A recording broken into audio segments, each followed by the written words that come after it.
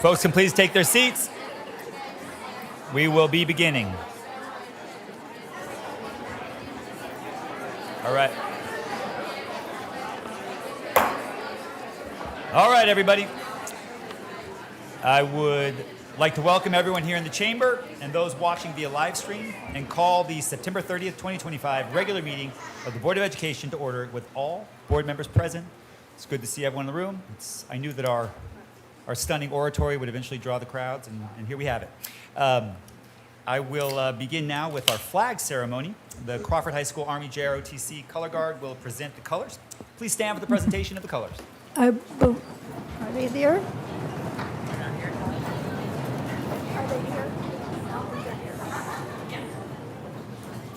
I don't think the color guard is here. Oh, okay. So it'll just be the pledge. Sorry, we're gonna do the pledge here. Do we have a flag? We'll set the flag there in the corner. Trustee Hayes, would you like to lead us? I pledge allegiance to the flag of the United States of America and to the republic for which it stands, one nation, under God, indivisible, with liberty and justice for all. Thank you. You may now be seated. We may actually do the color guard a little later when they come. They were supposed to be here at 4:30. Okay. All right. All right. Thank you, everybody. We'll now move to item A3, our land acknowledgement. The land acknowledgement is a traditional custom that dates back centuries in many native nations and communities. Our land acknowledgement was developed in partnership with local Kumeyaay leaders. Students from the San Diego School of Creative and Performing Arts prepared the following video to show our respect for the Kumeyaay people, who are the original stewards of the land our school district occupies. Roll the tape.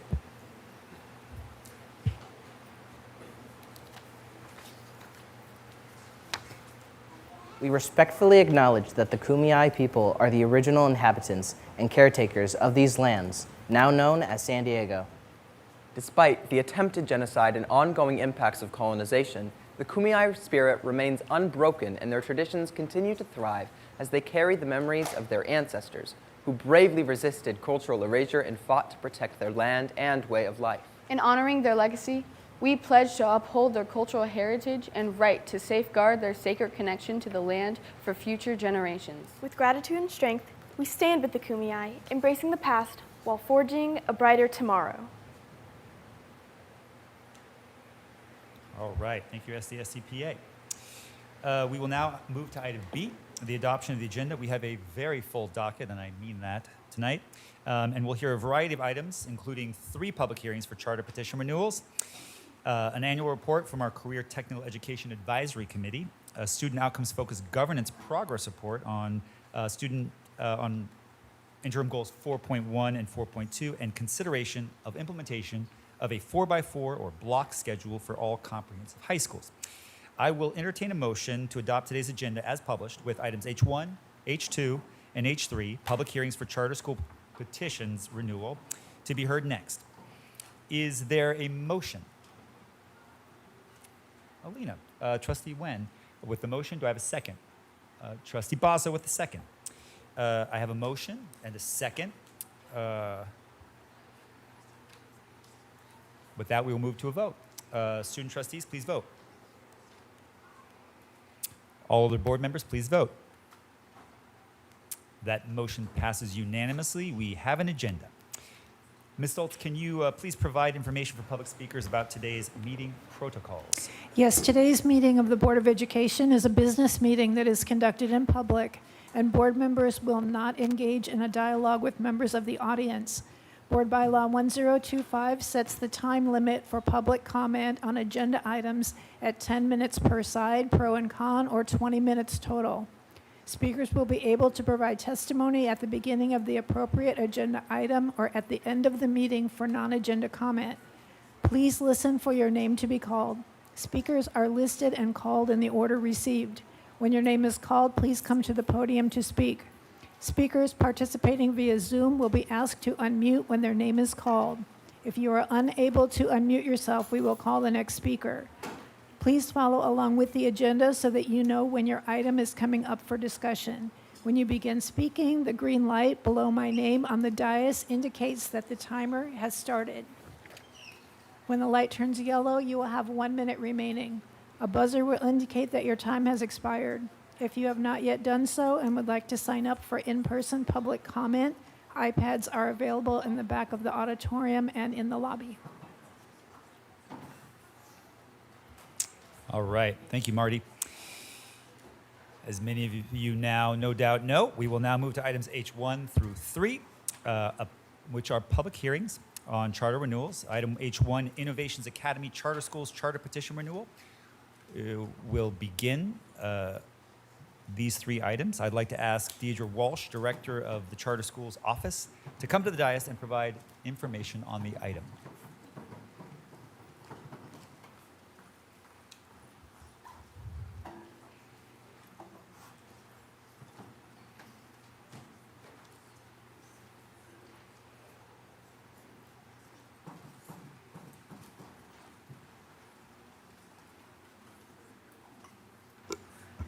Hi, good afternoon. So our first item for tonight is the public hearing to consider renewal of the charter petition for Innovations Academy. This public hearing is to consider the level of support for Innovations. Innovations was classified as a high-performing charter school by the California Department of Education, and based on this performance level, the school may be granted a 5, 6, or 7-year renewal. In today's item, we've summarized in Table 1 the charter petition and renewals. Table 2 provides an overview of Innovations. Table 3 lists the district schools with the highest percentage of resident students attending the charter school. Table 4 summarizes Innovations' projected enrollment for the next charter term. And Table 5 summarizes the current governing board of Innovations. District staff is reviewing the charter renewal documents submitted by Innovations and will bring a recommendation to grant or deny the renewal at a subsequent board meeting. Thank you. Thank you, Deirdre. We will now take up to 10 minutes of public comment on this item. Ms. Stoltz, are there any speakers on item H1? Yes, we have 9 speakers, and you will have a total of 10 minutes for the entire group. I'll call your names if you please come forward. Christine Kuglin, Alexa Pacheco, Suna Kabadye, Iris Bakatar, Kelly Ann Forbes, Alice Birmingham, Maya Gutierrez Forbes, Cesar Javier, and Emery Morgan.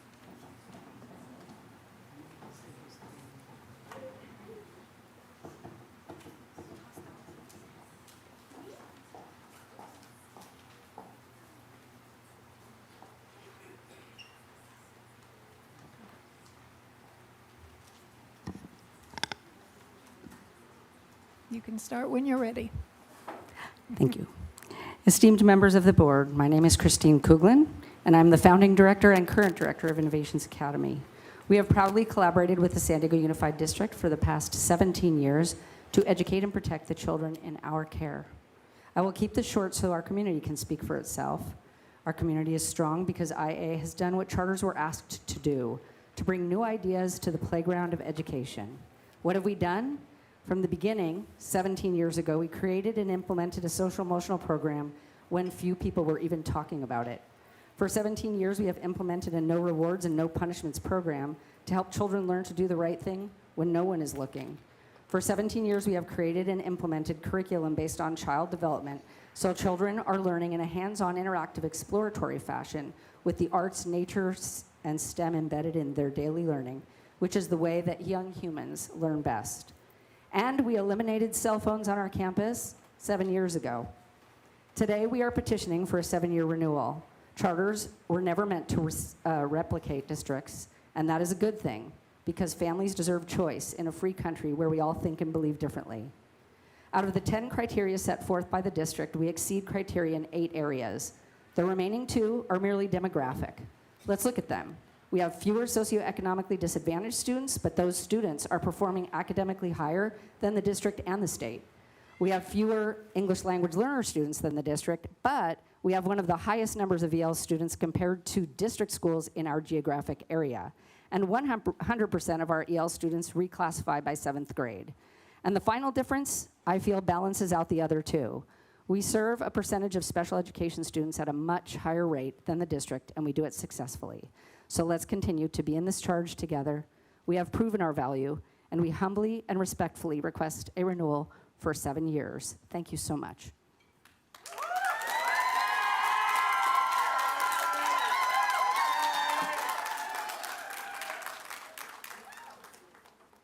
Hi, good evening, and thank you so much for allowing me to speak tonight. My name is Alexa Pacheco, and I am proud to be a part of the Innovations Academy community. I began my journey at IA as a teacher assistant for 2 years, where I didn't know yet that I wanted to be a teacher. But after learning from so many beloved and wonderful teachers, I decided that that was the place for me. And since then, I've been teaching 4th grade for 3 years, and what I can say about our school is that it's a very special place. I hold it very dear to my heart. What I love the most about IA is the sense of community. Our students, families, staff, and leadership all come together to create a place where creativity and curiosity thrive. It is an honor to teach here, and I'm excited to continue growing with our school. Thank you again for the opportunity to share, and I really hope that we can renew for 7 more years. Thank you.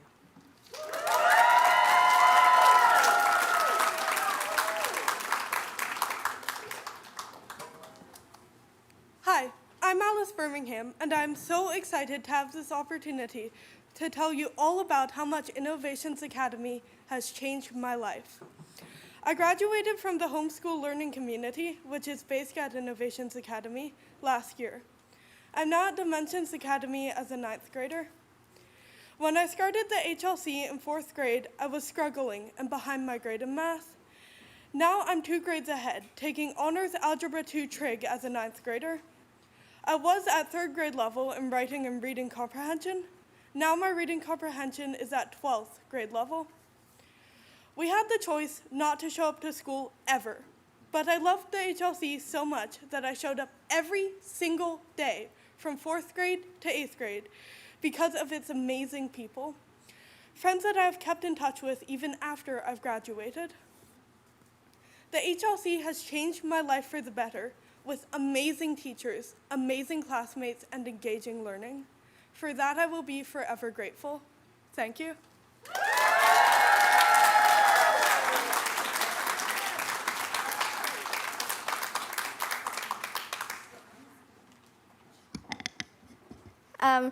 Hello, everybody. My name is Emery Morgan, and I'm a 5th grader at Innovations Academy. I started here in 3rd grade, and now I'm in 5th grade, and it's been really fun, and all the teachers are really nice, and there's a lot of really fun classes like ceramics and nature studies, and everybody's really nice, and it's a really good community to have.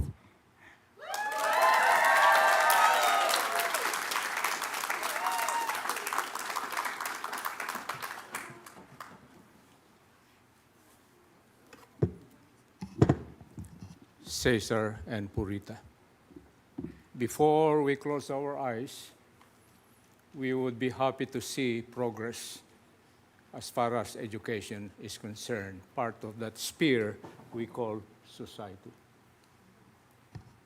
I cannot pronounce whether I oppose it or support it. I heard the successes of this charter school, public charter school. My only regret is we are veering off, deviating from the traditions which we have just spoken to preserve the Kumeyaay tradition. And public education, whether it is charter or whatever you name it, we support it. And for justice sake, let it be the standard, not just the traditional public school, but rather name it good, better, best. And so I oppose doing injustice to our system. The traditional public school was set with all this vision, with all this dream, honey, you'll be happy if there is only one public school, sirs and mom, fellow Sandiegans. We are heading to the moon. We are heading to Mars and explore the infinite universe. This is the starting point because education will teach us how to make a living, not just to live. Sirs, mom, thank you.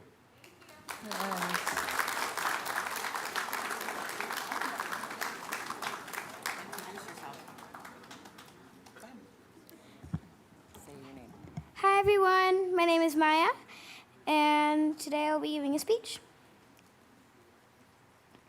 I used to go to a different school. I never got to do anything any fun classes or activities that were fun. Which is why I love IA, and I hope you do too. And thank you for your guys' time.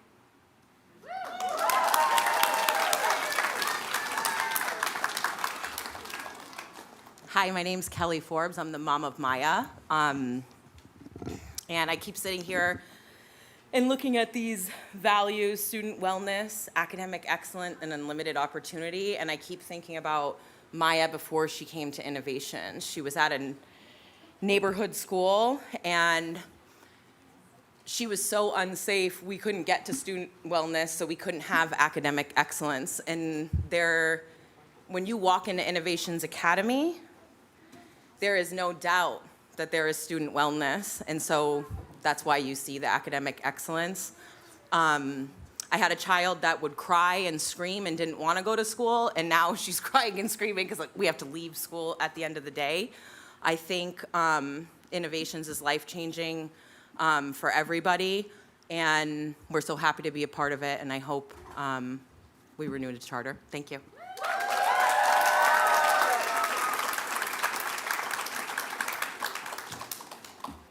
Hi, my name is Iris. I came to IA 2 years ago, and I'm in 4th grade now.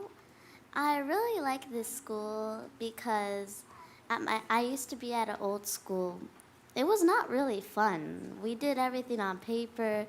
We usually stayed in class the whole day. And IA is really like a change for me and a school that I want to be at my whole life. And and really, to be honest, I never wanted to change schools because I didn't know what it was going to be like. But now that I'm here, I know that I don't want to change schools from here now. So, just saying, I really love this place, and I hope other kids do too.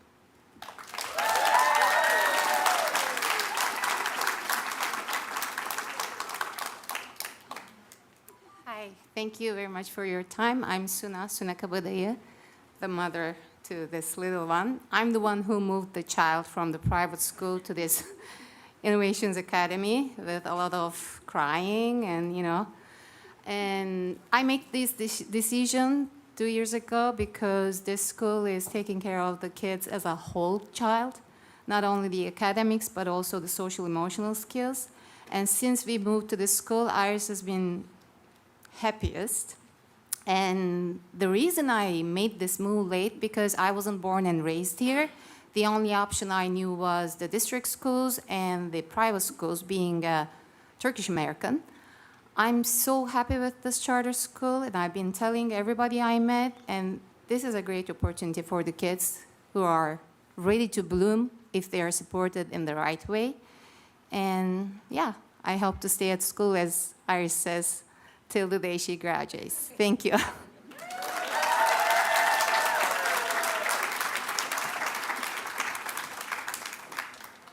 Hello, my name is Stella Camera. This is my second year at Innovations Academy. I'm in 4th grade too. Before IA, I attended public school. What I enjoy about IA is how safe the school is and how nice the teachers are. Please hear my voice and consider Innovations Academy charter renewal so my siblings and I could finish our schooling in a safe, I can't read that word, environment. Thank you for your time.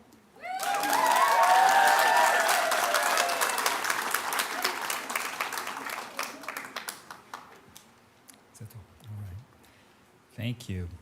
Do any trustees have questions or comments on this item? Okay. Seeing no questions, thank you for your comments. We've heard them. Seems like a lot of wonderful things going on your campus.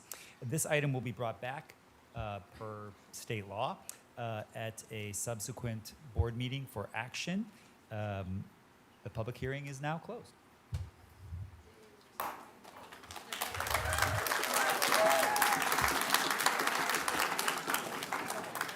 Sorry, so that's a little anticlimactic, I know, but thank you for coming.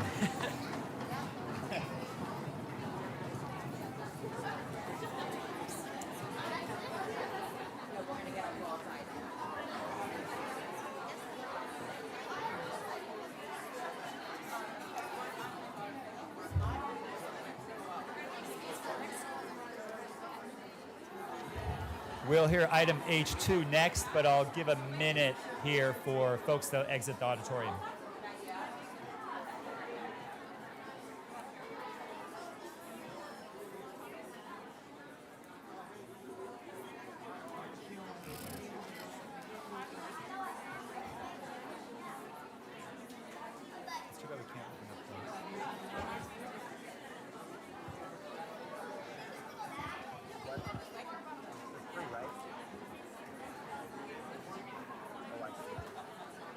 I mean, can we open that door now for them to leave? Oh, but you're saying they're lined up there?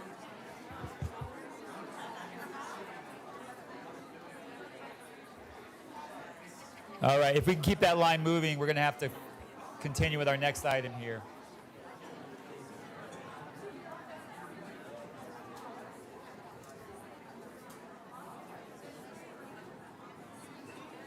If folks from H1, from the Merge Altus School want to move up to the row here, the first few rows. Our next item will be H2, Merge Altus, Adeo. You just want to come up here to the first few rows. There's a bunch of folks outside.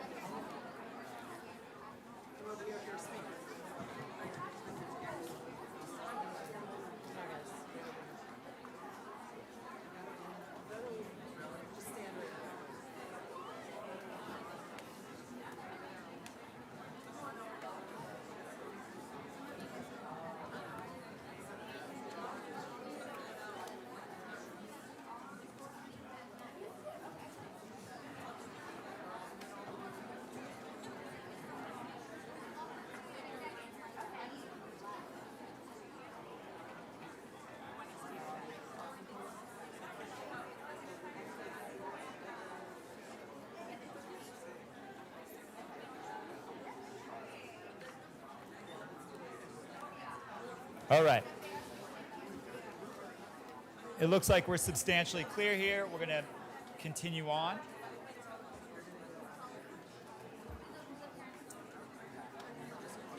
All right, if folks want to move quietly, we will now conduct a public hearing on item H2, charter petition for Altus Schools, Charter School of San Diego, and material revision. Please, folks, please be silent.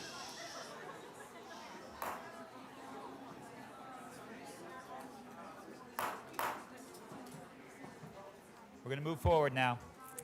We will now conduct a public hearing on item H2, charter petition for Altus Schools, Charter School of San Diego, and material revision to merge Altus Schools Adeo into Altus Schools, Charter School of San Diego.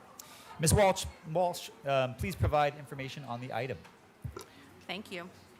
As stated, this is the public hearing to consider the renewal of the charter petition for Altus Schools Charter School of San Diego and a material revision to merge Altus Schools Adeo into Charter School of San Diego. The school is seeking renewal of its charter for a 5-year term.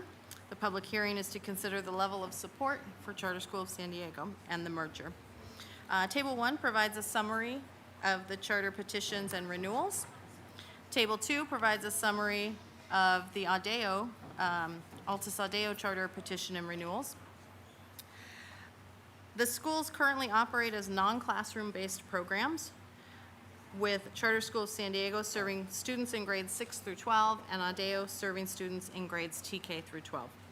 As part of the renewal, the material revision, Adeo is seeking to merge into Charter School of San Diego. If approved, this would expand the grade levels that Charter School of San Diego serves to K-12, beginning July 1, 2026, and Adeo would surrender its charter effective June 30, 2026. The schools combined currently operate 22 sites that are identified in the item for you.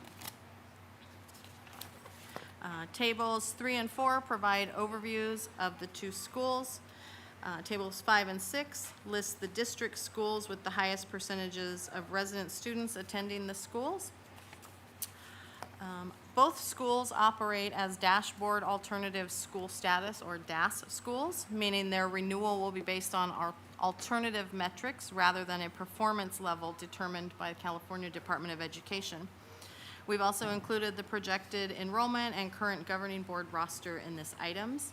And as with the other public hearings, district staff is reviewing the charter documents that were submitted and will bring forward a recommendation to grant or deny the renewal at a subsequent date. Thank you, Deirdre. For those of you in the room, you know the drill. We will now take up to 10 minutes of public comment on this item. Ms. Stoltz, I think I know the answer, but are there any speakers on item H2? Yes, we have 13 speakers. It looks like they're already lined up. If you would just come to the podium, say your name so I can check you off, and you have 10 minutes total. All right. Thank you for the opportunity to be here tonight. Superintendent Bagula, Board President Patterson, members of the board, district staff, thank you for the opportunity. 23 years ago, our charter was the first one approved by this district, and since that time, we've been working really hard to make a difference in the lives of kids that need something different. I know that part of today's meeting is to gauge the level of support. Obviously, you can see the blue shirts out here. We've got a huge community behind us in terms of the work that we do, so thank you for being here today. They're still filing in quietly. Thank you. During this renewal cycle, we have the opportunity to merge our two schools together to make our work more efficient. So that's, as Deidre mentioned, both our schools are DOS schools, approved by the California Department of Education, recognizing a high-risk population, 70% or more, that we serve credit deficiency, habitually truant, high transiency, home as foster, just a few of those categories. When you look at our MOU at the district for our outcomes, and you look at the state's averages for DOS schools, we're way above the norm there. I provided a handout that kind of speaks to that, but I know the staff also will have that in their review. So we look forward to continuing our work over 3 decades, and we've got some great students here to hear from. Thank you.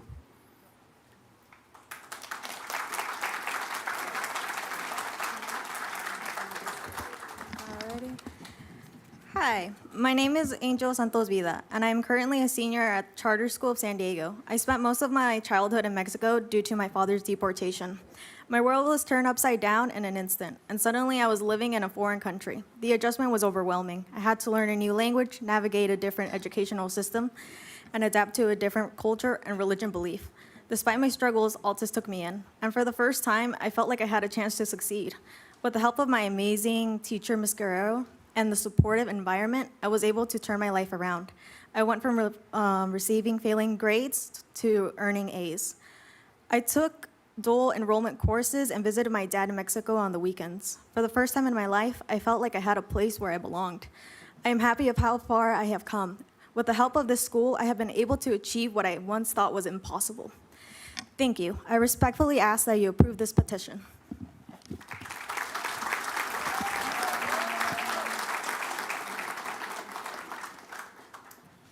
Most schools make you choose between your education and your passions. Altus Schools doesn't. Hello, I am Ruby Nero, and I've been attending Altus Schools since early June of this year.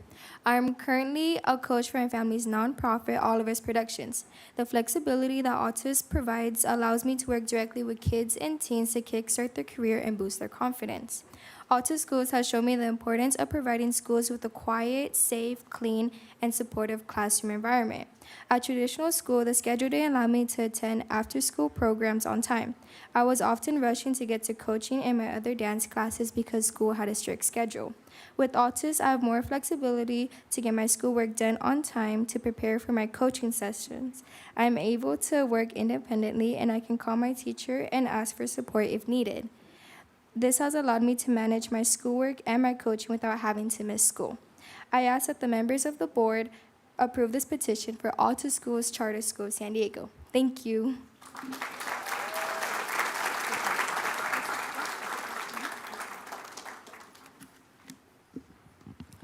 Hello, my name is Caleb Avila. I have been attending the Charter School of San Diego since the 6th grade, and I am now in my senior year. When I first came to CSSD, I was just starting my middle school journey, and the school provided me with a distraction-free environment that allowed me to focus on my assignments. The dedicated staff at the Petco Park Resource Center and the various AVID teachers helped me get where I am today. I'm grateful for AVID, and I've been a part of the program for the last 4 years. I have grown as a person, improved my reading and writing skills, and strengthened my sense of responsibility. I am now planning to attend SDSU, and to do that, I earn college credits through our dual enrollment program. Altus and AVID truly helped me manage my time and give me a sense of responsibility. I have accelerated in my schoolwork and significantly improved my grades and standardized test scores. I plan to continue my dual enrollment and earn additional college credits before I graduate this year. I strongly advocate for the renewal of the Charter School of San Diego so that future students can experience the same opportunities that I have, so that they too can become outstanding and productive members of society. Thank you for your time.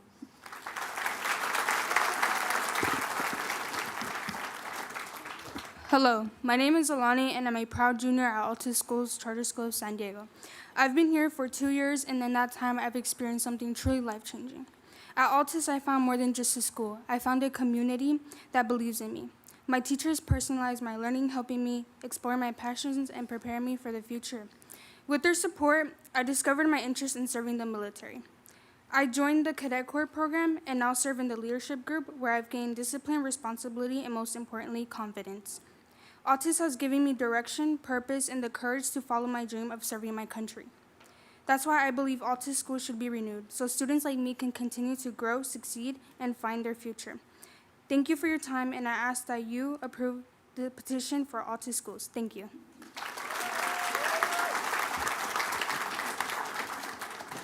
Hello, my name is Ana Torres, a 10th grader and proud student of Altus Schools. I have been here for 4 years, and this school has helped me accomplish goals I once thought were out of reach.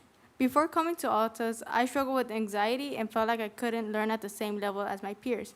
As an English learner, I became frustrated and fell behind in my classes. At Altus, everything changed.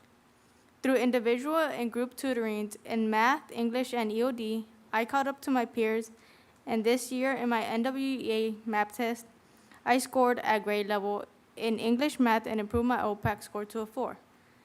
These tutoring sessions gave me the confidence to talk to people, and now I am able to speak to you today. Thank you for your time, and I respectfully ask you, the members of the board, to approve this petition for renewal.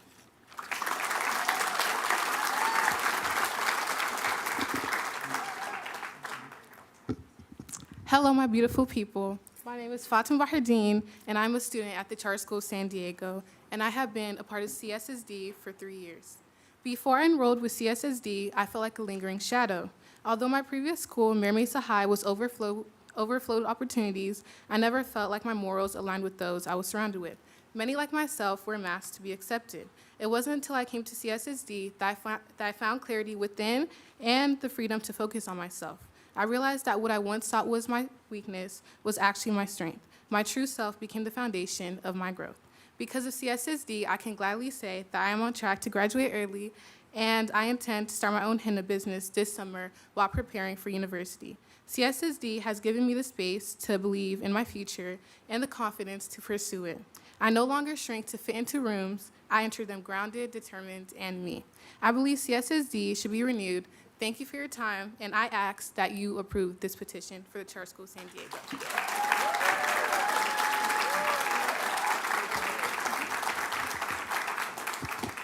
Hello, my name is Oliver Roldan, and I am a senior and proud student of Altus schools. When I first started here at Altus, I was struggling and had a hard time keeping up with my classes. I often fell behind. As an ESL student, understanding the material and expressing myself in English was challenging. But I didn't feel confident, and I didn't know how to ask for help. Everything started to change once I became part of the Altus community. The teachers supported me, encouraged me, and helped me believe in myself. With their guidance, I started finishing my classes on time, and my English improved so much that I no longer needed ESL support. For the first time, I felt like I was really moving forward. Altus has helped me become the student and person I am today, and I am now preparing to graduate, and I know that everything I've learned here will stay with me beyond high school. Thank you.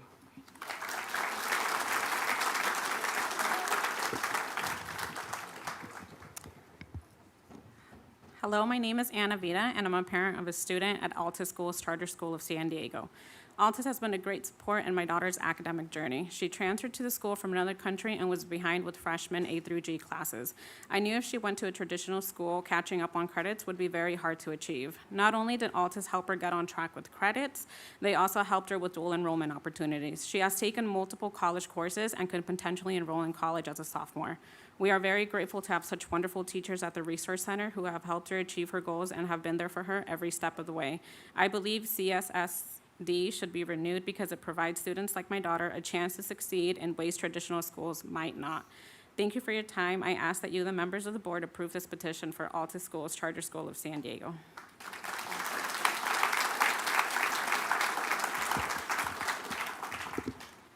Good evening. My name is Rahma Abdi, and I'm a proud parent of Altus School, Charter School of San Diego. 2 of my children graduated here, are now attending San Diego State University and University of San Diego, thanks to the honor classes, the dual enrollment courses, and dedicated teacher who push them and support them. My 3rd child is in 11th grade now, and I see the same care and opportunity helping them succeed. This school is more than academic. It's a community where a student feels encouraged to grow as a leader, as an individual. Thank you, and I ask you guys to please support this petition. That's the 10 minutes.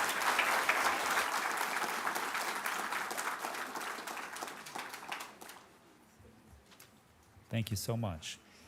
Do any trustees have any questions or wish to discuss this item? All right. Once again, I know it's anticlimactic, but thank you for your comments. We will, per state law, return to this item. It will be brought back at a later date and for a vote. But for the time being, this hearing is closed. Thanks for coming.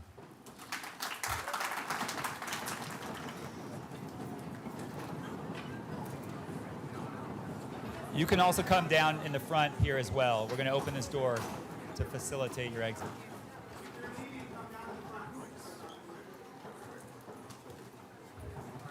You guys can come down here. It's a wider door. Go for it. Yo, shit.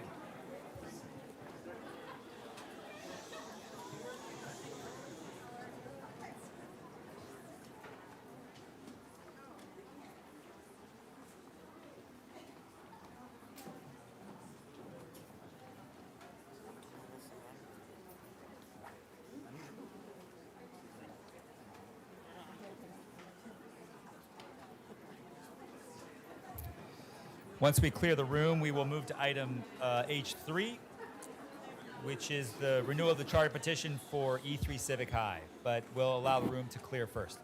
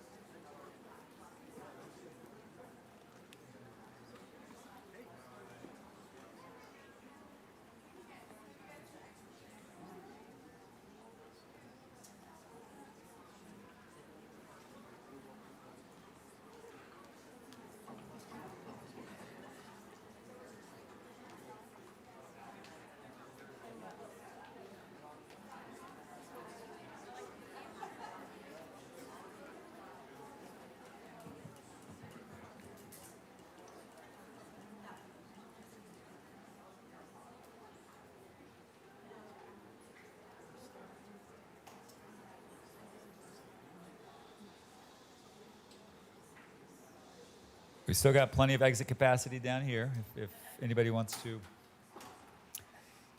change grocery lines. All right. Do we have folks to let in from E3 Civic?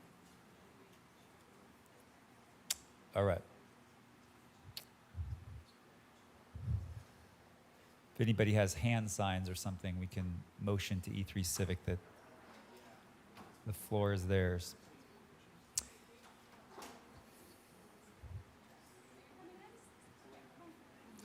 I don't want to start the item before we have the representatives from E3. Yeah, H3, yeah.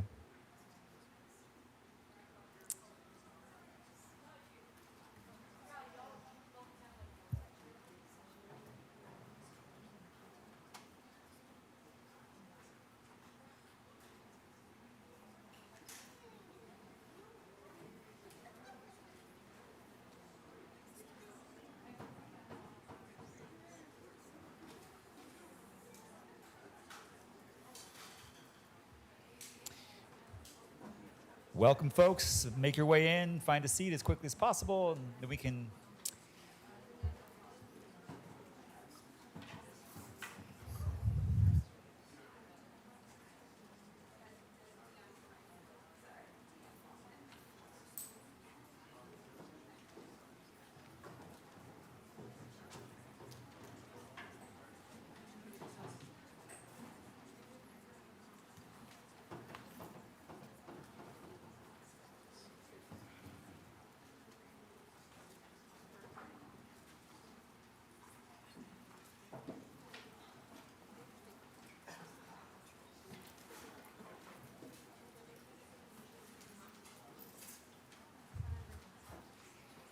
if the orderliness and the quietness of your entry is any indicator, you're going to do just fine today.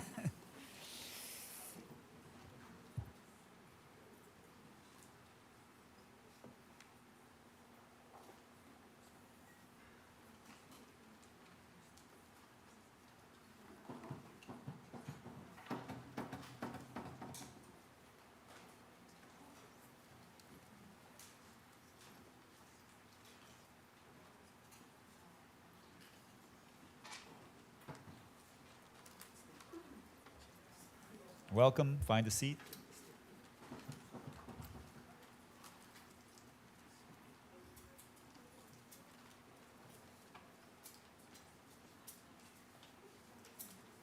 In Point Loma, we have the Point Loma pause, where we pause as the plane passes, but your entrance is so orderly and respectful that we hardly need to pause at all. We can just keep going. I appreciate that. All right, with that, we will now move to item H3. This is a public hearing to consider renewal of the charter petition for E3 Civic High. Ms. Walsh, please provide information on the item. Thank you. Yes, so this is the public hearing to consider the renewal of the charter petition for E3 Civic High. The school is seeking a renewal of its charter for a 5-year term. The public hearing is to consider the level of support for E3. As with previous items, Table 1 summarizes the charter petition and renewals. Table 2 provides an overview of the school. Table 3 lists the district schools with the highest percentage of resident students attending the charter school. Table 4 summarizes E3's projected enrollment for the next charter term. Table 5 summarizes the current governing board of E3, and district staff is reviewing the charter renewal documents submitted and will bring a recommendation to grant or deny the renewal at a subsequent date. Thank you. Thank you, Deirdre. All right, we will now take up to 10 minutes of public comment on this item. Ms. Stoltz, are there any speakers on item H3? Yes, I believe we have 6 speakers. You have a total of a 10-minute total limit. If you could please come up to the front. Brett Taylor, Hector Lerma, JJ Amante, Sessia Portillo, Misty Jones, and Chesley Gonzalez. Welcome. Good evening, Board of Trustees. I'm Dr. Brett Taylor, the Chief Engagement Officer at E3 Civic High. In 2013, the E3 Civic High School Board sought to rethink what a high school could be. And so they established a mission to engage, educate, and empower our learning community to be caring, passionate, lifelong learners and civic leaders prepared for college, workforce, and life. Over the years, we've been relentless in designing everything we can at our school around fulfilling this mission. Our successes include thousands of workforce internships, unique higher education partnerships and programs, specialized civic engagement projects, an innovative wellness program to support the whole scholar, and problem solvers utilizing the process of design thinking. In recent years, we've recognized that we needed to connect our core academics to our mission. So, through the process of design thinking, we collectively overhauled our pedagogy as a staff to create the E3 learning model, a framework that ensures our scholars are systemically engaged, educated, and empowered in every learning studio every single day, and supports our learning facilitators in connecting state standards to college, workforce, and life outcomes, creating context and meaning in learning. This shift in our instruction has led to increased scholar engagement and improved academic performance. As the board considers our case for renewal, we invite you to explore our programs, consider our scholar outcomes, and listen to our stakeholders. Their voices demonstrate our mission in action. If we could just turn off there's a flash on a video. If we could just turn off the flash, it's in one of the trustees' eyes here. Continue, sorry. Good afternoon, everyone. My name is Chessie Gonzalez, and I am an E3 alum, and I graduated the year 2024. And I am currently attending the University of San Diego. When I look back, I realize that everything I've been able to do is because I was taught how to be college and life ready. I was a member of the Guardy Drink team. Through the design thinking process, we invented a watch that allows you to test if your drink has been spiked, and it sends a notification to your emergency contact. We won several competitions and were selected as the Lemosen MIT design team. I had the opportunity to travel to San Francisco, Boston, and even New York, all due to design thinking. I still talk about drink spiking to anyone I meet, and it taught me that everything, whether it's a challenge, can be solved as long as you think creatively and be persistent.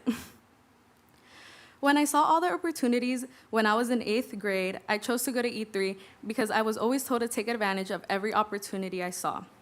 I started college courses early, which put me ahead.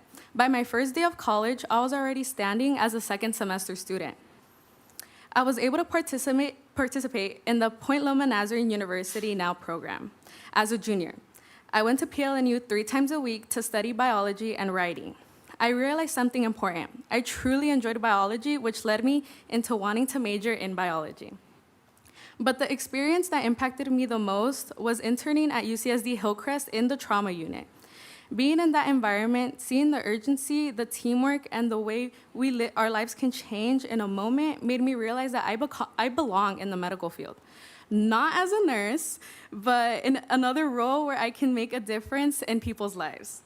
The journey has been filled with every moment of discovery, growth, and gratitude, and I know I wouldn't be here without the support of everyone who pushed me to dream bigger and believe in myself. And for that, I'm deeply thankful for E3. Thank you.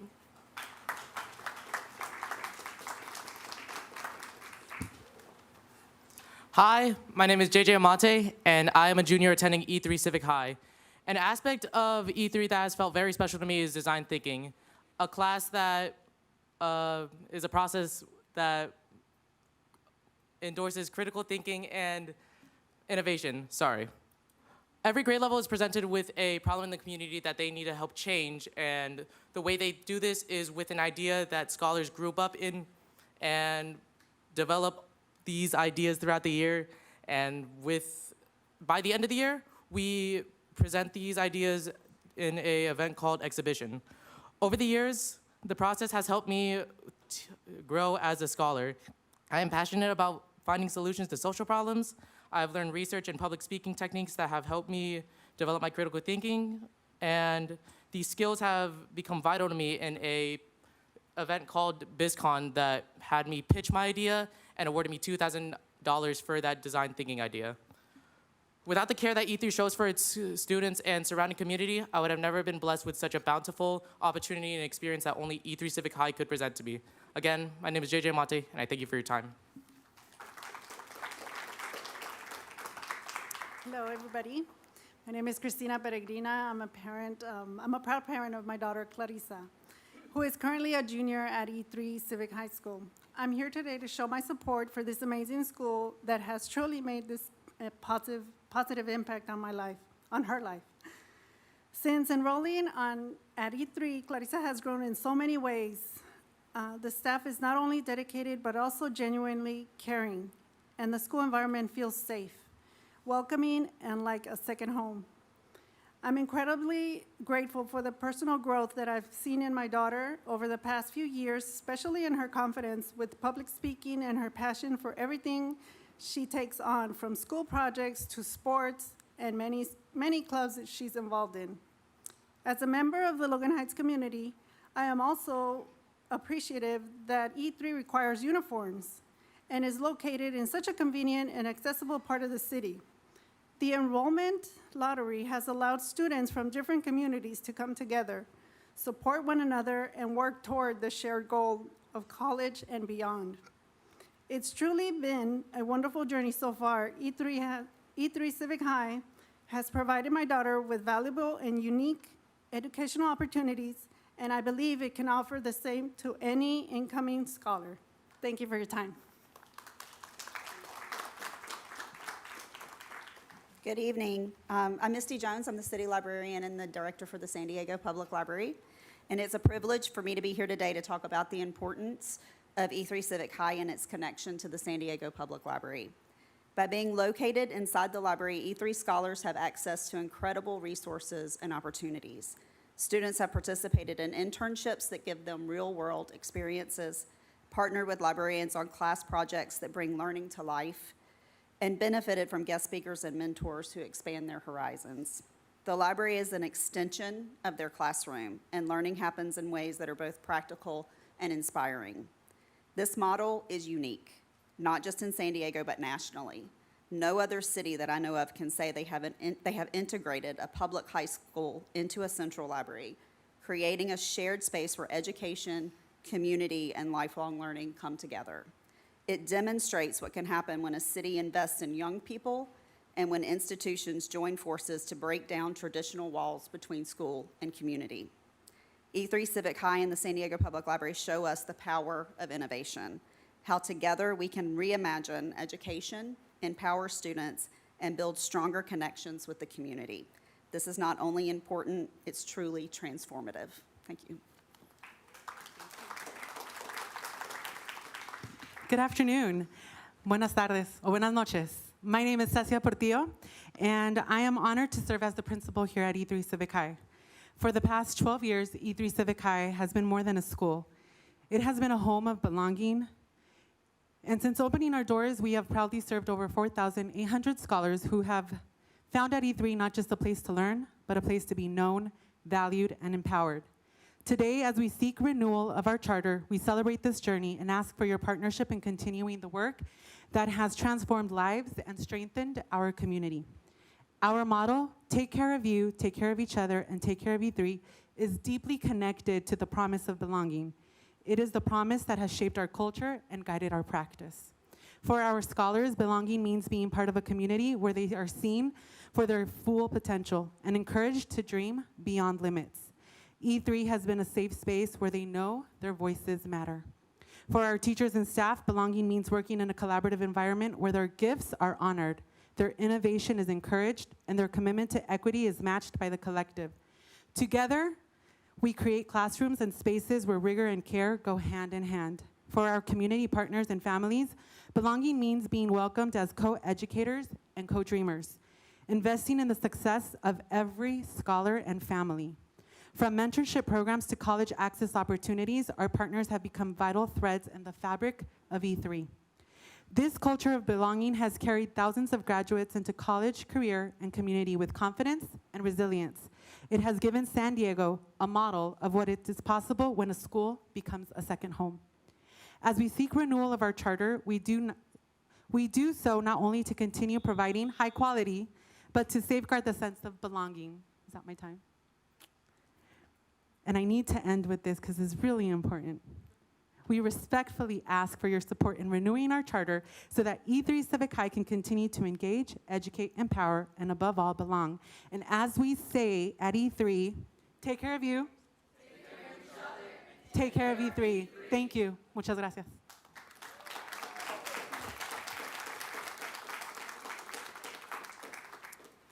Thank you. Do any trustees have any questions or wish to discuss the item? I will just say, as somebody who went into UCSD Hillcrest Level 4 Trauma Center with a spinal tumor, it was pandemonium, and I can only imagine what an internship there was like. It is truly amazing. Thank you. I know this is, again, anticlimactic, but per state law, we will hear this at a subsequent board meeting. We will bring it back to take action on it. But we appreciate your comments here tonight, and this item is now closed.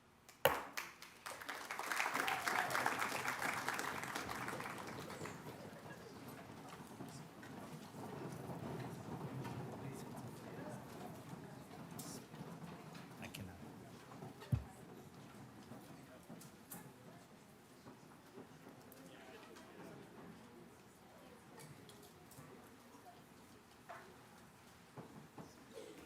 We will give a minute here for folks to leave.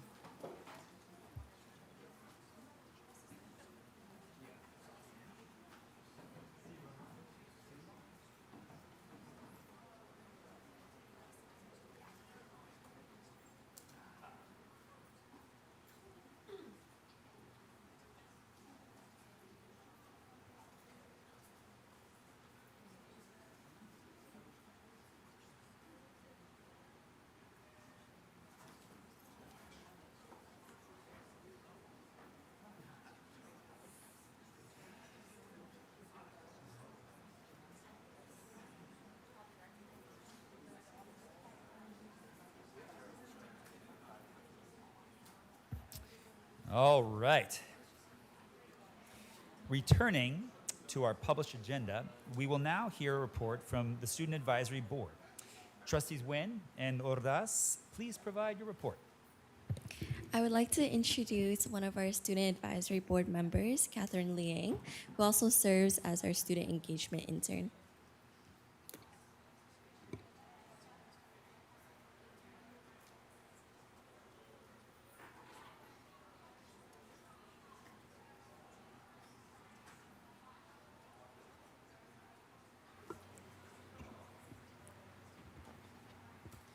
Hi, my name is Catherine Liang. I am the Student Engagement Intern for the district, and I'm here on behalf of the Student Advisory Board today to give the Student Advisory Board report. Yesterday at our meeting, we discussed the cell phone policy and what should happen during an emergency. Because of recent incidents, our members believe that having phones during an emergency should be dependent on what type of situation, or there should be a certain clear policy for teachers. An issue that could occur if students had phones during an emergency is that students could text parents to come to school, which could back up emergency services or spread misinformation. But there are many benefits for students to have phones during an emergency as well. Students are more at peace with people they know, like their parents, to calm them down. If they don't have their phones, they might be creating more scenarios in their head and generate more panic among themselves and fellow students around them, as they are unable to know what is happening. The other topic we talked about last night was the 4x4 block schedule. All students in the room unanimously decided that it was not in the best interest of the students to transition remaining high schools that are not currently on the 4x4 schedule to one. Students would be losing 40 hours of learning, and students who are in IB and AP classes would have to remember content from the first half of the school year and take the test at the end of the year without review in the content in the class. There might not be enough time to cover everything in the short amount of time. Expecting students to self-study in the spring is not reliable, because most students who are in higher level classes tend to have many extracurriculars outside of school. This policy would hurt students who are in AP/IB classes and would only benefit students who need to have credit recovery. There are already so many options for students who need credit recovery, like summer school. The situation is different for each school. For schools that already have the 4x4 block schedule, it's what people are used to. And for schools that don't have it, it's going to be a struggle for them to transition. Thank you so much for having me tonight, and have a good night.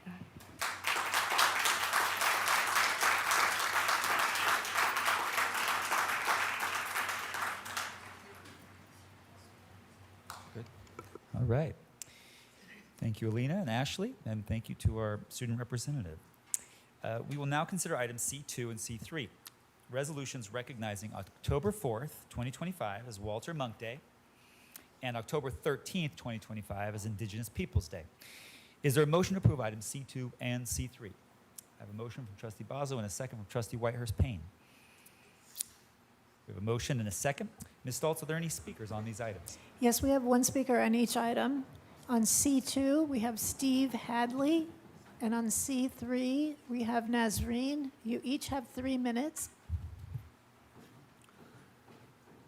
Mary Monk is in Chicago tonight at the Marine Technology Society presenting the Walter Monk Scholar Award, incidentally, to one of our PhD candidates at Scripps Institution of Oceanography. So she asked me to come and thank you for this resolution. Your public, on the record, acknowledgement, recognition of the work that she and the foundation are doing means a lot to her and to us. Thank you so much. This year, Saturday, on the 4th, we celebrate Walter as the father of surf forecasting. Accordingly, we have rented 2 mechanical surfboards. If you had fun riding a mechanical bull back in college, dust off your skills and try it standing up this Saturday. I think President Pedersen's going to try. There's yet to be an over-under set on that, but you're welcome to come out and compete with him. Thank you again for this resolution. There's no such thing as try. Nazreen on C3. Good evening. I'm making a comment for Indigenous Peoples Day Resolution C3. Hello, board members. I'm here as an anthropologist and community member. Thank you for adopting this Indigenous Peoples Day resolution. Naming colonialism and genocide is vital, but land acknowledgements and recognition must be first steps towards healing in worlds torn apart by colonial violence. Here in San Diego, the Kumeyaay people were displaced, their land seized, and their agriculture disrupted by missions and settlers.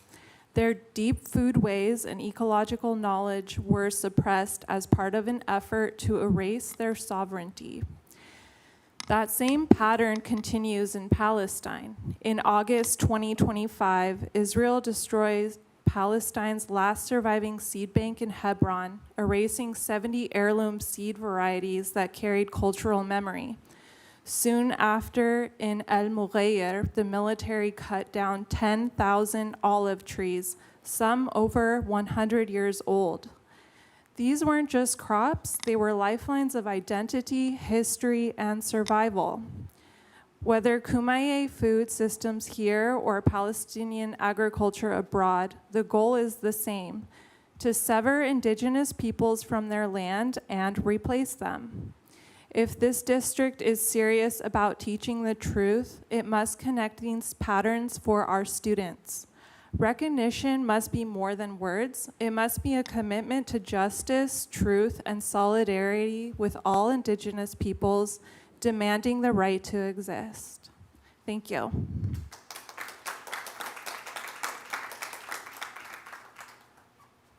All right, do any trustees have any questions or comments on these items? All right, seeing none, I will just say I'm very excited about this mechanical surfboard. I will definitely be there on Saturday. Probably should bring a helmet. Is Dr. Rodriguez, Stan Rodriguez, going to be there with the Thule boats? I believe so, yes. Okay, that's a crowd favorite. Jump in the Thule boat, take part in that race. It is a true Kumeyaay experience, and as one anthropologist to another, thank you for coming tonight and speaking. With that, we will move to a vote on these 2 items. Student trustees, please vote. All other trustees, please vote. Those 2 items pass unanimously, with student trustees concurring. All right. We will now move to item D1. General Counsel Green, under item D1, are there any reportable actions from closed session? No. Sometimes I ask even though I know the answer because I was there. We will now move to item D3. As there are no management appointments to announce under item D2, we will continue. Dr. Bagula, please provide your information report. Thank you, Dr. Pedersen. I want to begin today's remarks by honoring Dr. Bertha Pendleton. Dr. Bertha Pendleton spent more than 40 years serving our district. She became the first Black person and the first woman to lead our district. I am proud that our community and district was able to honor Dr. Pendleton's legacy earlier this year by renaming a school in her honor. On October 15th, the students and faculty at Dr. Bertha Pendleton Elementary will honor her life with a special ceremony. I know Dr. Whitehurst Payne knew her and worked with her and has fond memories. Dr. Pendleton broke down barriers, shattered glass ceilings. Her character, courage, and leadership demonstrated to young women that they too can ascend to great heights in their chosen profession. Dr. Pendleton's legacy will continue through the lessons she taught her students, the mentorship she provided to other educators, and the initiatives she advanced during her tenure as Superintendent of San Diego Unified. Dr. Pendleton will be missed by many, but never forgotten.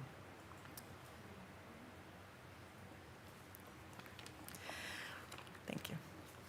I'm going to move to student safety and wellness. Student safety and wellness is a top priority for our district. It is indeed our #1 goal. Since the start of this school year, there have been some incidences that happened on or near some of our campuses, from ICE detaining parents to an officer-involved shooting near one of our schools. And I have really appreciated the ways our principals and staff have responded. They have all done the right thing in a very prompt way, and they have been doing an outstanding job. Given the number of incidences the last few weeks in the school year, I felt it was important to meet last week with all of our principals, talk through these moments for lessons learned, and revisit the importance of our safety plans and protocols. With the current climate in our country, student safety and maintaining safe campuses will continue to be a top priority, and I look forward to further engagement in that discussion. I am also excited to report that San Diego Unified Community Schools are doing what we'd hoped when we launched the program 3 years ago. We are doing better at supporting the whole child. For those in the audience or watching at home, Community Schools is a strategy for organizing school and community resources around holistic student success. 35 of our schools are currently community schools, and the beauty of this strategy is that it's truly shaped by the people who the strategy is designed to support. We ask, seek input, and work with the community to deliver the resources needed. Currently, the Learning Policy Institute released a report highlighting the success of community schools across the state, including right here in San Diego. The report showed during the first year of implementation of the community schools model, there were reductions of suspensions, chronic absenteeism, and test scores improved. We also saw significant academic improvements amongst our Black students, English language learners, and socioeconomically disadvantaged students. I want to thank Jason Babineau, who leads our community school strategy, all of the principals and teachers of these schools for their commitment to model, and the parents, students, and partners who make it a success. Thank you. Going to pivot to a commercial about our choice enrollment window. I want to provide an update about school choice enrollment, but let's start by watching a short video.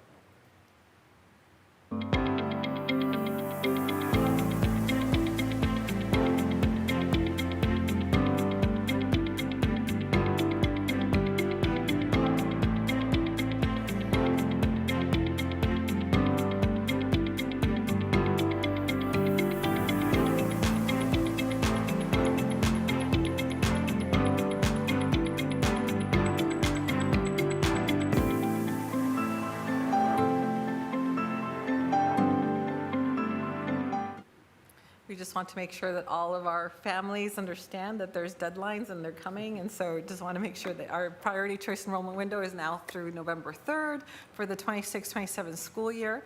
The choice program gives families the opportunity to apply to schools outside their neighborhood boundaries from TK through 12th grade, including programs with unique themes such as International Baccalaureate, STEM or STEAM, world languages, and visual and performing arts. To help families navigate the process, we will have 2 virtual information workshops. As you can see in the video, please sign up, get all of the information you need. I don't want the deadlines to sneak up on anyone. Finally, I want to talk a little bit about the potential government shutdown. There's been a lot of talk about the possibility of a government shutdown, and that may leave some to wonder what this will mean for our schools. As you know, Congress must pass either a final budget or a short-term continuing resolution by midnight on Tuesday, September 30th, that's tonight, to avoid a shutdown. The good news is that most K-12 funding would not be immediately impacted in the event of a shutdown. According to the U.S. Department of Education's contingency plan released yesterday, the vast majority of school funding is advance funded, which means these dollars have already been allocated. That includes our largest federal programs, Title I and Special Education, or IDEA. These funds will still be made available as scheduled on October 1st. Grant funding is another area the department addressed. While a shutdown would halt new grant-making activities, nearly all awards were determined earlier this summer. The department confirmed that states, schools, and other grantees will continue to have access to the billions of dollars that were awarded in recent months. So again, the immediate effect on our schools is expected to be minimal. One area of potential concern is impact aid. Unlike Title I and IDEA, impact aid is not forward funded. A government shutdown or even a short-term continuing resolution could delay the first payment, which normally goes out in October. As a reminder, last year that initial payment wasn't released until the spring because the government was operating under a continuing resolution through mid-March. We will continue monitoring developments closely and will keep you updated. That concludes my report. Thank you. Thank you, Dr. Bagula. We will now conduct a public hearing and consider approval of item E1, resolution. Oh, I apologize. You mentioned that you wanted to say something, Trustee Weyers-Payne. Thank you. I want to thank our superintendent, Dr. Bagula, about mentioning Dr. Pendleton and for all your support. She, in all the negative discussions now about DEI and so forth, she was one who was well qualified. In fact, one of the most qualified people we've ever had as superintendent. And we've learned subsequently, not only was she involved in the schools that you all know about, where we named one school after her, but Chavez, I understand that she negotiated the land that Chavez School now sits on. She was totally involved in compensatory education and Title I. She ran that as director, and she was my boss at one point. And we all admired her because she was so thorough and complete and knew her business. And when she sat down, she knew what she was talking about before she spoke. And a very focused individual who helped move this district along. So I just want to say thank you to her family for all that she's done, and thank you to this board for recognizing her before we knew she was going to pass this year. So thanks to all of you and the community for supporting someone who gave us service in this district from her heart and did a good job with it. Thank you. Thank you, Trustee Weyers-Payne. All right, now we will conduct a public hearing and consider approval of item E1, resolution in the matter of certification of sufficient standards alliance textbooks and instructional materials. The public hearing is now open. Ms. Stoltz, are there any speakers on this item? Yes, we have one speaker, Nazreen. You have 3 minutes. Good evening. My name is Nazreen, and I'm here to speak on the sufficiency of textbooks and instructional materials. The Williams Act requires that every student has access to standards-aligned materials that tell the truth about history and reflect the diversity of our world. When it comes to the Middle East, especially Palestine, many of the adopted textbooks erase or distort key parts of history. The Nakba of 1948, where over 700,000 Palestinians were displaced, is often minimized or left out entirely. U.S. foreign policy toward Israel is rarely examined critically, even though it has shaped world events and continues to shape our domestic politics. If our materials ignore Palestine, they are not truly sufficient. Students deserve an education that prepares them to think critically about colonialism, displacement, and human rights everywhere, including Palestine. I urge you to review district-approved texts for bias and omission and ensure Palestinian narratives are included. Thank you.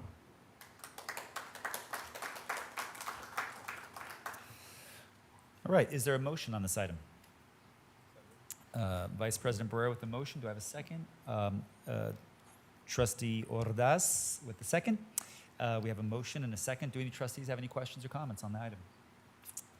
All right, seeing none, we will move to a vote. Student trustees, please vote. All other trustees, please vote. That motion passes unanimously with student trustees concurring. All right. We will now hear item E2, the annual report from our Career Technical Education Advisory Committee and approval of the 2025-2026 CTAC appointments. Dr. Bagula, please introduce the item. Yes. Thank you, President Pedersen. While we're encouraged to see an increase in our graduation rate, and we will discuss that further in the next item, we have work to do. Our goal is to have students graduate with a meaningful diploma and to live a choice-filled life. This means not only a strong academic education, but also opportunities to explore careers within our CTE pathways. Even with an uptick in our A through G graduation rate, there was a 0.9 decrease in the number of students choosing to complete the career technical education pathway when compared with the class of 2024. As you are aware, with CTE, high-risk students are 8 to 10 times less likely to drop out in grades 10 through 11 if they enroll in a CTE program instead of general program. And research shows that student participation in CTE not only increases the high school graduation rate, but results in more students going to and persisting in college. To share more about the action we're going to make to improve CTE completion outcomes, I'd like to welcome Dr. Jen Roberson, our Executive Director of the Office of Graduation, Rick Cook, Senior Director of College, Career, and Technical Education, Terry McCurney with our Career Technical Education Advisory Committee, and two of our Spotlight students who are seniors at SD-SCPA, Alaya Nalon and Valerie Garcia Benitez. So thank you so much, team. Thank you. Thank you so much. All right, thank you, Dr. Bagula. Good evening, trustees, and good evening, members of our community. I am Dr. Cook, and I'm really excited tonight to talk to you about the wonderful world of CTE.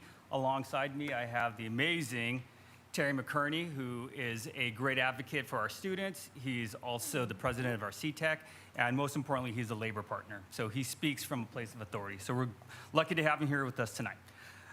We will walk you through a presentation tonight, and we will talk to you about interim goal 4.2, where we are now, where we are going, and how we will get there. Okay. Along the way, we will discuss our annual targets. We'll discuss how we monitor our data. We will show you our call to action with our amazing instructional coordinators, and then we will have the highlight of the evening as we hear from Terry McCurney once again about all the great things we're doing in CTE.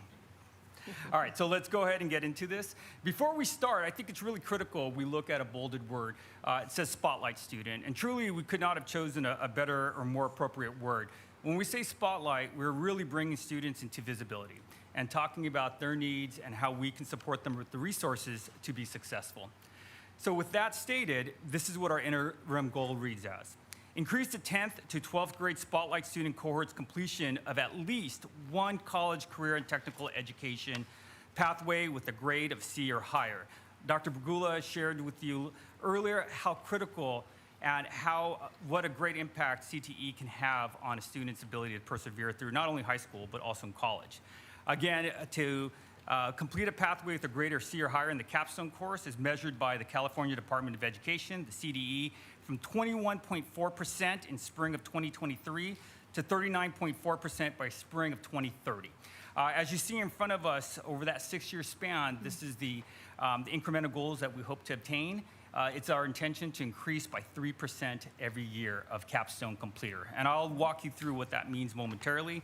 This is our latest and greatest data of our CTE pathway completion rate. As you can see, in 2024, 34.7% of our students who entered into the pathway were completers. And then in 2025, we experienced about a 2% dip in completers going down to 32.4%. And then when we look at our spotlight students, we see there's 21.6 are completing. So there is a discrepancy, obviously, between all our students and specifically our spotlight students. There is a blank data point that I just want to make sure that everybody understands. In 2024, we included 9th graders into this equation, and so to mirror or match our interim goal, in 2025, we expanded it to be 10th to 12th. So this space gives us a great opportunity to talk about what we can do to to close that gap. And I was really excited this past week. We worked with our counselors and our instructional coordinators to really look at some plans in which we can help eradicate this gap. And they came up with some really awesome ways in which to look at root causes and to come back to their sites and really focus on improving these statistics. Okay, so as I move on, it's really critical, once again, I think so much about our Spotlight students because they're the students that I think could benefit so greatly from CTE. This is taken from the California Department of Education about the impact of CTE, and I'd like to read to you 4 of them that I think are so critical to our conversation tonight.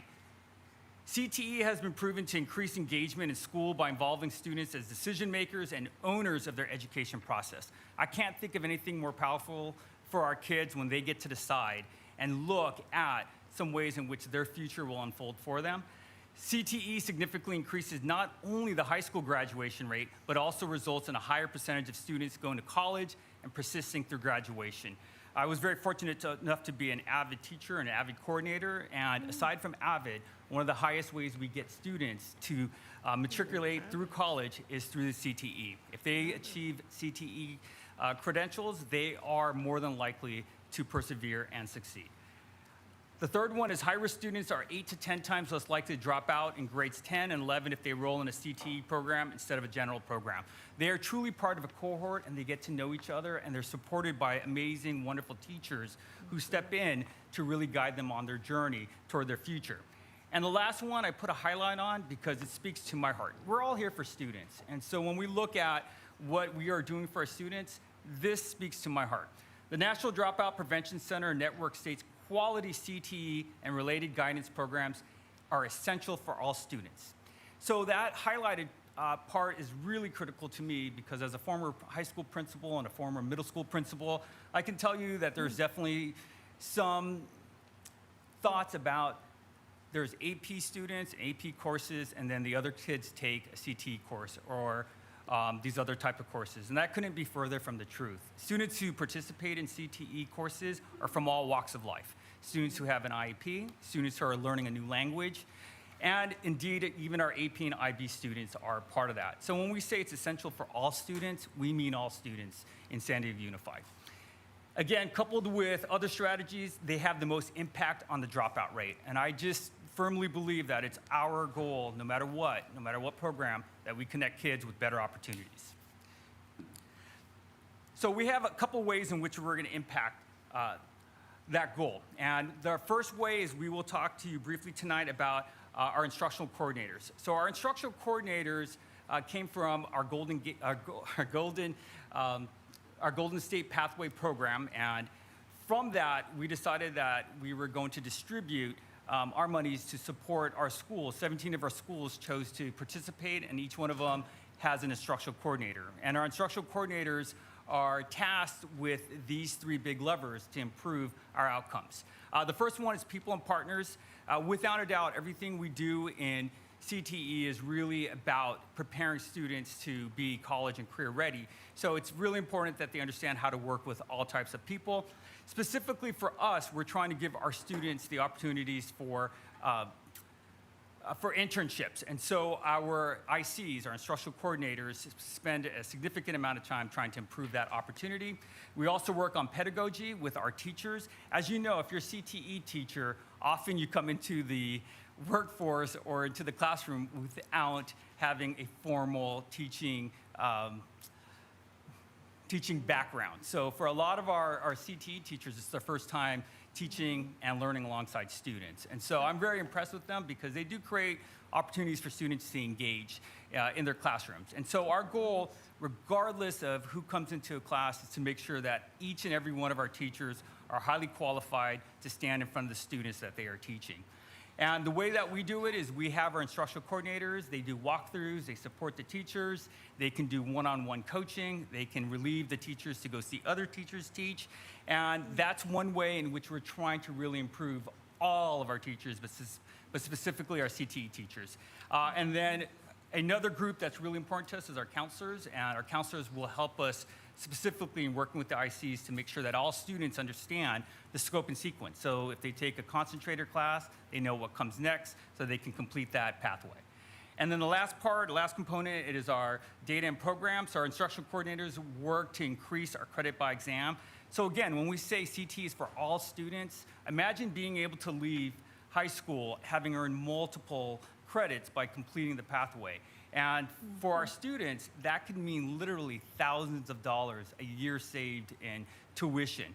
So we really want to emphasize that it's not just about addressing the goal, as well as trying to make sure that our students really understand what CTE and these pathways can mean to their future. And then we have a CTE dashboard. I'm really lucky to have worked with Dr. Del Rosario, who helped us create a dashboard. And that's the key component for us to monitor and make sure we're supporting our kids.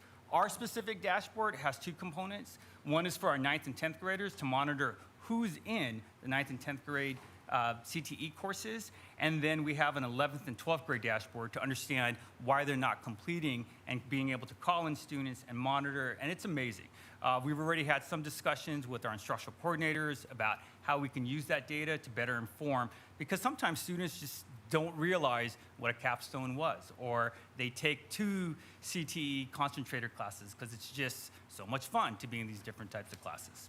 Okay, and the last part is we do have 2 programs for career exploration and readiness skills. For career exploration, we use something called Zello, and for readiness skills, we're implementing a new program called Impactor, which measures soft skills. All right, and so this is the best part of what I get to speak about, which is the kids. And the students are everything that we do to make sure that our jobs are impactful. And so we talk about our stakeholders, and our main stakeholders are our teachers, students, and community members. These are pictures I've taken personally in the last 3 weeks of just visiting all our schools and getting to a sense of what our kids are doing in our CTE programs. So that first big picture is our teachers who are getting a professional development in anatomage, which is, it blows my mind, because when I was a youngster, like, to see the kids learning from a 3D program that has human cadavers where they're dissecting, it's incredible to see where these kids are going. And our teachers get trained in this, and so that's a critical component, because the quality of the teacher will definitely impact the quality of the students and their experiences in that classroom. The next part is in the far right corner. We had, I walked into, at Hoover, their business class, and these 2 young ladies asked if they could present to me their project. So I don't know, not sure what happened, but I think I bought a backpack that day. So, but you got to see their skill sets, and watching them present was so inspiring to me, because they didn't even know who I was when I walked in, but they were so proud of the work they did. And then this was taken from last week. One of our instructional coordinators created an Adopt a Pathway Day, where they went to their middle school from Canyon Hills to De Portola, and they showed all of the different pathways, and the students got to experience it. And again, it truly was inspirational watching the kids be excited about that next path. And middle school is that next frontier we're trying to get to in elementary school, to make sure that they also have that experience. Okay, as it comes to our parents, I won't read all of these slides, but we are working with all of our counselors and all of our instructional coordinators to have a united message about teaching our parents about what CTE means to all of them. So these are just some examples of the slides that we share. I highlighted some keywords. You know, when they take a CTE pathway, they leave with real-world skills. When they take a pathway, they earn college credit, which is so critical for us to understand, so they can make informed decisions about having a balanced life, maybe between taking an AP class, maybe taking some different type of courses, and then also taking CTE classes. And I also highlighted industry certifications.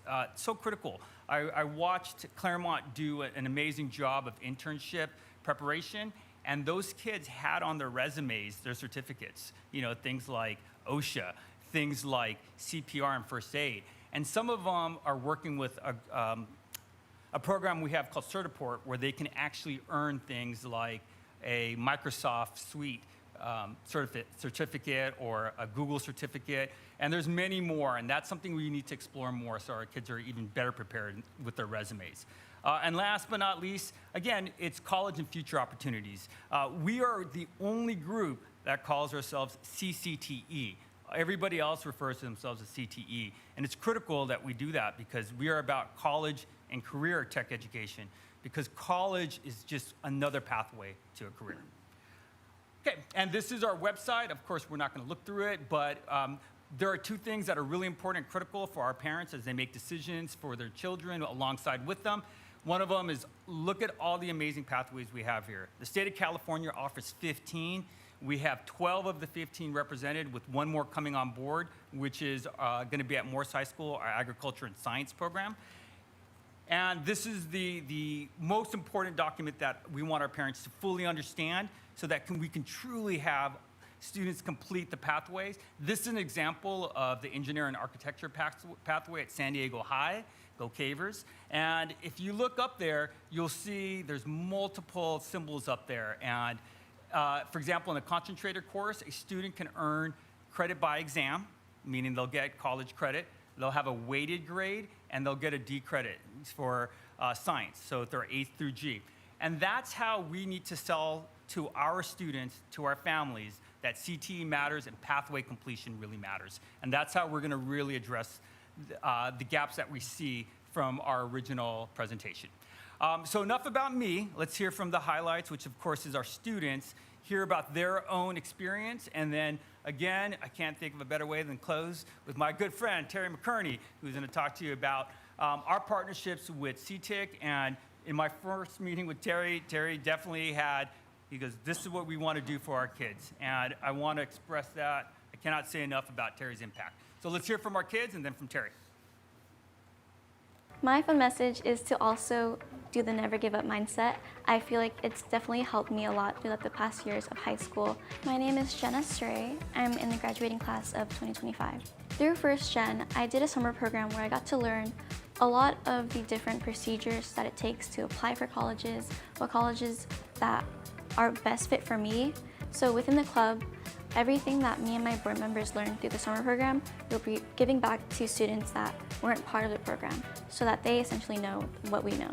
I'll be attending SDSU in the fall, majoring in nursing. So something that San Diego Unified helped with was providing my school with small school pathways. So I'm specifically in the health sciences pathway. I got to learn skills specific for my major, which is nursing, and I basically got a head start to nursing school. Thanks to San Diego Unified, I'm ready for my future. College ready, career ready, future ready, SD Unified grads.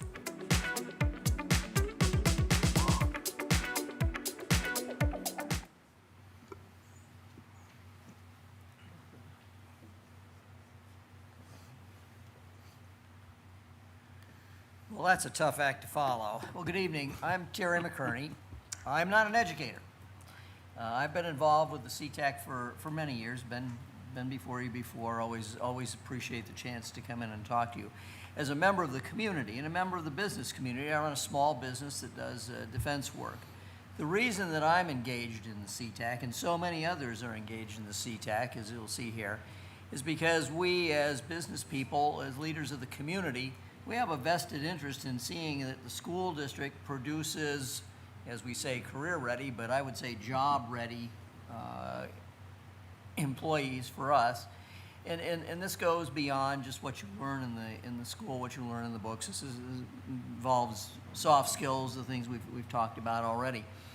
And one of the things I will say as we kind of gaze upon who else is on the CTAC in my years at the CTAC, one of the things that has impressed me the most is the enthusiasm of the kids who are in the CCTE programs, particularly those that are really on the pathways, the pathway to the pathways.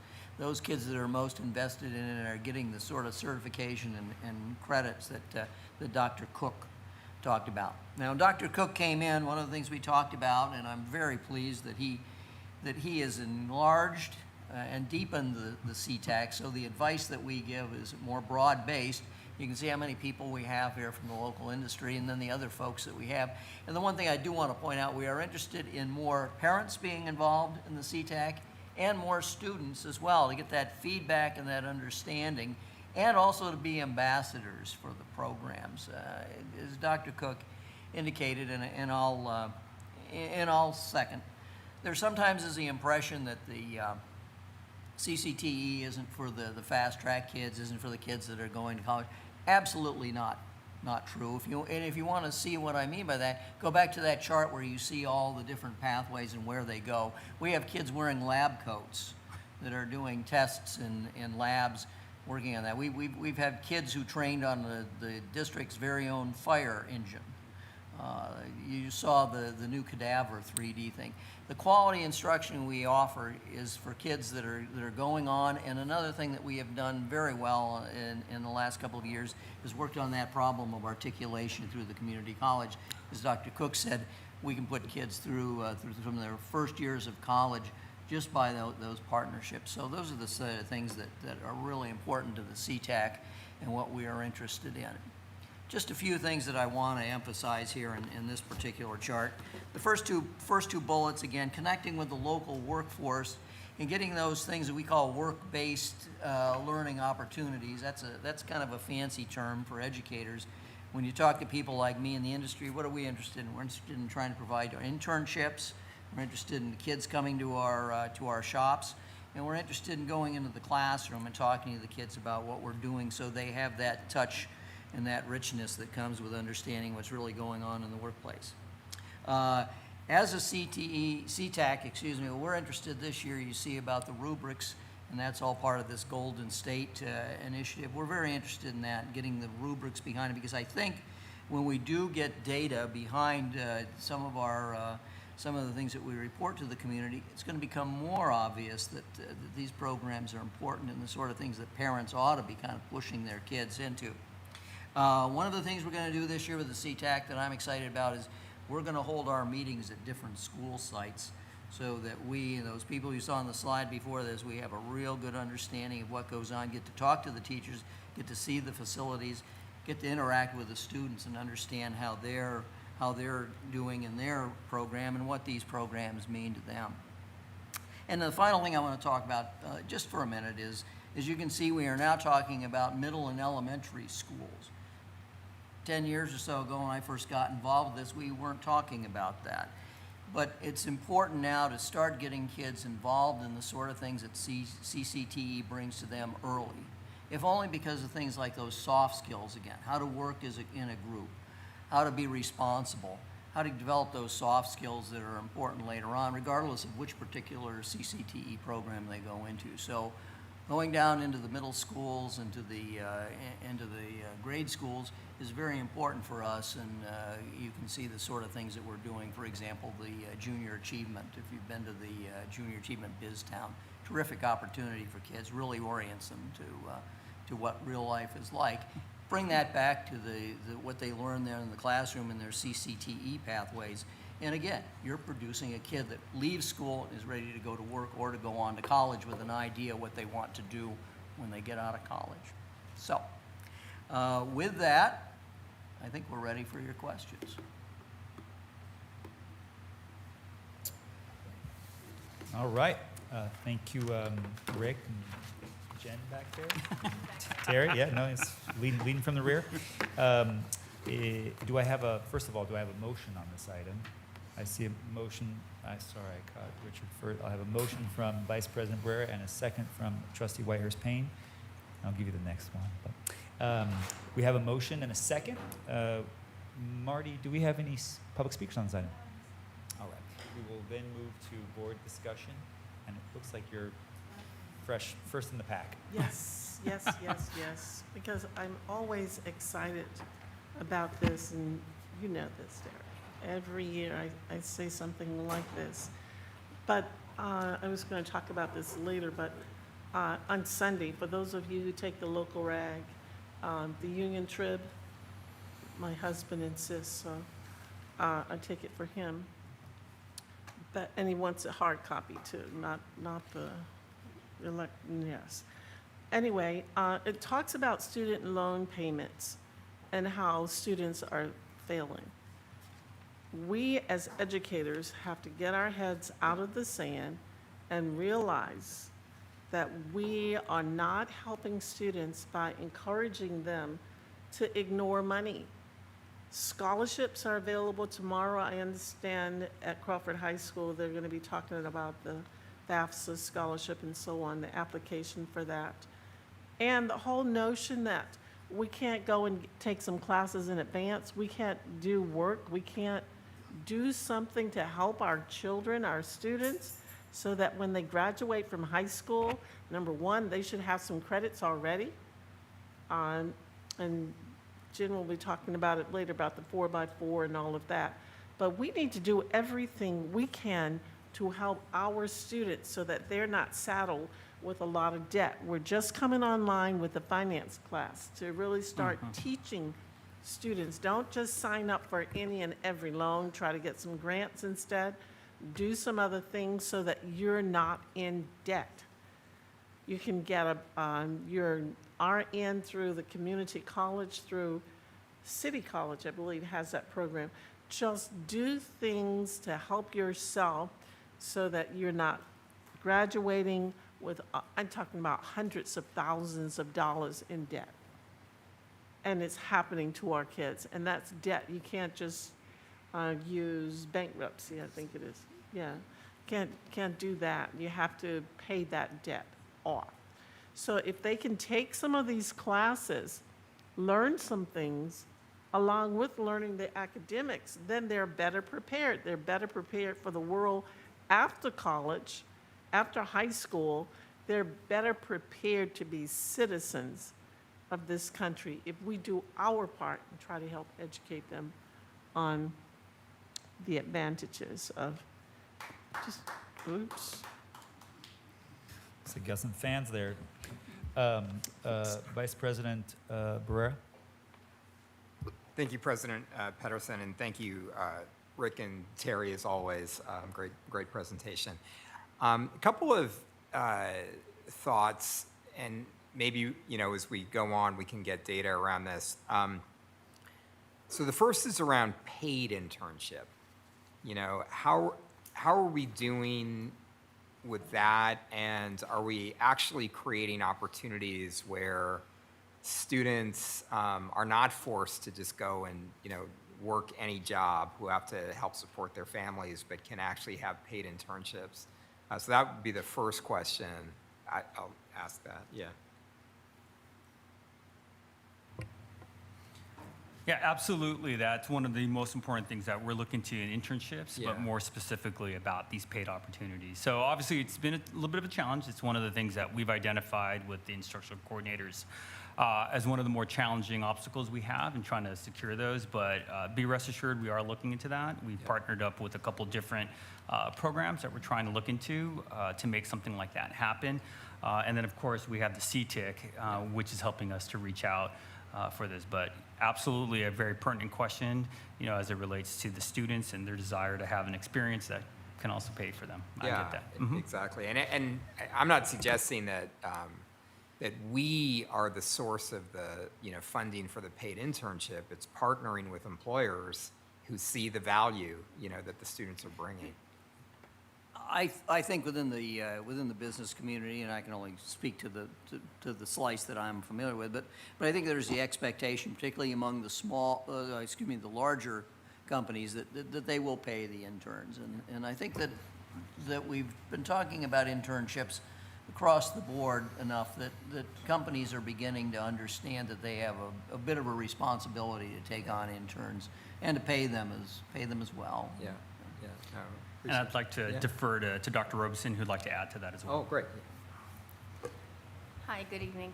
I just wanted to share with the team that for the past few summers, we as a district have had summer paid internships for our high school students. Our students have been taught the elementary curriculum during the summer program. And so not only were they the teachers of the classroom being supported by the elementary teachers, but they were also paid for their time. And then for the first time in quite some time, we have our first student, a student with disability that is being paid a paid internship at Henry High School in the Department of Rehabilitation. So they are paying. We had not participated in this program for quite some time, and so we did have a family reach out to us, and we have provided that opportunity at Henry High School.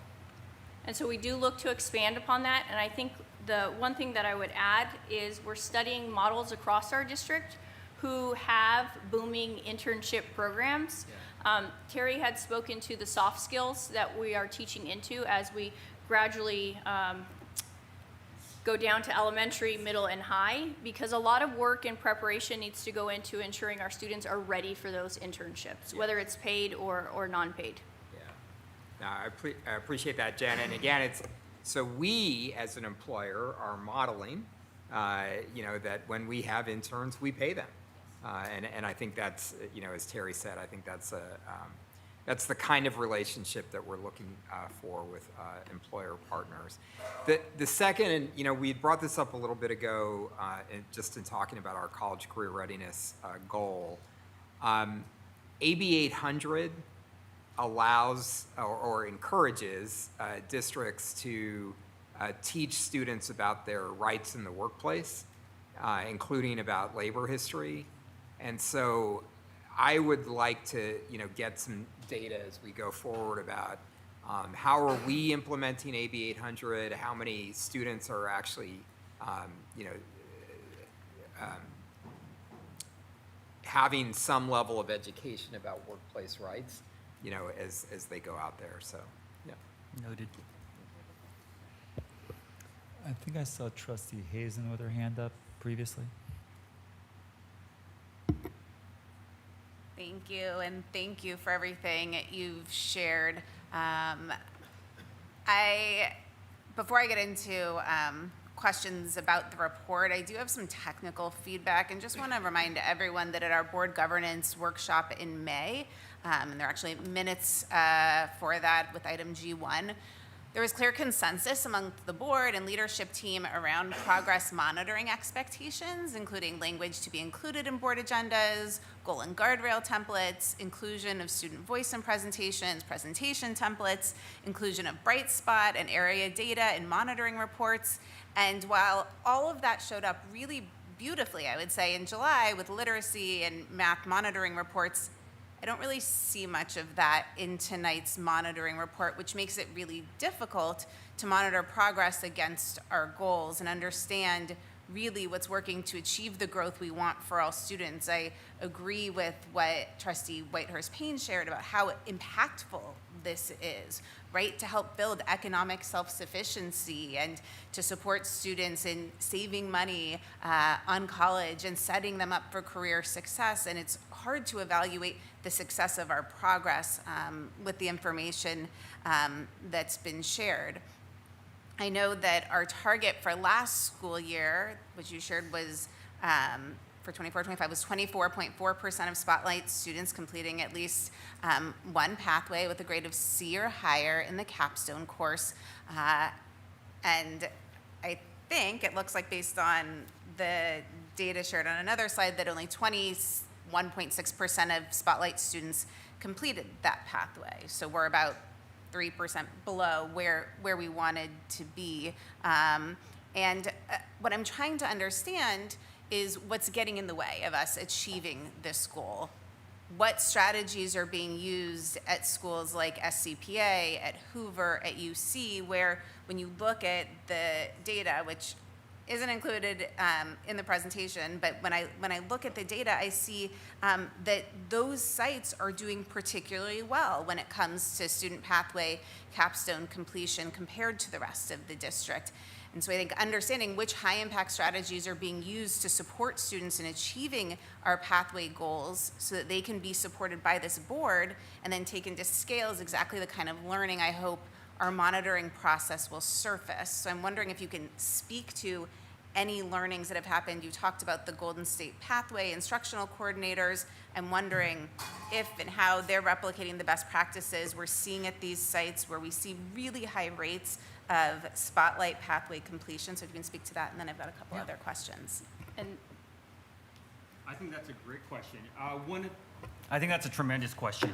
One of the ways we're addressing that, which I think is really critical, and we have a couple of instructional coordinators here tonight, we do meet quarterly, and we do something, they have the agenda for this upcoming quarterly meeting in which we share best practices. And I've asked two of our groups to share their best practices. So we are also creating a cohort model in which we will go and explore the other schools and what they're doing. So they will go together to observe.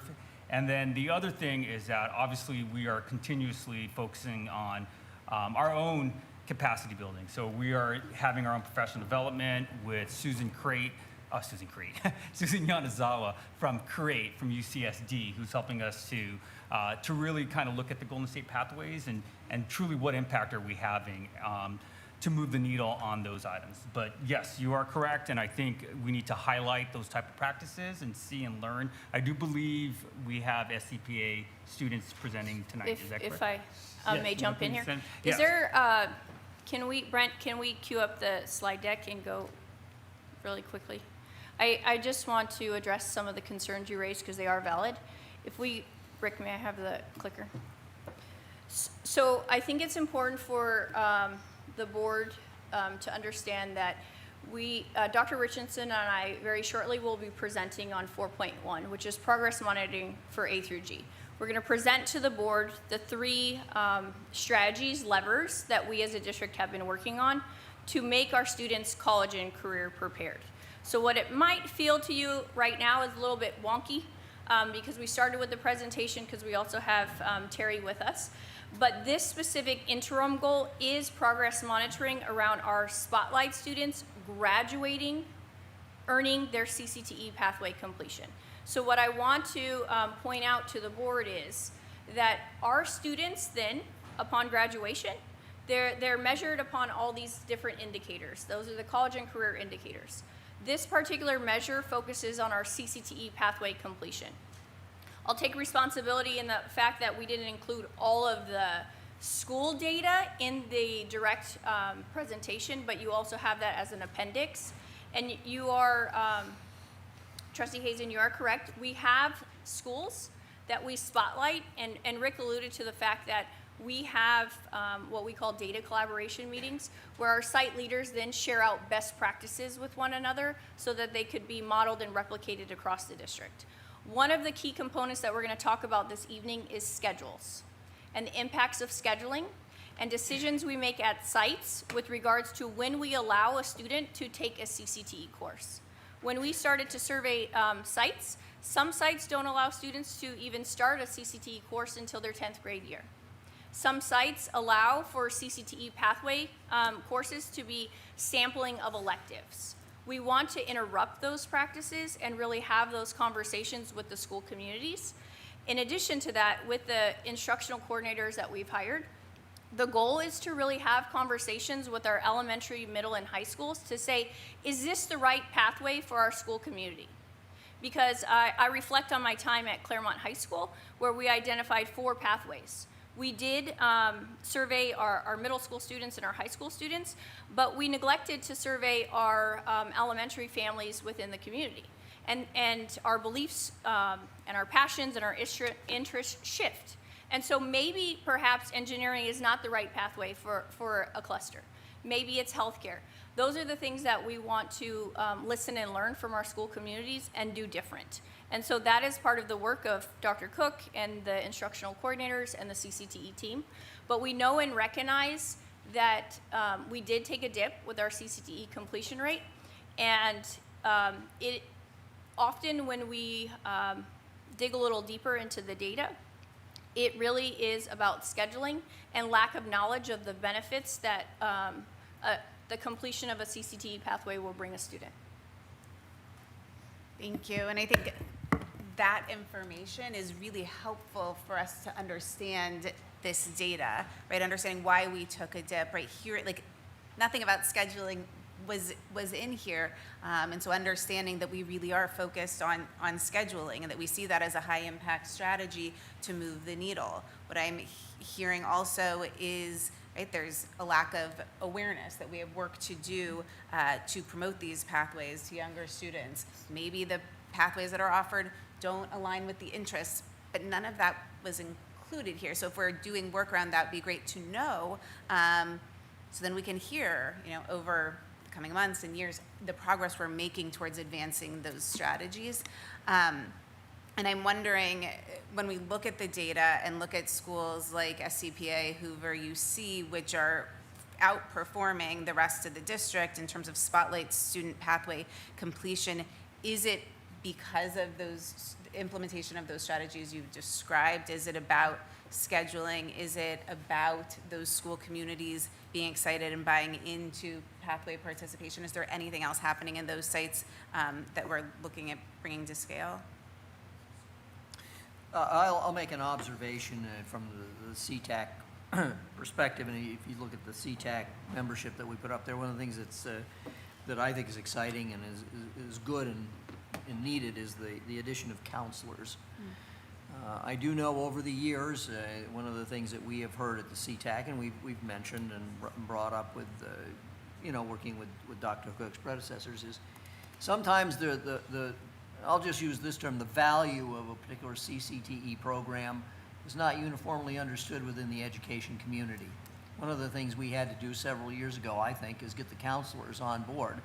Some of the counselors would see CCTE just as a filler. I think Jen's kind of saying that. And the orientation of the school leadership around the importance of the CCTE is something that needs to be looked at. I'm a little reluctant to say that. I don't work in the schools. I don't live in the schools. I'm not an educator. Okay. But part of our job is to listen and to talk to kids as well as the parents and the teachers as well. So. You said it and we heard you. Pardon? You said it now and we heard you. Yes. Yes. But just before we leave this one point, when you go to SCPA, and I'm sure most of us have been there, this is a school that's totally focused on creative and performing arts, whether it's through the stage or the costumes or whatever.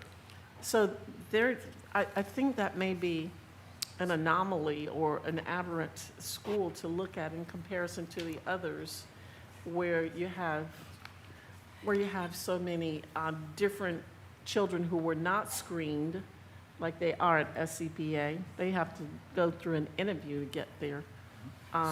That to me is an example that maybe we should take out of the mix in that sense, because I don't know any other school that we have in San Diego Unified that attracts kids from Orange County, from all over, just for that one School of Creative and Performing Arts. That's all they want to do, versus even Kearney doesn't focus totally on engineering and so forth. They have other interests. The kids are in that area. Anybody can go there. So I think that may be a different example. And when you guys look at the data, be sure to kind of. I think what I would add to that, I think it's important to note we do have speakers from SCPA who are joining to highlight how, I'm stealing the thunder right now, but SCPA has moved the dial in all three levers that we focus on as a district. A through G completion, dual enrollment credits, and CCTE pathway completion.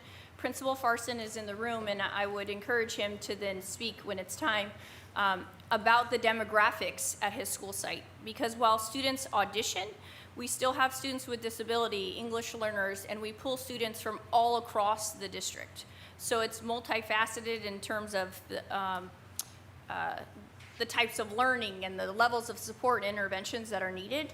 And I think what I would highlight is you're correct, Dr. Whitehurst-Payne, in the fact that when we look at schools on this chart that you have in front of you, the schools that have a higher CCTE completion rate do it with intention and purpose. Their school community knows about the pathway. They know whether it's a 2-course model, a 3-course model, and they're aware of what it means to be in the engineering pathway or the healthcare pathway or the education pathway. So these are the things that we're working on in ensuring our elementary families are aware, our middle school families are aware, but Canyon Hills is a great example as well. They're very strategic in scheduling, in marketing and branding.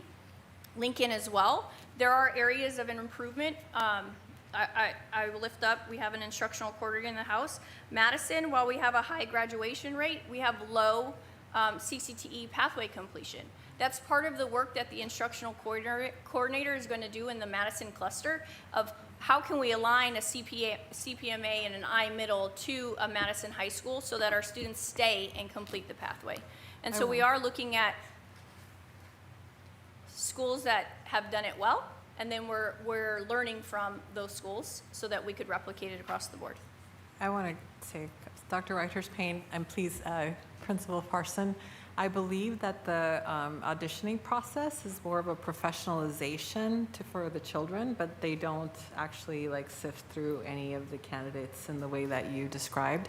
And when I went to visit, I actually was talking to children and they told me that the science classes were their favorite ones. And they actually have really great other programs. So I want to make sure that we actually can think about this school as holistic as possible. I've got a real quick one, just All right.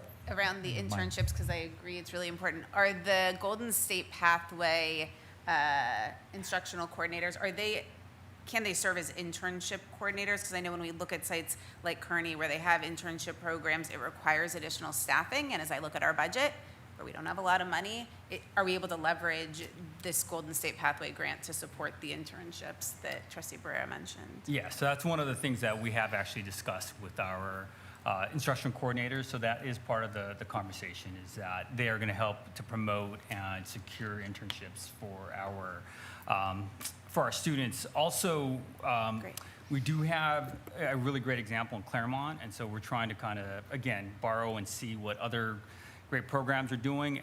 And to all of this, I'm a systems thinker, and I always ask myself, what's producing these type of outcomes, right? And sometimes the fix is the easiest one, which is, again, what you were saying is, do the kids even know like what a capstone is?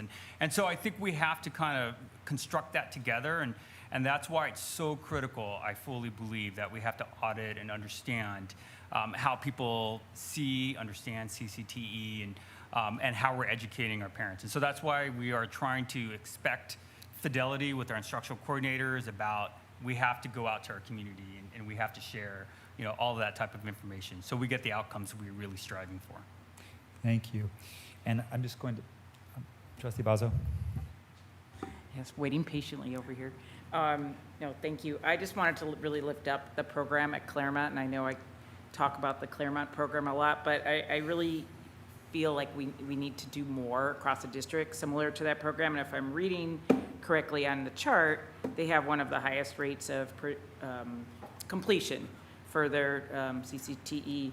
And the program that they have in place that I think is typically geared towards seniors comes during a time when seniors are, in senioritis mode, not really interested in school, ready to graduate.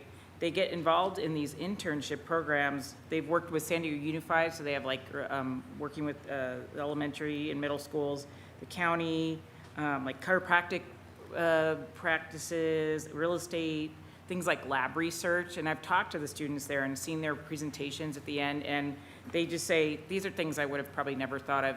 And the thing that's unique about that program is it's not just one area. They get to focus, there's so many different areas, and they have to create these reports at the end. And it also creates that public-private partnership that we talked about, really involving the community. So on so many levels, it's such a unique and I think innovative program. And do we have any plans in place to do that in other parts of the district? Because as far as I know, Claremont's the only place that we have that. Yes, that's one of the more critical conversations we're having, is how can we, again, share some best practices. But, obviously they've had years and years of refining. And so we're trying to get some of our instructional coordinators to actually observe and see it so they can feel it. So that's part of the process, is that we're developing our own toolkits with our instructional coordinators over the next year, so that way when we hit it in November, as we start the process of getting ready for actually 26, 27, they actually are starting the process of getting ready for these bigger ideas of implementation, but those things do take time. So we want to do it correctly. We want to make sure that they understand the expectations, the process, the systems. So yes, I was personally at Claremont to go watch it myself, and it's impressive.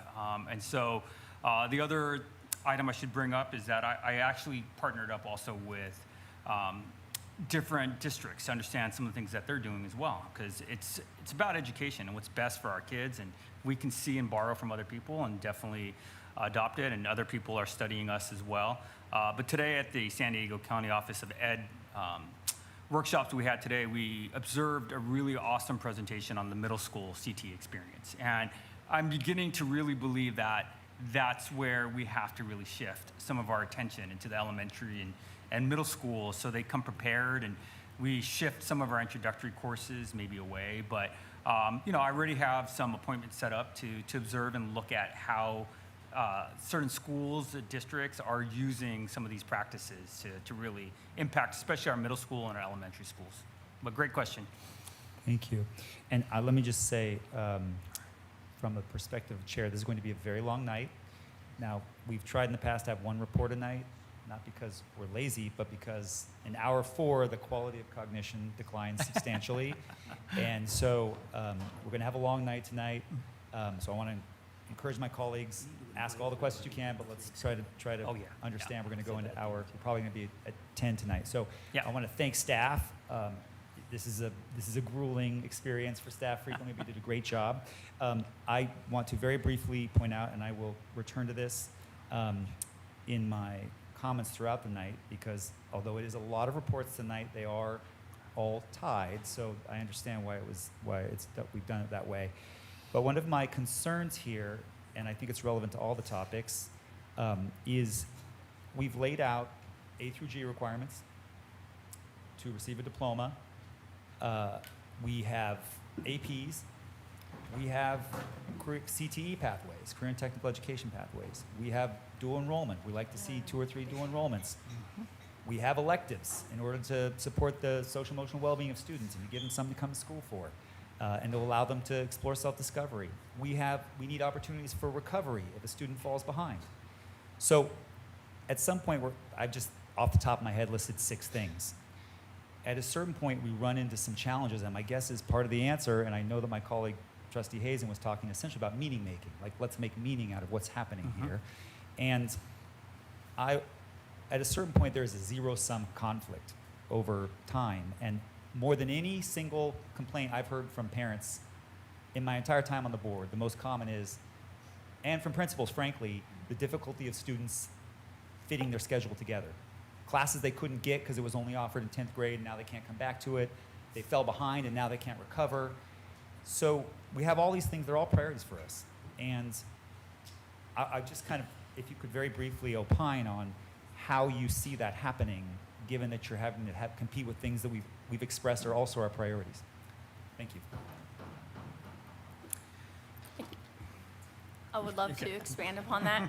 I'll go next. Everything that was lifted up this evening, we've also heard not only from our students, but from our counselors, from our families. As a board, you've received numerous emails about scheduling concerns, not having enough time for either acceleration at the middle school level or at the high school level, credit recovery, et cetera. One of the things that we have done over the past 4 years is studied different research models for block scheduling. And so that is going to be a forthcoming presentation where you'll then hear about the rationale of why we're making the proposal we're making in order to accomplish strategically everything that was lifted into this space. Realistically, on a 6-period schedule, a traditional 6-period schedule as we know it, we cannot accomplish all of these things. A through G, that is our diploma. The expectation and the responsibility of us as educators and leaders is to ensure all of our students graduate with a C or higher. So that's something within our sphere of influence when we work with our educators. When we talk about CCTE completion, that's more of a scheduling issue, because there's that grappling of, I'm really passionate about robotics and engineering, but yet I'm really passionate about majoring in ROTC. Or I want engineering and I want band, yet I didn't have the opportunity in middle to take an advanced level math or world language class. And the reality of working with a high school student and a counselor who meets with those students to look at the transcripts, when you come in not having taken advanced level classes in middle school, you're already off track. When we pull a student out for a support class for whether they're an English learner or a student with disability, you're off track not only for graduation, but for other aspects of your diploma. And so we, as a district, have explored various block scheduling, and so that is part of the conversation that we're going to have this evening. All right. Thank you very much. Let me real quick, Principal Farson, you brought some kids. I don't want to trigger a second round of question and comment, but did you anticipate speaking in the A through G section?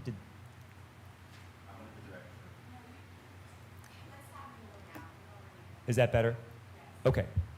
Is it? Would you prefer that? Awesome. What we'll have Principal Farson do is or Instructional Coordinator Acacia Thede, we'll have you introduce your students, please. We'll basically take this as part of the presentation on. It's okay. We've learned to be flexible.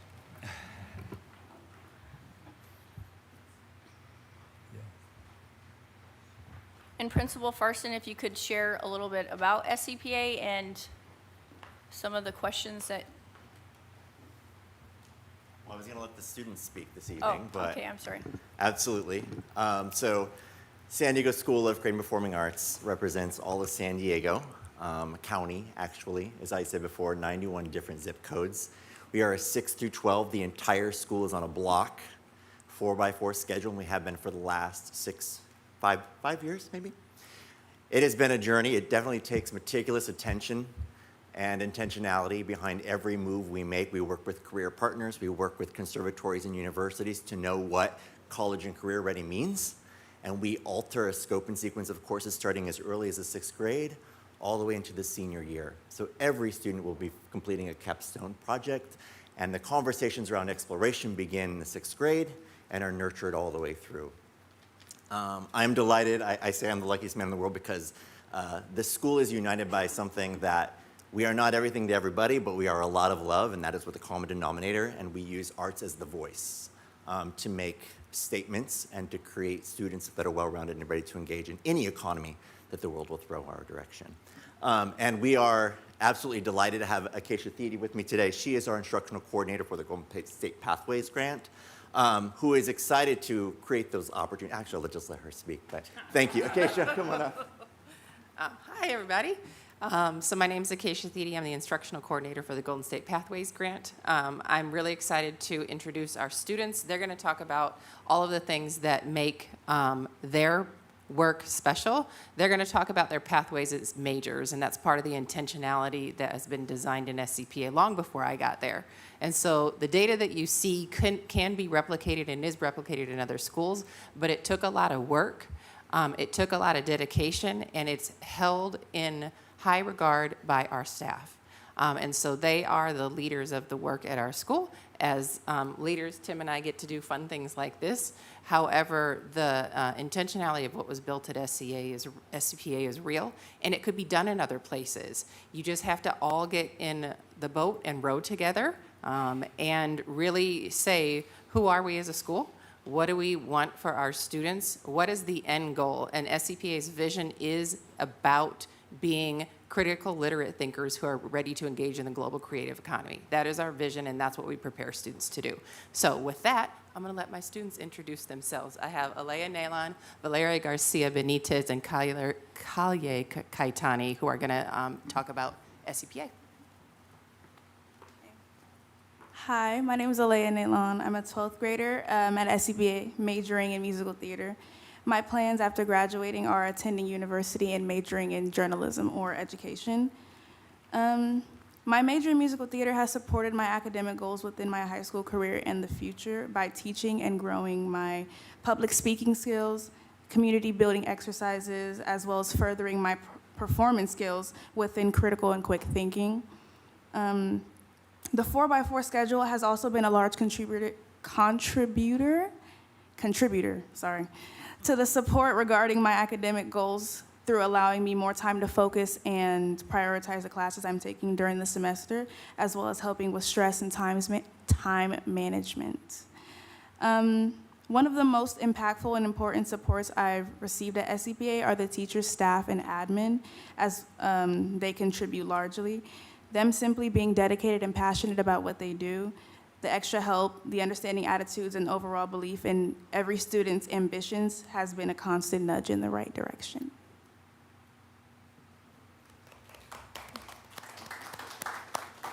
My name's Valeria Garcia. My major is fine arts, and I'm a senior in ISCPA. My plans after high school are attending university, and being able to take college credit classes at ISCPA has helped me to further my education, as well as being able to take a Chicano Studies course has really helped me learn about my culture and background. Thank you.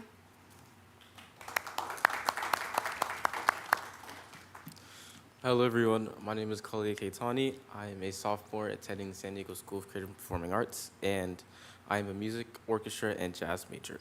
My plans after high school is to go to a conservatory and study music performance.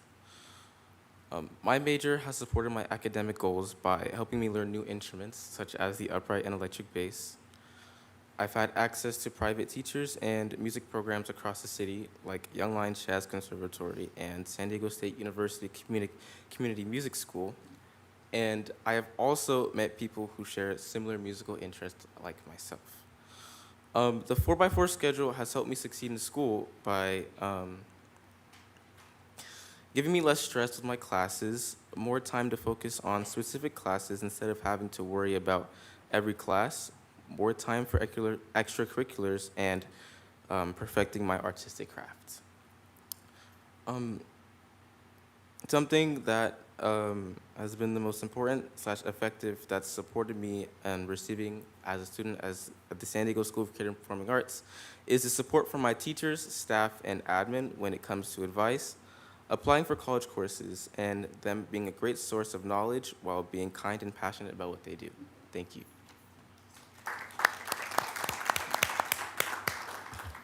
All right. Thank you. Thank you, Principal. You may want to let your students go, but stick around. It's his birthday. Happy birthday. Happy birthday to you. Happy birthday to you. Happy birthday, dear Katanji. Happy birthday to you. I'm going to make you audition. All right. So with that, we will. Are you going to stick around for this A through G? You are. Okay. Yes. Okay. Thank you so much. We will now move to a vote, which is just receiving the report, I guess is what it's doing. With that, we'll move to a vote. Student trustees, please vote. All other board members, please vote. That motion passes unanimously with student trustees concurring. Thank you so much. We will now hear, yes, thank you. We really appreciate it. Thanksgiving dinner. Oh. We'll see you at the November 6th. Yeah, it's going to be amazing. Oh, that's right. Okay. With that, we will hear item E3. We're 1/3 of the way through this raft of reports. We will now hear item E3, the SOFG Progress Monitoring Report on College and Career Preparedness, tracking completion of A through G course requirements. Dr. Bagula, please introduce the item. Thank you, President Pedersen. Our high school graduation rates for the 24-25 academic year saw a notable increase compared to the previous year, and we saw measurable improvements in college and career readiness.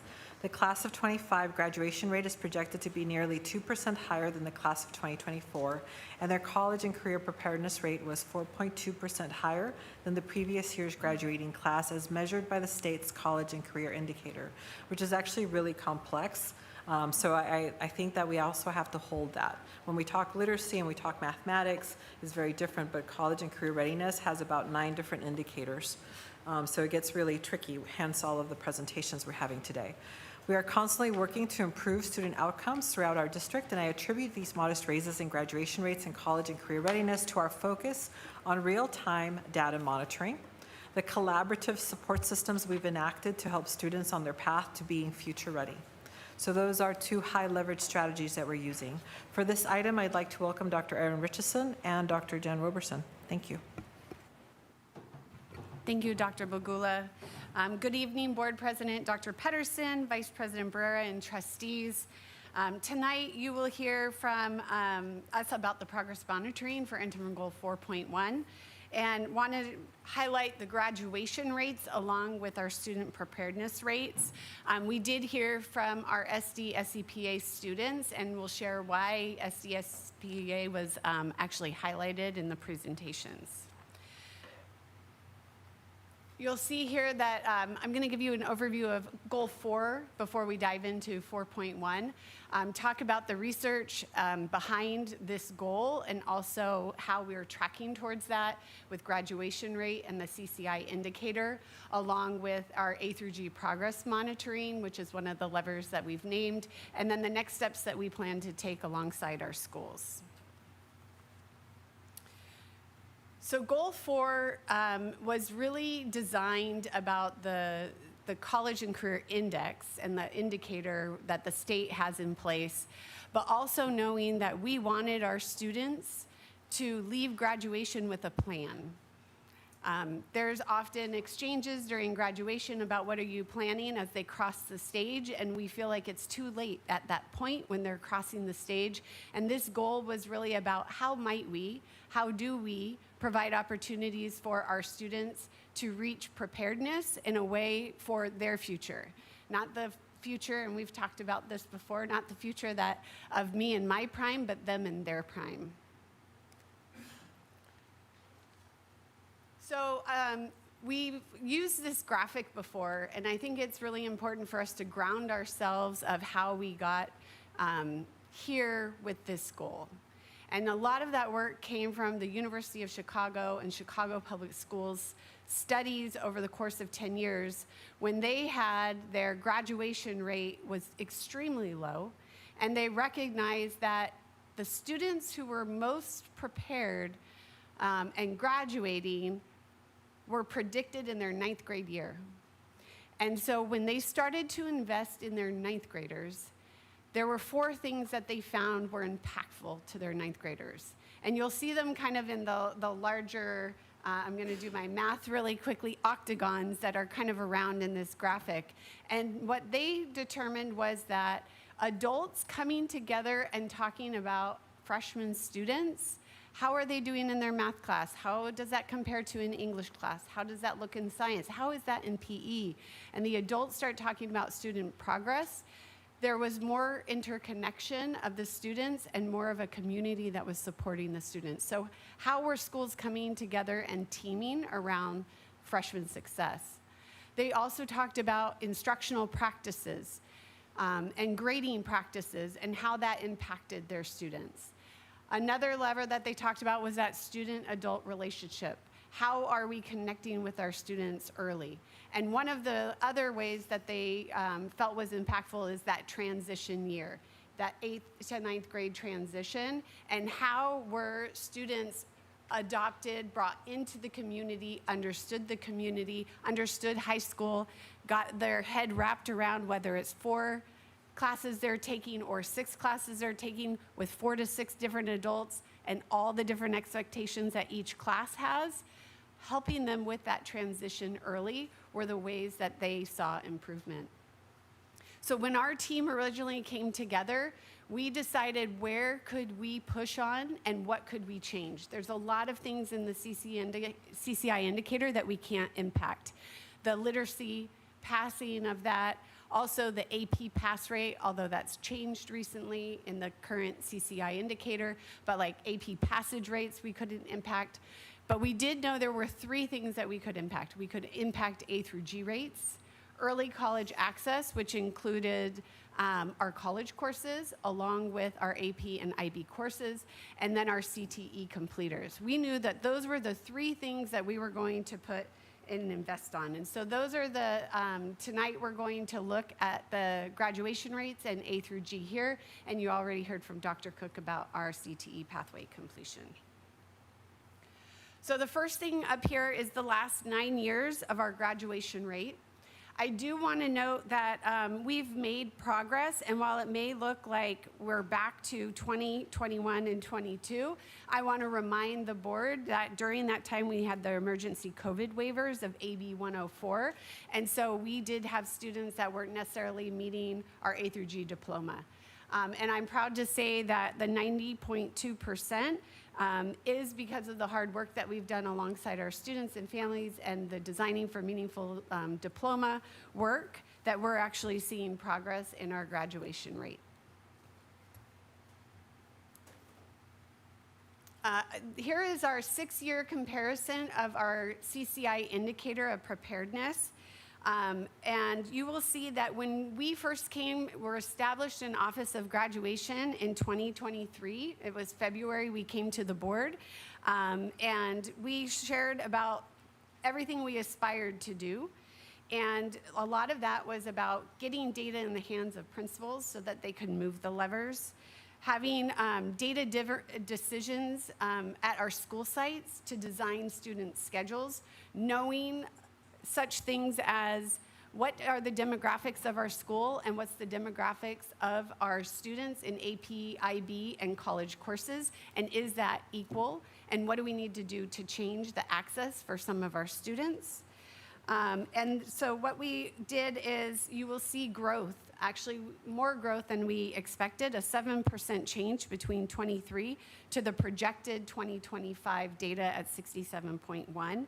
We attribute this to the A through G levers, the early college access in our work with our community college partners, and also one of the predictors that aren't in here, but we did notice a difference, was we have more students with the seal of biliteracy. And so that also was supporting our growth in here. I'm going to hand it over to Dr. Roberson, who's going to continue with some of the presentation. Thank you, Dr. Richardson. So for our progress monitoring, it was really important that Dr. Richardson set the frame or the umbrella of how then we get to 4.1 for our interim goals. And it's important, as I mentioned earlier, that our students are measured upon graduation. So when we refer to the numbers that you see here, it is our students who graduated with us that then are A through G compliant, if you will, meeting the UC CSU eligibility.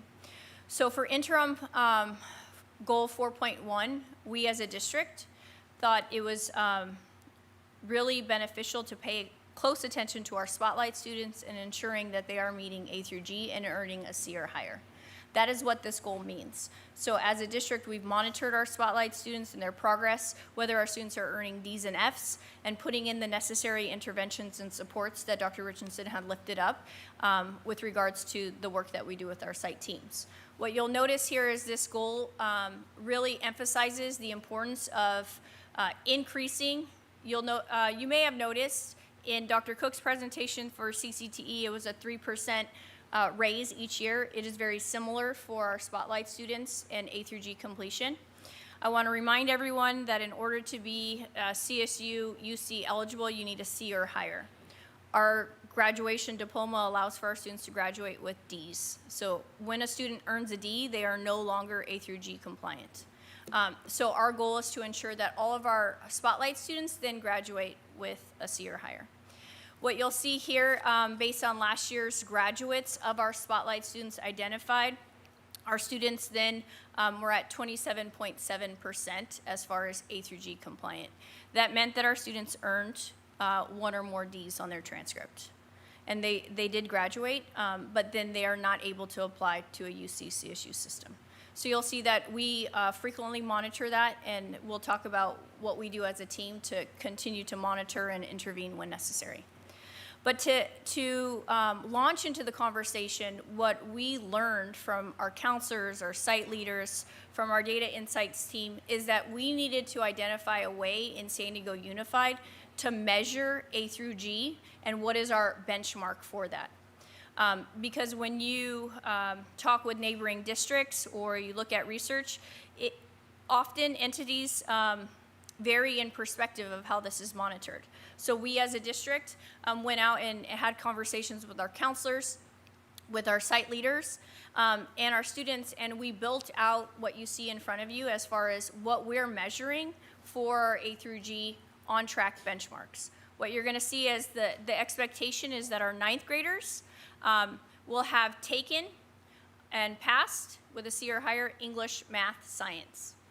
10th grade, as you'll see, they will have completed 2 years of English or in progress, right? for English, math, world history, science. 11th grade, it's 3 years of English, 3 years of math, U.S. history, world history, 2 years of science. LOT stands for other languages. And so that is our world language. Oftentimes our students will take the exam and then LOT out. And then 12th grade, as you see, it just increases. So we wanted to first share that we developed this as an internal team so that we could then present to you how we monitor the data and where we're at. As Dr. Richardson mentioned, when we monitor our graduation and then our A through G completion, what you'll see is at the top, you'll see our graduation rates each year, but the darker blue represents our students' percentage that are graduating, meeting UC CSU eligibility. They can apply to a school they've earned C or higher.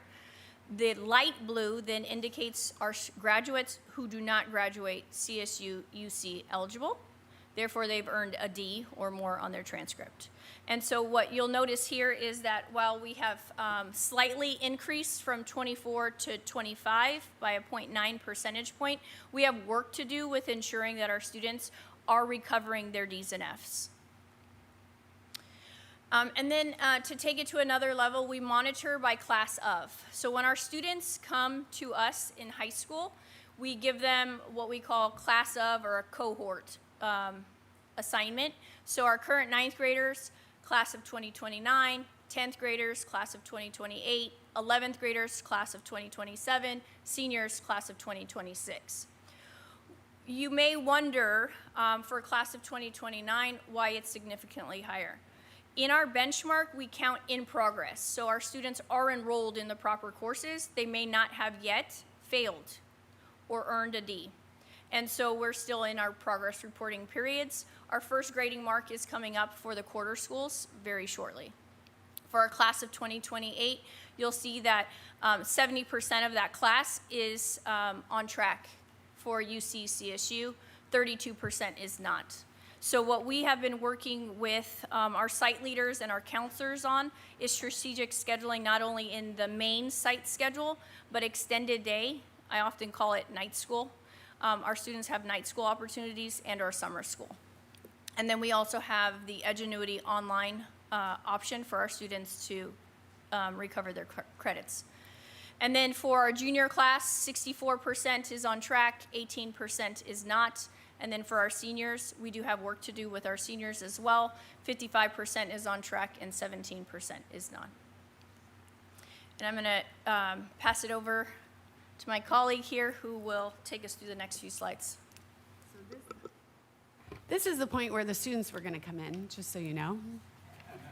But they went to go off to a birthday celebration. So when we talked about the 3 levers that we've been trying to move, SD-SCPA has actually moved in all 3. They've increased in A through G, the early college credit, and their CTE pathway completions. And so one of the things that we've talked about is student outcomes don't change until adult behaviors change. And so some of the work, the leadership matters that's happening at SD-SCPA and the working with their school counselors and their teachers is really showing up in their data. And so we really wanted to take the opportunity to highlight them because while some schools grew in a lever, whether it was A through G or maybe they're really strong in CTE pathways, they had growth across all 3 since we've been measuring this. So in talking about our next steps, we've been working with our principals and school leaders on dashboards to monitor student success. I do want to highlight that for the first time in my tenure, which is not long, just for the record, I came in 21, we pulled our school counselors from elementary, middle, and high school last week. And in our high school team, they took a look at the dashboard data. They looked at their data, they analyzed their data, and looked for opportunities for their work. They named CTE completers. They named who was in CTE. They named who was completing A through G, not at the rate that they thought they were, passing. There was a lot of ahas with our counselors. And so that first one about having dashboards and data in the hands of our school counselors and our administrators is one of our biggest lever and our work that we're really putting a lot of energy into.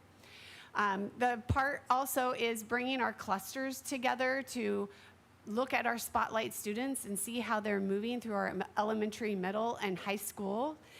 Dr. Cook talked about wanting to focus on CTE in middle school. We are working with our schools, our middle schools, determine what might a high school readiness indicator look like. We have this preparedness upon graduation, but what does that look like? And then we need to think about what is that middle school indicator. That's the work that we're doing by bringing these collaboratives together.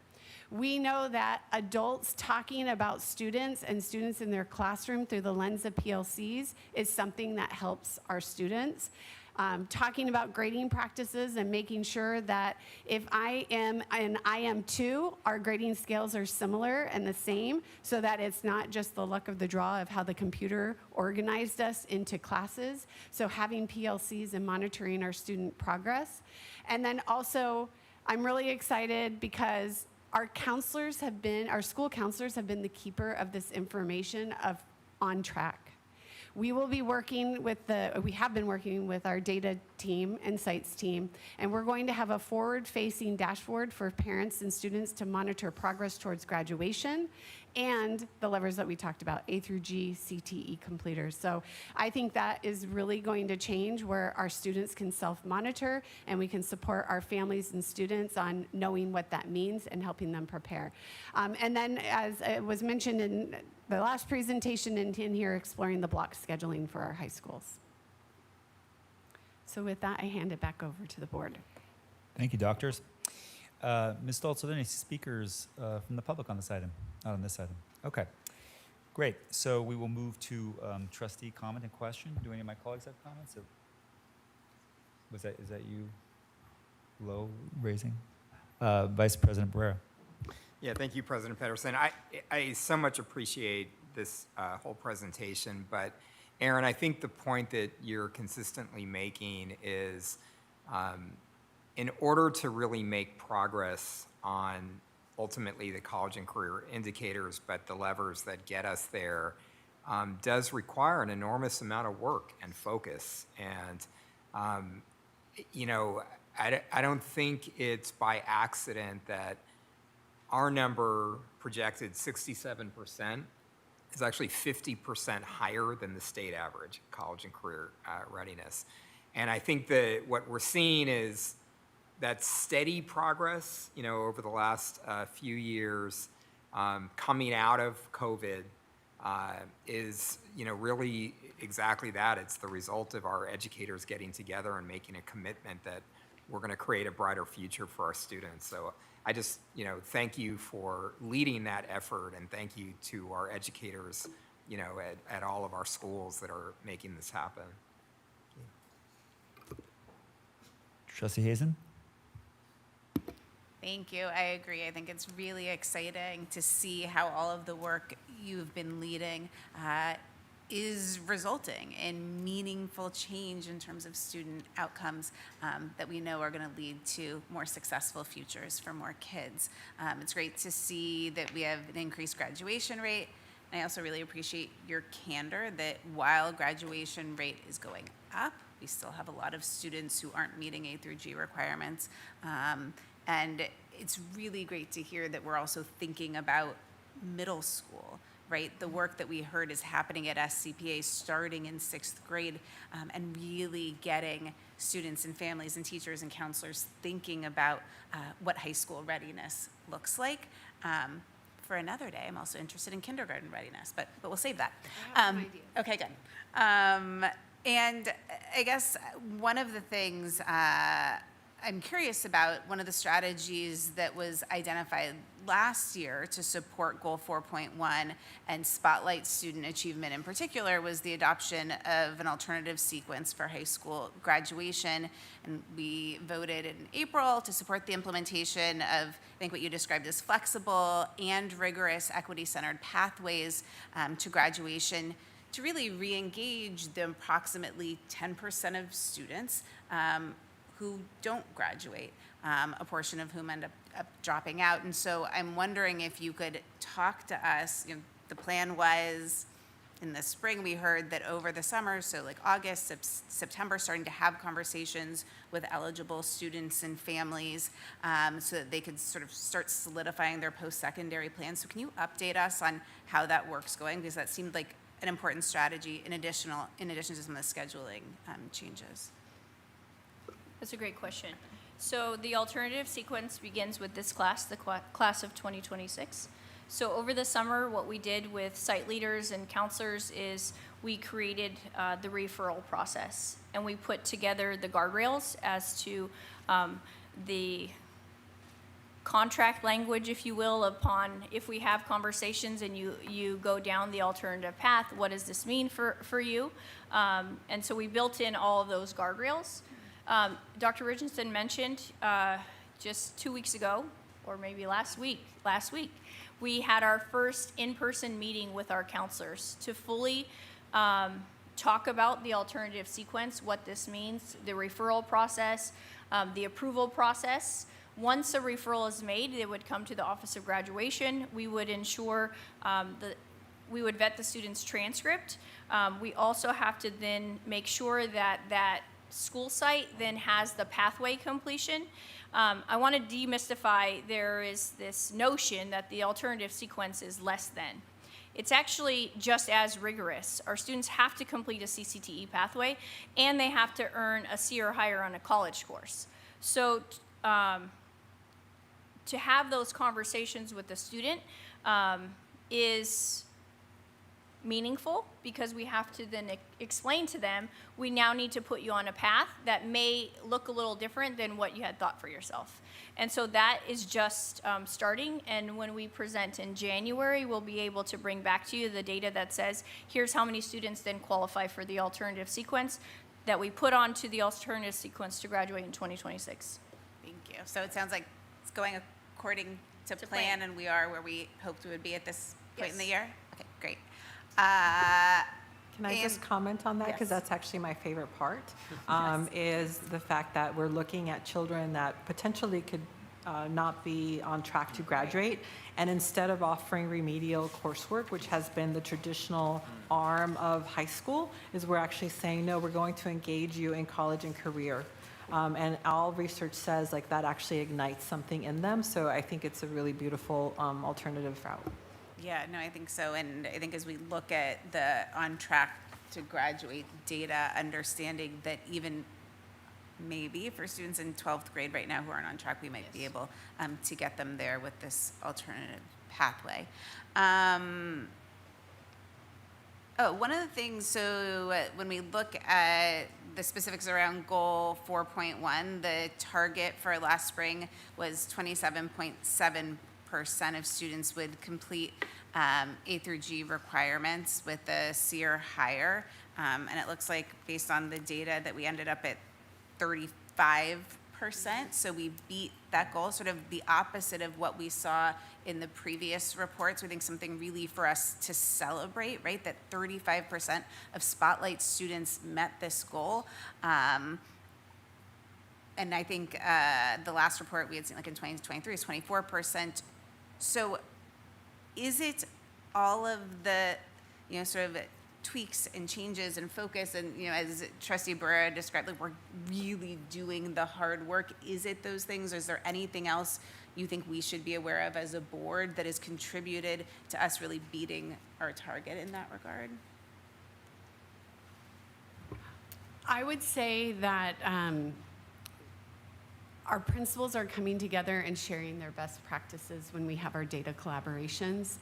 And one of the things that we talk about when we're in there is, how are you helping your teachers to design the lesson with the Spotlight student in mind? Amazing. And Dr. Del Rosario says that often about his experience in LA, and how when he was working with some of the neediest students in science, it was an AP course, It was, how do I design this for my students who are most struggling? And so I think in the numbers that you're seeing with Spotlight students, I think the schools that have tried on some things, maybe failed forward. I mean, that's truth too. I've been in some classrooms where principals are taking us and saying, like, this really isn't working. Like, we have a list this long of we've met with this many kids, but really then not just meeting with the kids and knowing why they're Spotlight students and why they're struggling, but going into the classrooms and seeing them and looking at how is instruction designed for those students. And that's some of the shift that I would say has happened in the last 12 to 18 months, is getting our leaders into those classrooms to see some of those shifts. And maybe they're not happening yet, but what are those approximations that we're seeing our teachers make? I think it's really exciting, and I think really validating of the goals that this board set, right, around Spotlight students, right? We didn't say all students should grow. Of course, we want all students to succeed, but that we sort of took this risk and said the kids that are furthest from educational justice, and that work is paying off. So really, thank you for the work. All right, Trustee Bazo. Yes, thank you both. I know it's been a long night, and thank you for being here to present. And excited to see the data. I did want to ask about community engagement a little bit more. I know we've talked about the program application that's going to be available online for parents to be able to see along with their students, but especially like our English language learner parents, which is a lot, of our districts fall into that. And I think even starting in like the middle school level, because we're talking about the counselors and we're talking about the students, and obviously we want to make the students be the leader and take charge of, be independent, but I'm not hearing as much about how we're involving the community and the parents and making sure they understand. Because I remember going to my daughter's college night at the high school, and it was, not gonna lie, it was pretty confusing, especially going in as a freshman and when they were going in as freshmen. I was like, I don't know if I even understand this process. So besides the program that you're gonna have online and maybe like a college night here and there, is there other ways, particularly maybe with our Spotlight students, families, whoever, parents, guardians, making sure that they're tied in as well? What are the counselors kind of doing around that? I'll let Dr. Roberson add. I think one of the strategies we had with the GSPP grant was an instructional coordinator at our comprehensive high schools to work in concert with our school counselors to get that community engagement, not only for the pathways, but also to understand what does it mean to be on track for graduation. The high school transcript is very complex. When we were looking at it with our school counselors, and they're the experts, like there were questions on what some courses would meet and different things. So the complexity is even greater with our parents. So there will have to be a level of engagement, and we really see that that's going to happen at the school level with the instructional coordinator and the school counselors, because they have the most impact and influence more so than we do. And so that's really where we believe that change will happen. I think the one thing that I would add is we partnered with the San Diego County Office of Education to lead the work with our counseling team. It was well received, the professional learning, and what was shared with us is this is the first time in years that our counselors were able to then come together as a whole collective of learners and learn from one another and hear a unified message. We have best practices at each of our schools. I know that I see Mira Mesa and UC in the house. We have college nights, career nights at each of their schools. And so when we bring counselors together, then they can share their best practices and then they could replicate that at other school sites. Because it is happening, but it's happening in pockets. And so we want to then have that modeled throughout the district and then learn from one another. So we know that there's a lot of work to do. We have a plan in place for a professional learning plan in place for our counselors, and this was just the beginning, and we look forward to our continued partnership with the County Office of Ed. That's great. I have one more little mini question here, or it's maybe a request in the future. On the question of the for instance, our projected 29.8 who will be receiving a D in their A through G, there's an axis that's not here, which is the depth of how many Ds did they get. So are we close on those? If we move, for instance, because that mixes kids who got 15 Ds with kids that may have just gotten that one D and they're close. So if we could sort of get an idea of the depth of that on the Z-axis or whatever. Yeah, thank you. All right, with that, thank you very much.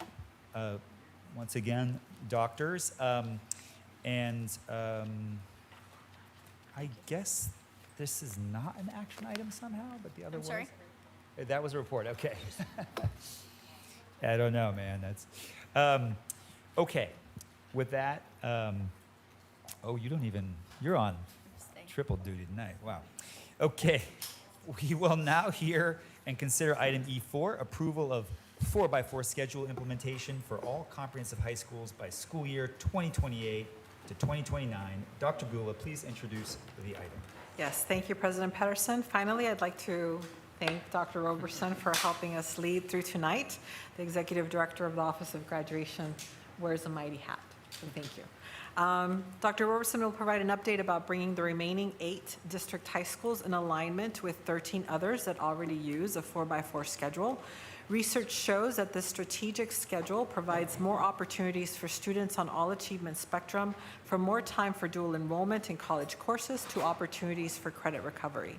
We have held input sessions and will be moving forward to the 4x4 schedule, but we'll be implementing it in a more gradual pace and providing more options for the type of 4x4 we implement for each school community. We believe that more opportunities for discourse, design, and learning must take place, and that students, families, along with educators and leaders need to be at the table for this design. I also want to remind us of the statement that helped us create our goals and guardrails, that student outcomes don't change unless adult behaviors change. Now I'll turn it over to Dr. Roberson. Thank you. And I really appreciate that quote of student outcomes don't change unless our adult behaviors change. But I want to ground us in the research that we've studied quite some time for high school redesign, transformational change, instructional change. And I want to start by recognizing that the 4x4 schedule does in fact result in fewer instructional minutes as compared to a traditional schedule. That is a concern. It is a legitimate concern. But what I want to share with you this evening is it's not necessarily about the instructional time. What I want to highlight is the quote there. It's not about the length of time, but the effectiveness of the educator's instruction that makes all of the difference. And what we want to highlight throughout this presentation is how we as a district are going to address the concerns that have been lifted with regards to the lack of instructional minutes proactively with lesson design, professional learning for our educators, et cetera. One of the catalysts for this is when we, for the past 4 years, conducted empathy interviews with our students through the Designing for Meaningful Graduation work group. We heard from our students a number of things. And what I want to share with the board is our students ask for more opportunities to take college courses, AP courses, CCTE courses, and elective courses. What we often heard from our students is that quote, we're not allowed to take until. There are students that are not allowed to take a CCTE course until their 10th grade year. There are students that are not allowed to take a dual enrollment class unless they meet X, Y, and Z criteria, such as an AVID course. So we as a district, what we uncovered is we ourselves put obstacles and barriers for our students then to take these opportunities, things that they're passionate about, things that they're interested in, things they want to explore. They also expressed, and we're highlighting the need for opportunities, but it's also the opportunities to recover credits, right? We have students that struggle, as you just saw, with needing to remediate. Students make mistakes in their high school career, they need to remediate. And often what is asked of them is that they take night school, extended day, summer school. But the reality of our students is they work at night.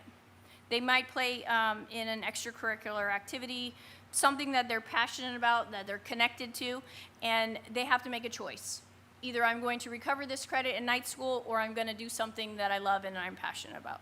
So students really wanted more opportunities. So then we really listened to them. We brought forward a diploma pathway, as we talked about this evening. But one thing that was lifted up was a need for us as a district to study what was happening in our districts with certain schedules, but then outside of our district with regards to block scheduling and how it was working, and to learn and grow from them. So the other thing I wanted to point out that we've heard, it's a common theme this whole entire evening, is that our students wanted more opportunities to see their counselors for both academic planning and social emotional support. Our students lifted up the fact that the reality is the counselor ratio is 459 at a high school, one counselor, 459.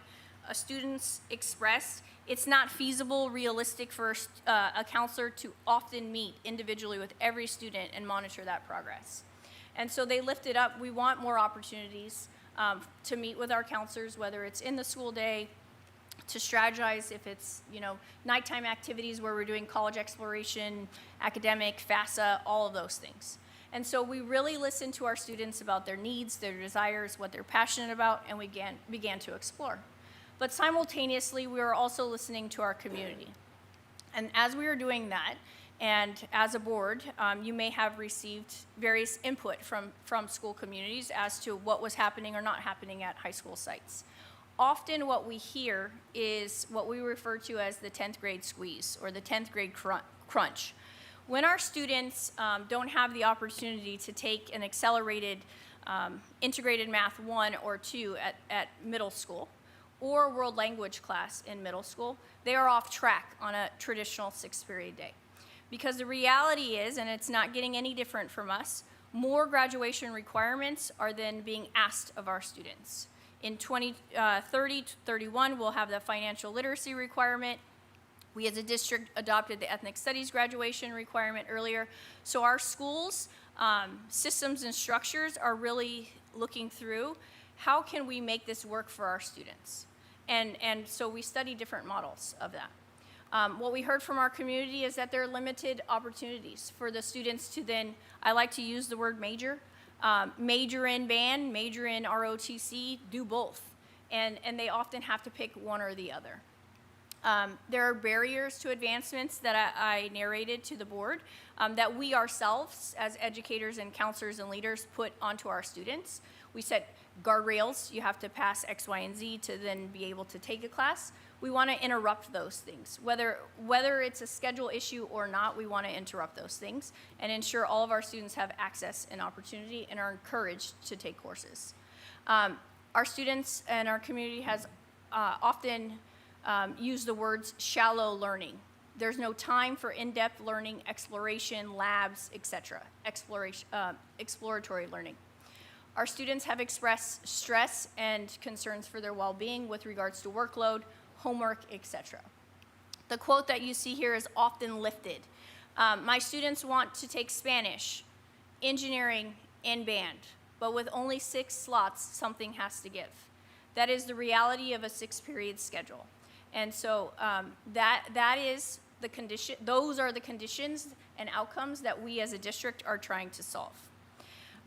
The presentation this evening is going to propose to the board our research that we've done, our conversations that we've had with other districts, and the rationale for the proposal being made this evening. So this is our current reality of current schools and the different types of schedules that we have. This is rather complex. So we have 8 schools on the far left that you'll see there on a 6-period day. The ABC represents our board members' district ABCDs, so it doesn't mean anything other than that. You'll see that a straight 4x4 quarter, and I want to pause and just explain what that means here. We have Claremont, LMEC, Lincoln, Morris High. When we talk about just straight quarters, I like to talk about it in term 1 and term 2. So we're in term 1 right now. We began quarter 1 in August. We're going to end quarter 1 in October. Then we start quarter 2, and then we end before winter break. So a student, in essence, is completing a full year before winter break. Then when we come back from winter break, they're in another set of courses. So the students that are on straight quarter are taking 4 classes at a time, and then we'll take another 4 classes. But then we have schools that have been said, you know, there is a need to year-long some classes, so I want to A-B them. We call it the hybrid model, where there's quarter and there's A-B. So as a site, they've made a decision that some of our courses are going to be straight quarters, and some of them are going to be what we call the A-B schedule, where on an A day you have one course, and on a B day you have another course. That does then add to a student's schedule. They may have 5 classes as opposed to 4. And then you'll see we have 2 remaining schools that are on what we call a straight A-B structure quarter, where they have 8 periods a day. On an A day, a student will take 4 classes, and on a B day, a student takes 4 classes. And they switch, and they go back and forth, so the student takes 8 classes. These are the varying types of 4x4 that we have in our district that we're here to talk about this evening.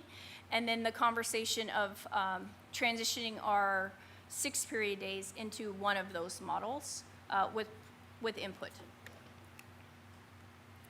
So how do we as a district best support college and career goals for all of our students? I think what we've heard, not only from our presentations, but from our students, from our families, from our communities, is there is a need to accelerate.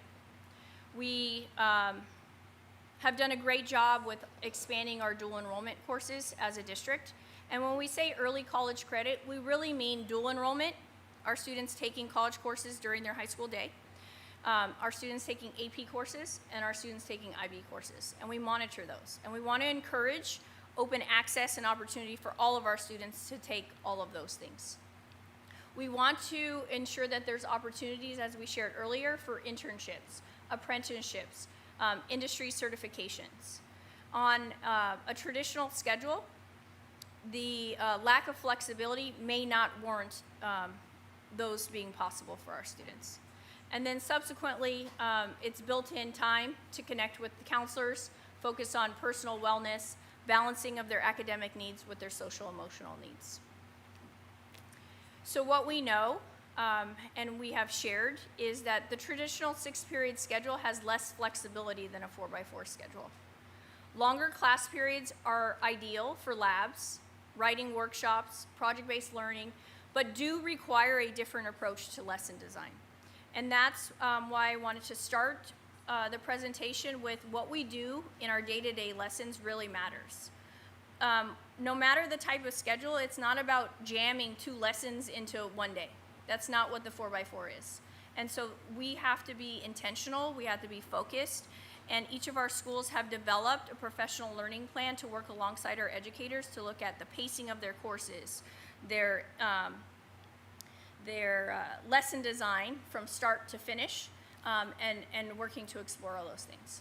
And then we know and recognize it takes more than just a 4x4 schedule to change the outcomes for the students. It's more than just the schedule, but we do want to ensure that we're providing our students with the best schedule that meets all of the opportunities that we desire. What we don't know that we need further examination of is that there are some fundamental practices that all 4x4 schedules will need in order to have an impact on student outcomes. I just shared with you the varying models of a quarter versus a hybrid versus an AB. We don't know what's best for student outcomes. I will recognize and lift up to the board, each of our school communities is vastly different, and their needs and their student needs are different. And so we want to engage with the school community as to what works best.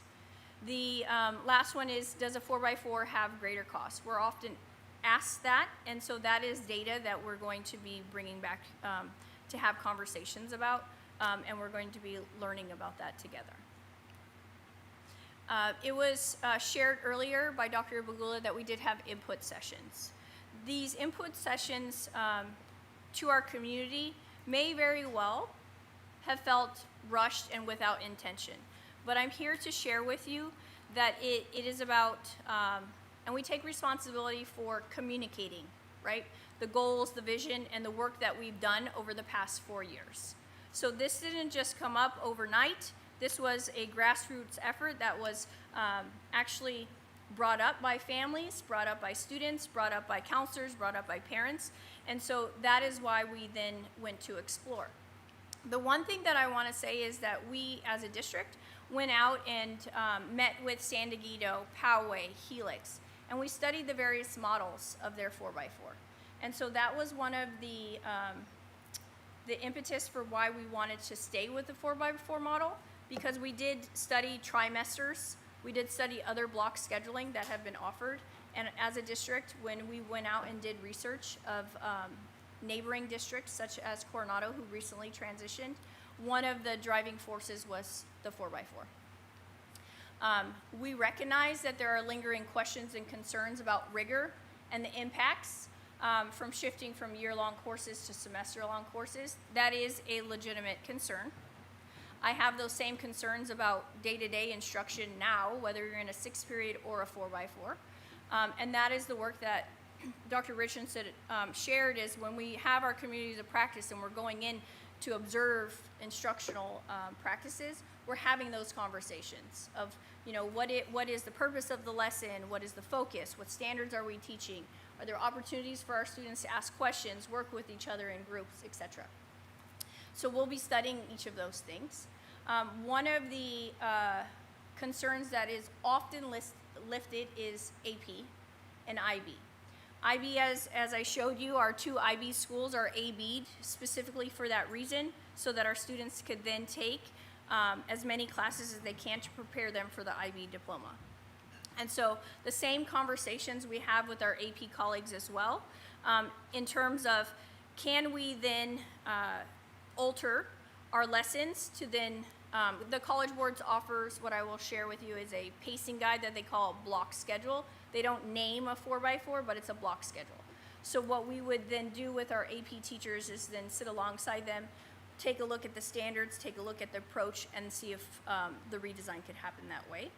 But the technical aspects of how AP works and when it's offered, whether it's in term 1 or term 2 or a blend, is really going to be site-based determined. And that's a conversation that we have with each of our educators and our site leaders, because they all do it differently.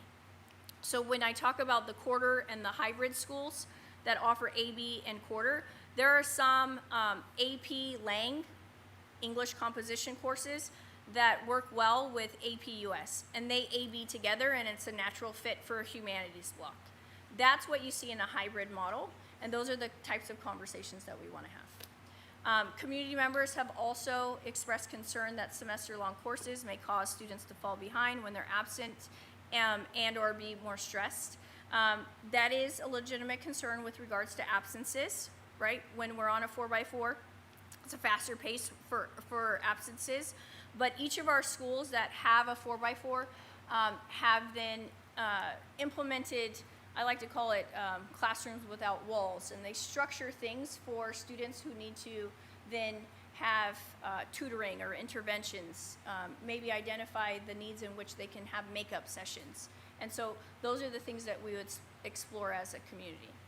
There's other concerns around, I know this pays close attention to our ESN students, but really for our English learners and students with disabilities. It's often asked about whether our students can then handle 90 minutes versus 60 minutes, and whether our students can be engaged. So I will share that when I compare my own daughter with my nephew, their levels of engagement are completely different. One loses focus in 2 minutes, the other can like read a book in a matter of like 30 minutes. So I think that is the intention with lesson design and using that instructional time to then differentiate the learning in the classroom. Are we allowing students to work with one another? Are there questions being posed to then check for understanding of our students? But what we have found in our research and in studying schools is that when our students, often what happens is when our students with disabilities take a support class, as I shared earlier, we pull them out of a class that they are passionate about, that they're interested in.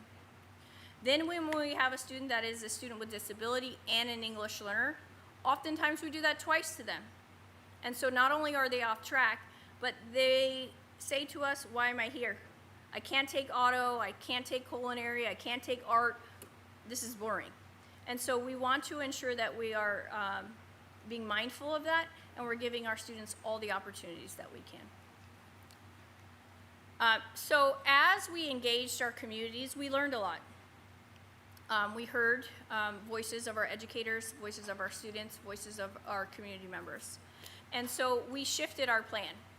In our previous presentations to our school communities, we named specific schools.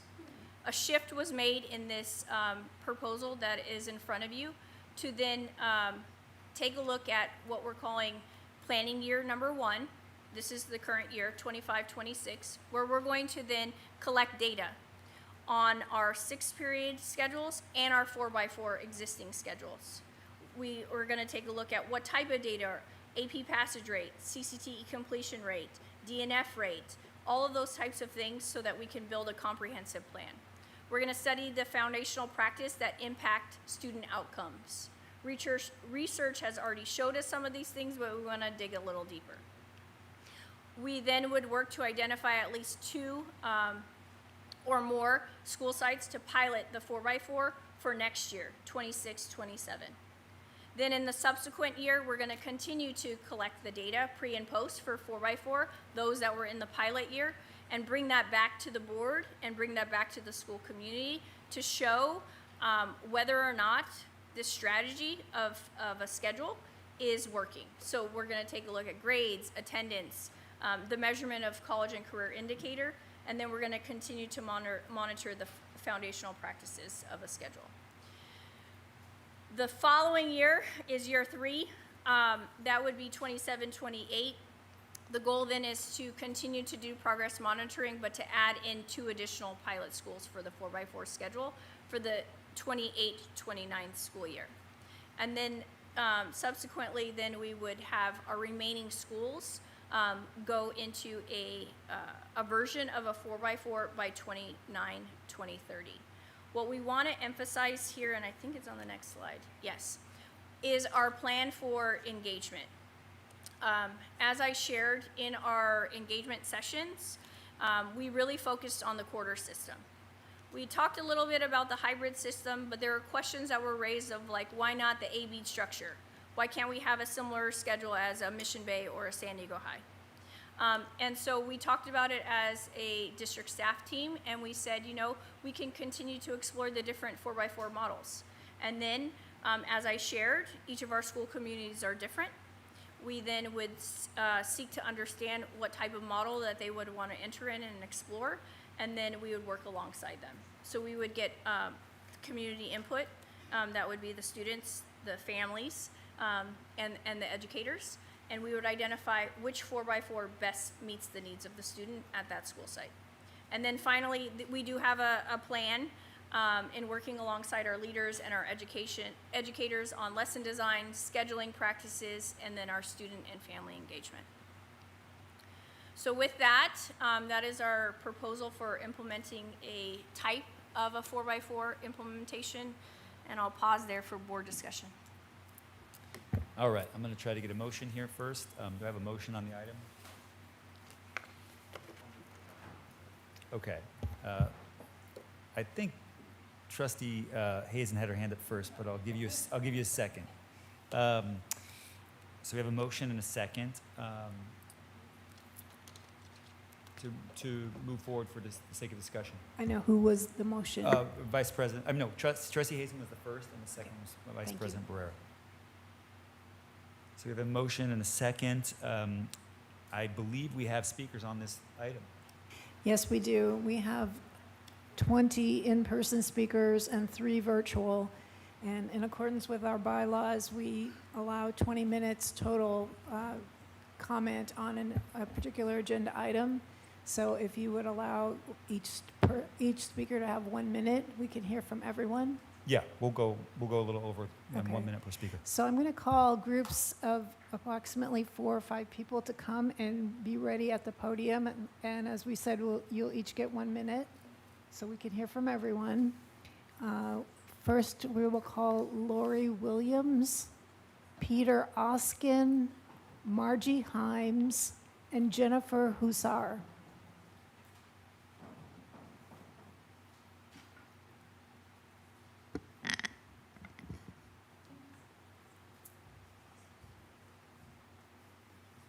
Again. Hi, my name is Lori Williams. I come to you today as a Point Loma High School parent and an educator who lived through the transition from a 6-period day to a 4x4 schedule at another school in the district, and I currently serve at Madison High School as the instructional coordinator. My heart first is as a parent. I ask you to please approve this 4x4 transition for all schools. I want my high schools, my Point Loma High School pointer, to have the same opportunities as the students I worked with at the 4x4 school. My son last year was in an honors chemistry class. He had, on average, 1 lab a month, whereas at the 4x4 school, the students had on average 4 labs a week.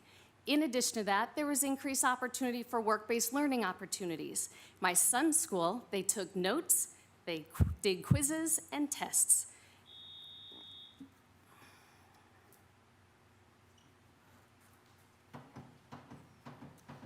My name is Peter Oskin. I'm a teacher at Point Loma High School.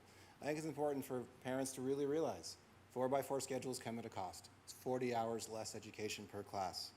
I am a government economics teacher. Civic knowledge in our country is poor. Only 11% of citizens can name all 5 parts of the First Amendment, with ironically the freedom of petition being the least mentioned. I am an effective educator. I need more time to create thoughtful, engaged citizens, not less. The rollout of 4x4 has been rushed. Public engagement has been limited, and the implementation here tonight is rushed also. We have a method in our contract to engage in transitions to 4x4. District leadership is trying to bypass that. Instead, I encourage the board to encourage district leadership to go back and use the existing methods versus trying to do this vote tonight. Not doing so, I believe, will hurt our school community and hurt student education. Thank you.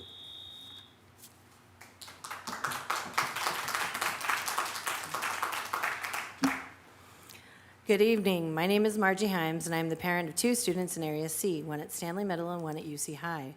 I choiced my children into Area C in part to avoid enrollment in block schedule schools.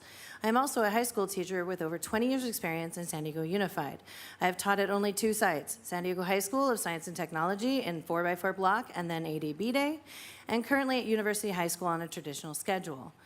I'm going to skip over all of the points that have already been made and go to Hannah Cook's research brief around the block evaluating school schedules. Little peer-reviewed empirical research has been conducted on the impact of block scheduling in the last decade. Across many variables and measures, results are inconclusive as to whether block scheduling is more effective than traditional schedules. Based on the current literature, there is not enough evidence to suggest that block scheduling's advantages outweigh the drawbacks of overhauling the master schedule. The findings highlight the inconsistent results and lack of strong evidence to support the notion that block scheduling leads to significant learning benefits.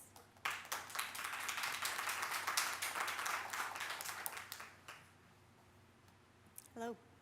My name is Jennifer Hussar, and I'm a parent of a 6th grader. If the 4x4 is implemented, it will likely be when my son is in high school. I'm disheartened that the board's decision has not included middle school families' input when our kids have an even higher stake in the decision you make tonight. This model asks our kids to do more with less. More coursework, 25% less time to cover it. 8 classes a year instead of 6, while graduating with 20 extra credits. Instead of teaching our kids the wisdom of smart and efficient time management, we are asking them to do even more with their already overwhelming schedules. We are not improving anyone's mental health by pressuring them to put even more on their already full plates. I acknowledge that that works for some schools, but this needs to be a site-based decision. Thank you. The next group of speakers, excuse me, Kyle Weinberg, Daniel Schutler Ojeda, Adeline Schutler Ojeda, Caroli Tippett Russell.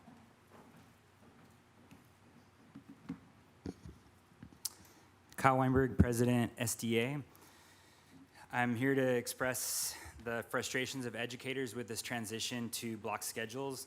We know that most of the high schools in the district have successfully implemented block schedules, but this came about through critical educator voice in the decision-making process, through supermajority votes that generate our collective commitment to implement this model. Without this collective commitment, we will be going down a path that leads to animosity and division that will detract from our core mission of providing the best possible education for our students. In March, our SDA bargaining team proposed to improve protections in our contract around moving to block schedules. This proposal brings all voices of school communities to the table, including families, students, educators, staff, to make this decision together, and we have not received a response from the district. The board is voting on a top-down approach to implementing block schedules that runs counter to our shared goal of advancing democracy in our schools. Instead of imposing block schedules from above, the board has the opportunity to support us in having these conversations and determine our own path without holding a sword over our heads. We can do better. Thank you.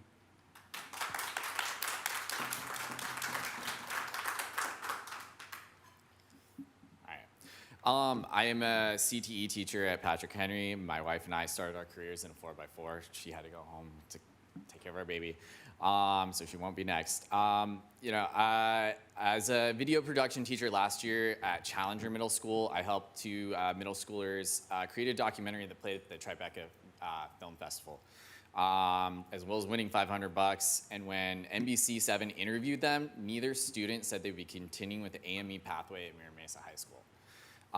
They achieved the peak of what a middle schooler can achieve at that level, and they decided that's not what they want to do with the rest of their lives, and that's perfectly okay. But that's what's normal. That's not counter to what a student going to SCPA, right? They're going there with that intention in mind, and most of our students, they're figuring things out, and they need that space. At Patrick Henry, I discovered firsthand what my colleagues at PDs warned me about, the dreaded assigned time home. And in the first 2 weeks of the school year, I lost over a third of my digital comm students, juniors and seniors, to assigned time home. It's assigned time home.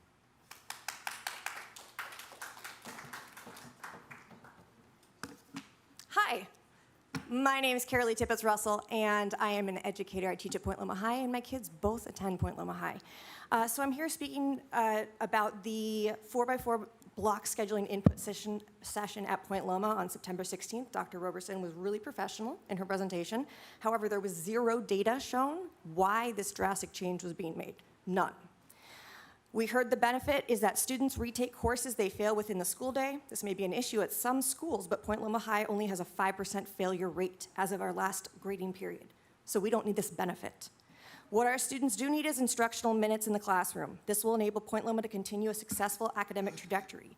The students of Point Loma High have improved their passing AP scores rate by 23% in the last 5 years. We do not need to remove 40 hours of instruction for each course. That will not lead to continued success. And the Public Policy Institute of California just reported that 4 of 5 students are not prepared for college. How is 40 hours less going to prepare them for college? Thank you. Next group of speakers, Henry Escobar, Sarah Butterfield, Eliza Furlhoff, and Brian Benz.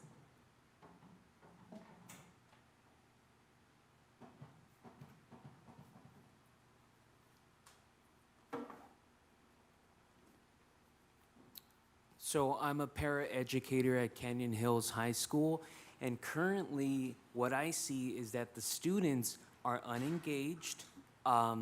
They're just not ready for this 4x4. It's just going to be an overwhelming burden because it's just going to lead to more disciplinary issues with the student. They're going to feel stuck. They're going to feel caged in when they have to stay in a classroom for longer than usual than what it is now. If anything, I would think we should have shorter class time as opposed to longer. And this isn't fair for the teachers as well because they have to modify their curriculum, whether it's taking stuff out or adding stuff in. It's just gonna take time, and that's what they don't have time.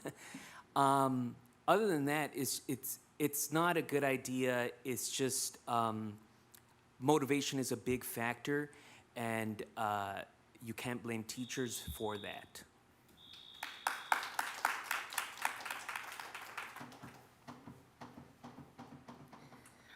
Hi, my name is Eliza Frohoff. I'm both a parent and a teacher. I have taught at both a 4x4 and separately at 6-period schedule schools. And by far, the learning was so much better in a smaller class setting with the less time than at the Lincoln. I taught at Lincoln.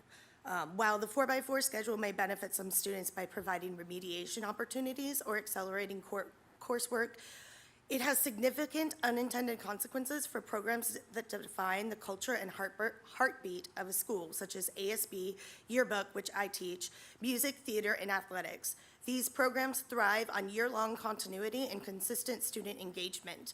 Under a 4x4, student leaders and staff advisors lose half the instructional time and continuity needed to plan school-wide events, publish a yearbook, or maintain traditions that build community and belonging. This is not a small loss. It undercuts the very fabric of student life.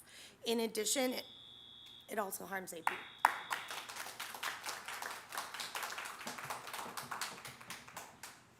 Good evening. My name is Sarah. I am the parent of a current 6th grader and 8th grader in Point Loma. I urge you to vote no on the 4x4 block schedule. The district is framing it as an opportunity, but in reality, it comes at a great cost to both students and teachers. Teachers are going to face 90-minute classes, larger student loads, and the challenge of teaching 8 classes worth of curriculum each year instead of 6. That means more grading, more lesson planning, and less time to give students the individual support that they need. Many teachers are already stretched thin, and this model risks accelerating burnout and driving good educators out of the classroom. At the same time, students are losing 40 hours of instruction per subject. AP courses are crammed into unrealistic timelines, and critical questions around athletics and support for diverse learners remain unanswered. Even with the district's slower rollout, every school will still be forced into a 4x4 by 2028. That's not a meaningful choice. That is just postponing the inevitable while using pilot schools and our students, my students, as test cases. Our kids deserve proven solutions, not experiments that cut their instructional time or add to their workload or undermine the excellence our schools have already achieved. Please vote no on this proposal.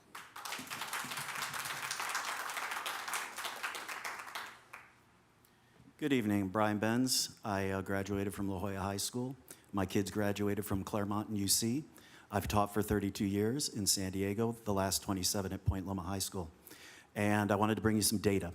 And the data is a lot what Dr. Roberson was talking about. It's from the U.S. News and World Report. Of the 13 high schools in San Diego Unified School District that use 4x4, only 4 of them have over 1,200 students. That would be Crawford, Lincoln, Morris, and Hoover. And in that report, they all rank 648 or higher in California. Of the 8 schools that you want to change, 7 of them have populations over 1,200 students. And all 7 of those rank in the top 450 in this state. And those take into consideration APs, graduation rates, failures, everything you're talking about. It doesn't work at these big schools.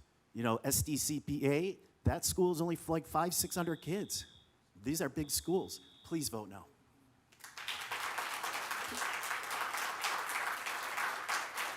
The next group of speakers, Judd Grubbs, Amber Levine, and Sean Hunter.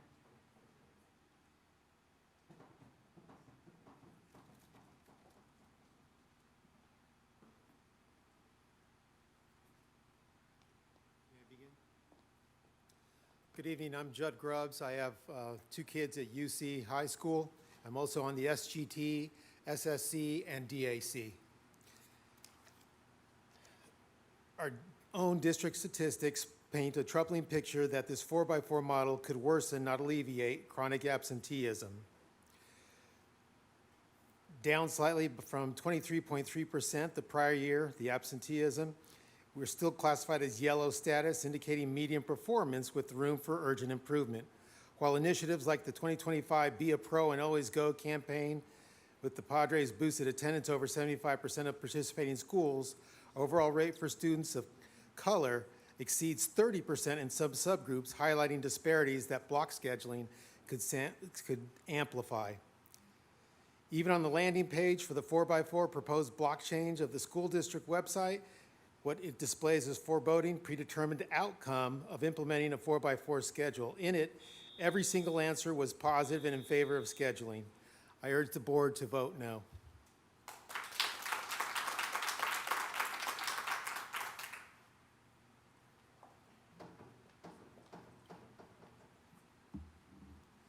Hi, my name is Amber Levine, and I'm the mother of 3 boys in the Point Loma cluster.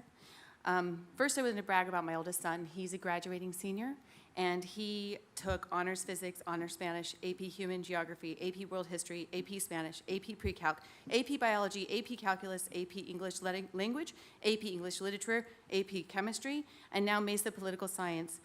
And thank you to Board Member Weister's Payne for the debt concern, where you talked about the conflict of not having enough coursework done in high school for college, but thanks to the AP programs he took, which he passed every single one of them, except for the ones he's still in, and got 5s on most of them, thanks to the Point Loma High School teaching staff. And most of those teachers who are in the AP courses were there to say, do not put this on us. That 40 hours of lost work is going to make it harder for us to teach these courses. So she told us that the meeting that she didn't see a huge plummet in the AP pass rate, but just for AP Human Geography alone, freshman year, almost 100% pass rate at Point Loma High School. So I think that it would be really detrimental to our program in Point Loma to pass this. Please vote no.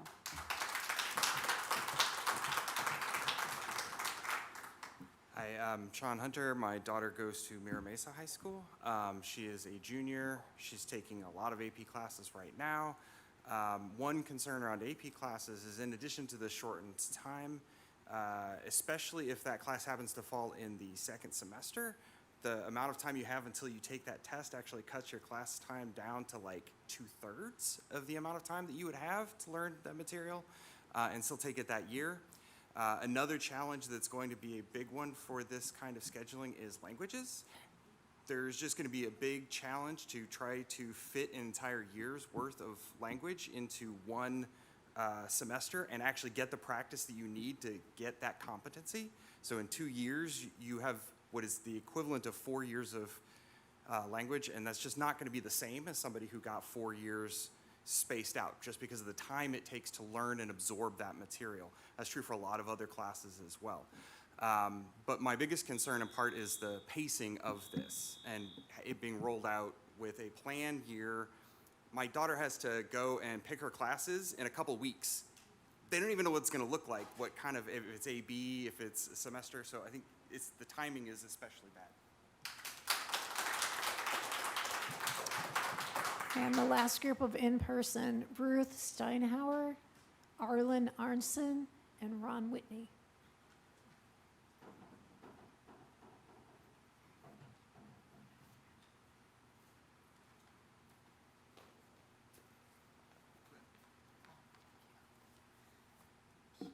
Good evening. Thank you very much for hearing and considering my and the majority of the Point Loma High School parents and teachers' concerns about the 4x4 schedule as proposed.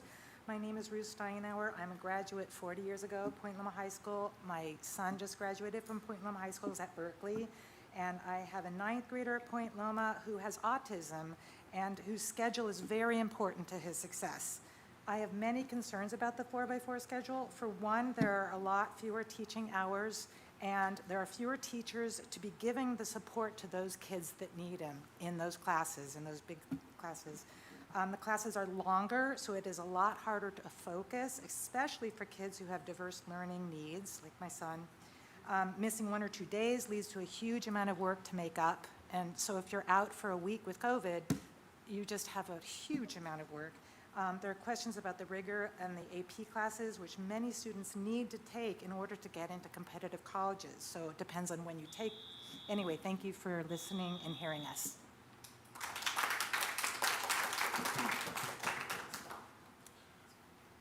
Hello, Arlen Arnston. I am the father of an incredible student. He's a junior at Point Loma High School.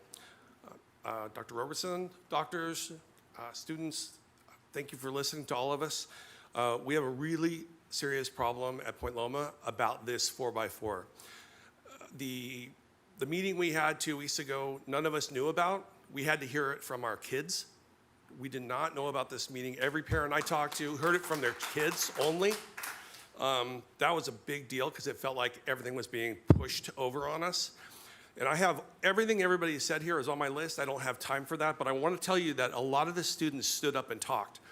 And it was amazing how great they were for us to hear what they had to say and the fear that they had in their voices, that this was a big problem. They're already stressed out. They're already doing amazing in their AP classes. And the thought of reducing that instruction hour with these amazing teachers that they have in AP, it freaks them out.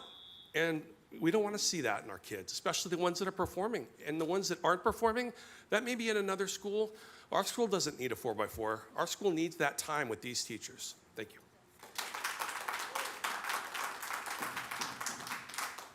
Hi, my name is Ron Whitney. I have 2 sons at Point Loma, and I'm in my 21st year of teaching AP and IB classes at Granton Hills High School in the Grossmont District. Repeat a lot of things, but one thing I don't think has been brought up yet, the idea of doing an AP class and then having an exam months later. I know that's been addressed in some of the literature. I see it on your website, and from my wife and sons going to the meeting at Point Loma, I heard one answer was, that's okay, we'll have review sessions to get the kids who haven't been taking the class ready for the exam. Where's the money? Why not use all this magical money for review sessions to help the remedial kids? And if you think that the teachers are going to show up for a bunch of review sessions, and you think the students are going to show up to a bunch of review sessions, I can speak for experience in the teaching community. It doesn't work that way. You can't really grab a bunch of kids, hey, remember that stuff we did 4 months ago? Why don't you come on Saturday? I'll be there for free. You guys come, we'll do a review. I appreciate the idea. I don't see it working. Thank you, and I would say no. We have 3 virtual speakers. Each speaker will have 1 minute. Julie Dennis, if you are available, please unmute. I'm available. Can you hear me? Yes, go ahead, please. Wonderful. The question still remains unanswered. Why is this vote happening with less than 30 days notice to parents and staff, and some schools did not receive any notice? As such, I urge you to vote no on this measure. I'm neither for or against this 4x4 schedule change. I'm against unilateral district decisions that will impact over 20,000 students, regardless of what the staff, students, school admin, or parents see what is best for the students. Tries to fit all schools into one box. And I have read the research that was referenced tonight. The data set is small. One study was about schools in Saudi Arabia. One longitudinal study, quote, was pulled data from reports from 2001 and prior. No research from this decade. I urge the board to look at the research that's being referenced. I've worked in schools as a licensed mental health therapist for over 20 years with various schedules. There are pros and cons to all of them. My overarching experience, professional and personal, as a mother of 3, 2 in the district and 1 in North Carolina as a freshman in college, is that a decision like this needs to be up to the stakeholders at the school site, not the district, not the small set of Thank you. quote, Your time empathy is up. interviews. Your time is up. Ashley Palmore. Yes, I'm here. I'm a middle school parent in the Henry cluster. First, I want to express my extreme disappointment with the approach that was taken to sharing this plan, and what was advertised and told you guys as input sessions and opportunities to ask questions was really just an announcement to us of something that sounded like it was an already made decision. We were given only pros with no cons acknowledged. We were told students were interviewed, yet none of these students are going to be attending when this impact is felt. They asked the students if they wanted more electives. Of course, who wouldn't? But was the plan for getting those electives actually shared? Because you heard earlier from your student advisory board, they don't want this either. Not one person in the meeting who wasn't from the district office walked away thinking this was a good choice. I asked tonight that you use the site governance teams as they were intended to let each site decide if this plan is right for the students and staff at their school. There are too many unanswered questions to decide. You mentioned all the studying and conversations yet to happen, so making this decision beforehand seems premature. Let the true stakeholders decide, the parents and most of all the teachers and the students who will be impacted. Not those you asked several years ago, but the ones who are here now. Your own data shows the work you're doing is working for the majority of the students. Do not make our children test subjects for a system no one wants. Thank you. Your time is up. Laura Garrett. Yes, thank you. Thank you. Can you hear me? Yes, I'm the go parent ahead. of a 10th grader at Point Loma and an 8th grader at Grant, who up until 2 weeks ago, I was planning to send to Point Loma as well, though now we're rethinking that assumption in light of the planned block scheduling changes. Much of the concern that I have has already been voiced by others, in particular around AP testing and outcomes. I was able to find 2 studies, one conducted at Bemidji State in Minnesota and one published by the College Board, that showed that a 4x4 schedule has negative implications for subject retention and a negative impact on AP test scores. Now, I hate to just cherry pick studies that I was able to find, but surely we also have data from our own district. What is known about the 13 schools who are actively using this model and its AP students? Thus far, the only mitigation for AP test takers I've heard is an expectation of more self-study on weekends and nights, which strikes me as an incredibly unfair additional burden on students who are likely already working quite intensely in faster paced classes and have significant extracurricular pursuits, not to mention the potential financial implications for parents. Thank you. Your time is up. I urge you to vote no. Thank you. That concludes public comment.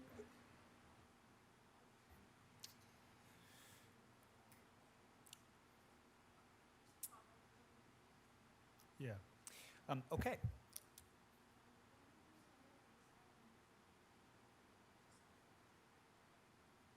Point of clarification, Mr. Chair.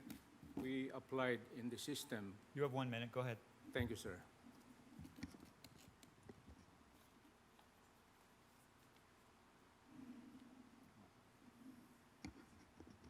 My name is Farida Barber.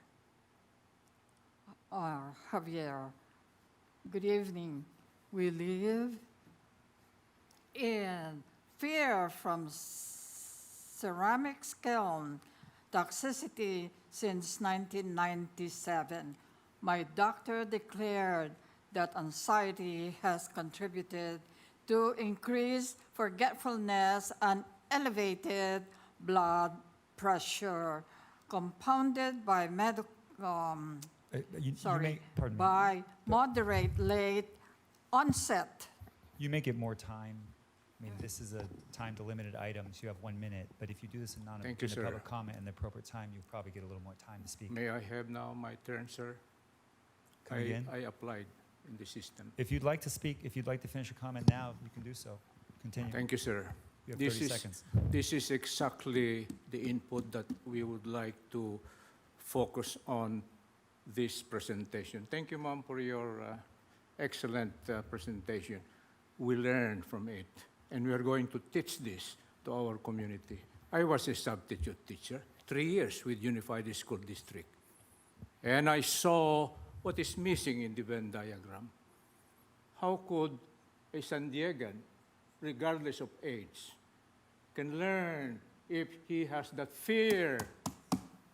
The space where he lives is not, prepared.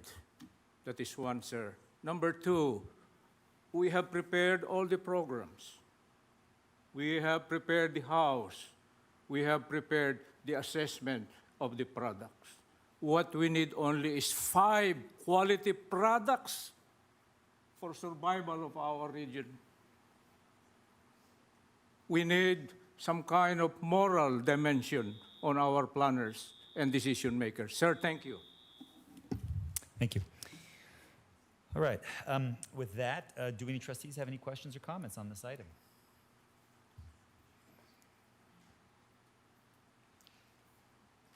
Vice President Barrera. I'll start. First of all, I want to not only thank everybody who's come and spoken in public comment tonight, but I want to thank Superintendent Bagula and her team. And let me own up to what has prompted this conversation and has prompted the concern. This is coming from us. This is coming from the board. We've, for probably the last at least 3 years, I would say, have been saying to the staff that we see real benefits in a 4x4 schedule. And we see benefits in terms of opportunities for students to take more courses, opportunities for students to go out and do internships and have opportunities in the community. So this is coming from the board. I think what this is a reminder of, and I'll speak for myself, is why top-down decision-making is never the right way to go. So what's in front of us now is, do we move forward with this conversation in the schools that currently don't have a 4x4 schedule? Or do we just sort of cut it off now? I can't support cutting it off now. What is important is that the conversation doesn't begin with an assumption that the outcome is predetermined. By the way, as we know, in the process, and I think President Weinberg spoke to this, a couple of you spoke to this, there's currently a process within the contract. I know there's negotiations about that process as well. But the process is essentially that this conversation happens through site governance in the school community, that votes are taken, but that ultimately the school board makes the decision. That's what the process is now. The schedule that Superintendent Bagula and the staff are recommending means that at some point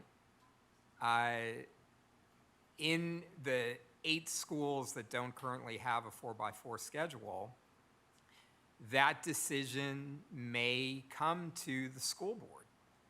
But that's not the decision that this school board is making tonight. What's important is that this process is done in each school community in a way that does allow the stakeholders in the school community to go through this, consider what you think is best, have those debates, and then take a vote. And then it's going to be up to whatever school board is here to decide whatever decision that board is going to make as a result of the vote that's taken at the school site level. So I do think this process should go forward. I do think there are real potential benefits in the 4x4 schedule. But the school communities have to have the opportunity to go through that process themselves according to the process that's outlined in the contract. And ultimately, school boards are going to have to make that decision. So I would just, again, say 2 things. The superintendent and the staff have been going out and trying to have these discussions, implement a process because the board has asked them to do it. And I think what they've come back with is a recognition that this shouldn't be rushed. But ultimately, this process is going to follow the contract, and it's going to follow the opportunity for people at the school community to weigh in and take a vote. And so I'm not cutting off that opportunity tonight. I think it's an important discussion to make, so I'm voting yes to move this process forward. But again, to do it in a way that frankly is more respectful of each school community than I think our board has been in trying to push for a predetermined decision. Can we vote no? Can we vote no on the 4x4? You can vote according to the contract, which of course gives you an opportunity to vote no. Ultimately, though, according to the contract, the school board will make the final decision at that point. All right, but we're not going to have back and forth. Honestly, it'll. I think that's. It'll degenerate. Yeah, so. but no, it's not. It's not about arguing. It's about being clear, and the process is clear right now. And what Kyle's suggesting is there's room to actually negotiate that process, but the process is clear. There will be a discussion. There will be a vote with the. Well, no, that's not, let me We're be not gonna clear do it back again. and forth. Yeah, but You can be- you can clarify. Yeah, It's but good, but I I'm just not want to gonna be back and clear. forth. I'm not voting for this tonight saying that there's a predetermined outcome, because that's not what the process actually allows. Our board cannot tonight vote to establish 4x4s at schools without going through the process. So the process will be followed. That process might even develop, under the negotiations. And then those decisions will be made at a later point. But what the board's voting on tonight, if it approves this recommendation, is not that there will be 4x4. It's voting to continue that process moving forward. And again, I think there are real benefits and real opportunities for a 4x4, but there may be school communities that in the end disagree with that, and the school board's going to need to honor that. So I'm voting yes. Thank you, Vice President. Is there any additional comment? Yes, please. Trustee Ordaz. Okay, I would like to say thank you, Jen, for your presentation. I do want to go over a few points to tell you guys that I feel like we should be worrying about, because if we don't worry about these things now, they'll come up later and then we won't be able to fix them in enough time. I do want to say that we should take a step back and realize that a lot of staff and students are unhappy about this, and we just presented it. We haven't even gone through with it, and we already have strong emotions on going through this process and creating it. So that's one of the things that we have to figure out. If we're going to vote on this, and since we're all a team, we have to work with the staff. So the staff at the site level is able to, for the schools that don't have the 4x4, move it. So we start doing 4x4. If the staff already don't want it, how are we going to ensure that if it does happen, the staff are going to have that exact motivation, are going to make those classes engaging? Are we going to be checking in with those staff members if this does happen? Because we're already noticing that enough students are saying no and enough staff are saying no. That's something that we have to think about and say, why is this? Not just saying, okay, it might just be an emotional thing because maybe some students just don't want to take that many classes, or some staff, because they've been working at the same site for multiple years, they don't want to change their jobs. But that's one of the things we do have to keep in consideration, because it does affect the outcome in when 4x4s actually happen. For the AP classes, on how you were stating that there's going to be study sessions before school or after school. If we talk about before school, and you can totally clear it up if you have an answer towards this. If we're talking about before school, are we providing that transportation for that child? Because some students can't get to school on time because their parent has to work, or because they have to take the actual city bus because the school bus doesn't go to their locations. So how are we going to manage that and make sure that that student is going before school? For after-school students, we're talking about sports, we're talking about extracurriculars. We already know that the students who take AP classes are already overachieving students because they want to challenge themselves. So we can already assume, and I'm talking from the student perspective, on speaking from multiple students, not just from my school only, but from schools that already have the 4x4, students who do take those AP courses are involved in extracurriculars and sports. So we already have that factor. On the weekends, that's a whole nother thing. We have tournaments during the weekends, we have programs during the weekends. How are we gonna make sure that the student actually picks the study session over the sport? And that also plays another factor. If the student is missing that sport, they're not going to be able to play.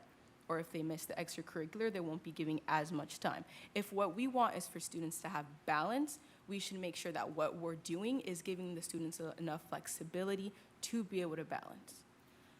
Another thing that I wanted to bring up was for the community college system, you stated that staff at the site level will need to offer classes that rotate between a Monday, Wednesday schedule or a Tuesday, Thursday schedule. We do have limited sources with colleges. We are not the #1 priority for colleges. College students are. We are under that as high school students. So, for example, I will bring up the example at my school. Black Studies was a course that wanted to be taken, but because at the college level, there weren't enough staff who were eligible to teach that class. They weren't able to give it to high school students. So are we really making sure that all students have the same amount of college classes that they can take if we are allowing 4x4s to bring more college classes on campus? I just think there's too much worry for simple things that I feel like if we do go through with this, it's gonna cause a lot of things to fall behind. For the schools that already have, that do not have a 4x4, that have a traditional schedule, I don't see enough of a statement that shows that those schools are struggling with a traditional 6-period schedule, that they need to be brought to a 4x4. And it's not that I don't think the 4x4 is reasonable. I think it is good that more students are taking more classes. But from the student perspective, if what we want is to not make our district one size fits all, we are putting them under the structure of following a simple 4x4 when it's not needed for the schools that don't have it. If we are going to vote on yes, trustees, I want us to be able to have a plan C, not a plan A and B. Have those high schools be able to choose what they want, or have those high schools not have it at all. Because there's no significant decrease or effect or problem with the schools that do not have a 4x4 that we need to bring everything down for it to change. I think that's what I'll say. Thank you, Trustee Ordaz. Would you like to respond to any? Yeah. I think the points, the concerns that you raise are valid. When we have shifted high schools from a 6-period day to a 4x4, it took 2 to 3 years of conversations, ongoing conversations. So that is why you see in this plan the need to engage. Because what you lifted up, it might seem on the surface very simple conversations, but there are a lot of misconceptions that I've heard, not only here at the dais, but from our testimonies with regards to how scheduling works. The presentation didn't dig into the technical aspects of how an AB or AP courses could be scheduled into a student's schedule, or year-longing ASB or yearbook. That wasn't the point of the presentation. Each school then does that differently. And that's when I said that it's really important for us to go in and engage. I would encourage our AP teachers at each of those schools to really talk to their colleagues at the 4x4, because they were hesitant as well. They lifted up very similar concerns, but they will be the first to say, I wouldn't go back. Maybe they would AB some things, but maybe they wouldn't. If our students talk to students at each of the 4x4s, you'll in fact see that they have more opportunities and they would not go back to a 6-period day. So what this plan then allows is the time that we spoke about where we can do that. We can learn from each other, we can ask those questions, we can take a look at different types of scheduling. Our students can talk to other students because there really are benefits. And right now, there are a lot of misconceptions that are out there that we heard in this space that over time and conversation, we could then really get to the root of that and have those flourishing conversations. But it will take time. And I will say that if you do look, really look, and I'm happy to engage with each of the school communities that are on traditional. When we talk about all needs to mean all. So when you look at the chart in front of you of the 8 remaining schools, we don't have high percentage rates of CCTE completion. And what our students have expressed is the need for a different type of schedule. We have had public testimony from schools where we've heard specifically from our students and from our families that the schedule is so impacted that they cannot take an engineering course, they cannot take a band course, they cannot take a world language course, which is why we're then exploring these things. So this plan then allows us more time to explore, have those meaningful conversations, learn from one another, and then make decisions at the school site level. Thank you. Trustee Nguyen. I want to begin by thanking Dr. Roberson and your team. I know how much time and effort has gone into preparing this presentation and into trying to imagine ways to better serve students across our district. I really appreciate that. Ashley and I really appreciate, and all students, we appreciate your hard work and intention, because at the heart of this, we know that it's a desire to improve outcomes for students. But as one of the student board members, I do have to be honest about what I hear from my peers. And what I hear is a lot of worry. Not because students fear change, because that happens on a daily basis, but because this proposal feels kind of rushed, incomplete, and a little bit out of step from what our classrooms really need. And at its core, this action item simply doesn't have enough structure. Teachers don't know how they would redesign their lessons from a 57-minute class to 90-minute blocks. And counselors don't know how they'll support students beyond scheduling logistics. Parents don't know the real cost of what it'll cost. And students, the ones who are affected by this, living through it every single day, they don't know the change. They don't know how this will change and how it will serve them better. And I feel like without those answers, we're left with uncertainty, confusion, and likely chaos the first years of rollout. And this is why I really urge the board trustees to put a pause on this vote, because a 4x4 schedule is not inherently bad. I come from a school that operates on a 4x4 schedule, but a district-wide mandate without a clear plan is. And if this is truly about improving student learning, then groundwork has to come first. There should be more information for teachers how they would go from a 57-minute class to 90. There should be more transparent data showing why this model will actually improve outcomes. I think there should be a lot more clarity on cost as well, because we shouldn't be pushing and voting on something if we don't even know the cost of it. And we need more equity protection, because AP and IB students, we don't want them to be left disadvantaged by months of gaps between the exam and when they actually take it. And I really think that none of this is in place right now, and we're really being asked to approve of a plan before it's really ready. And I don't think that's how you should build trust or a sustainable change. And I'm speaking not from just theory, because Hoover, we already operate on a 4x4 schedule, but it's not a rigid 4x4 schedule, it's the hybrid model.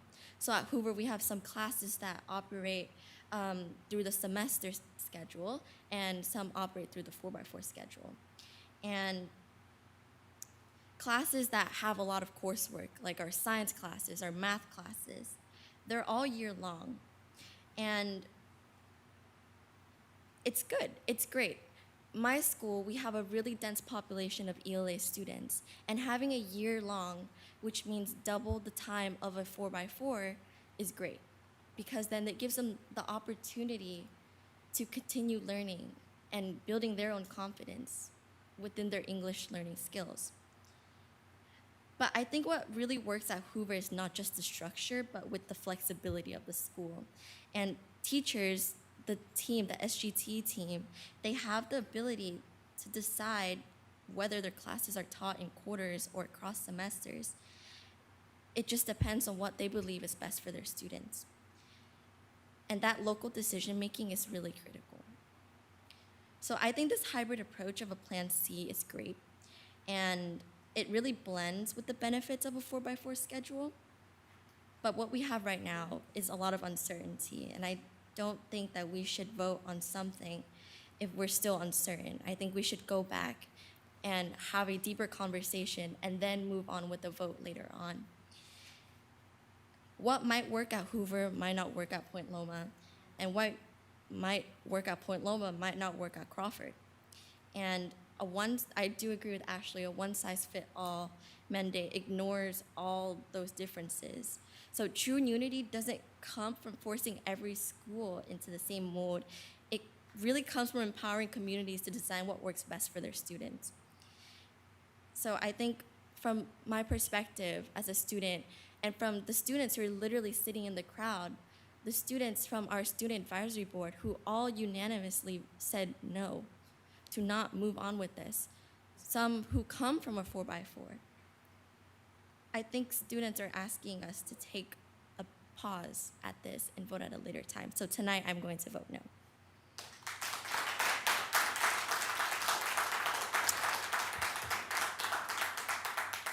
Trustee Hazen?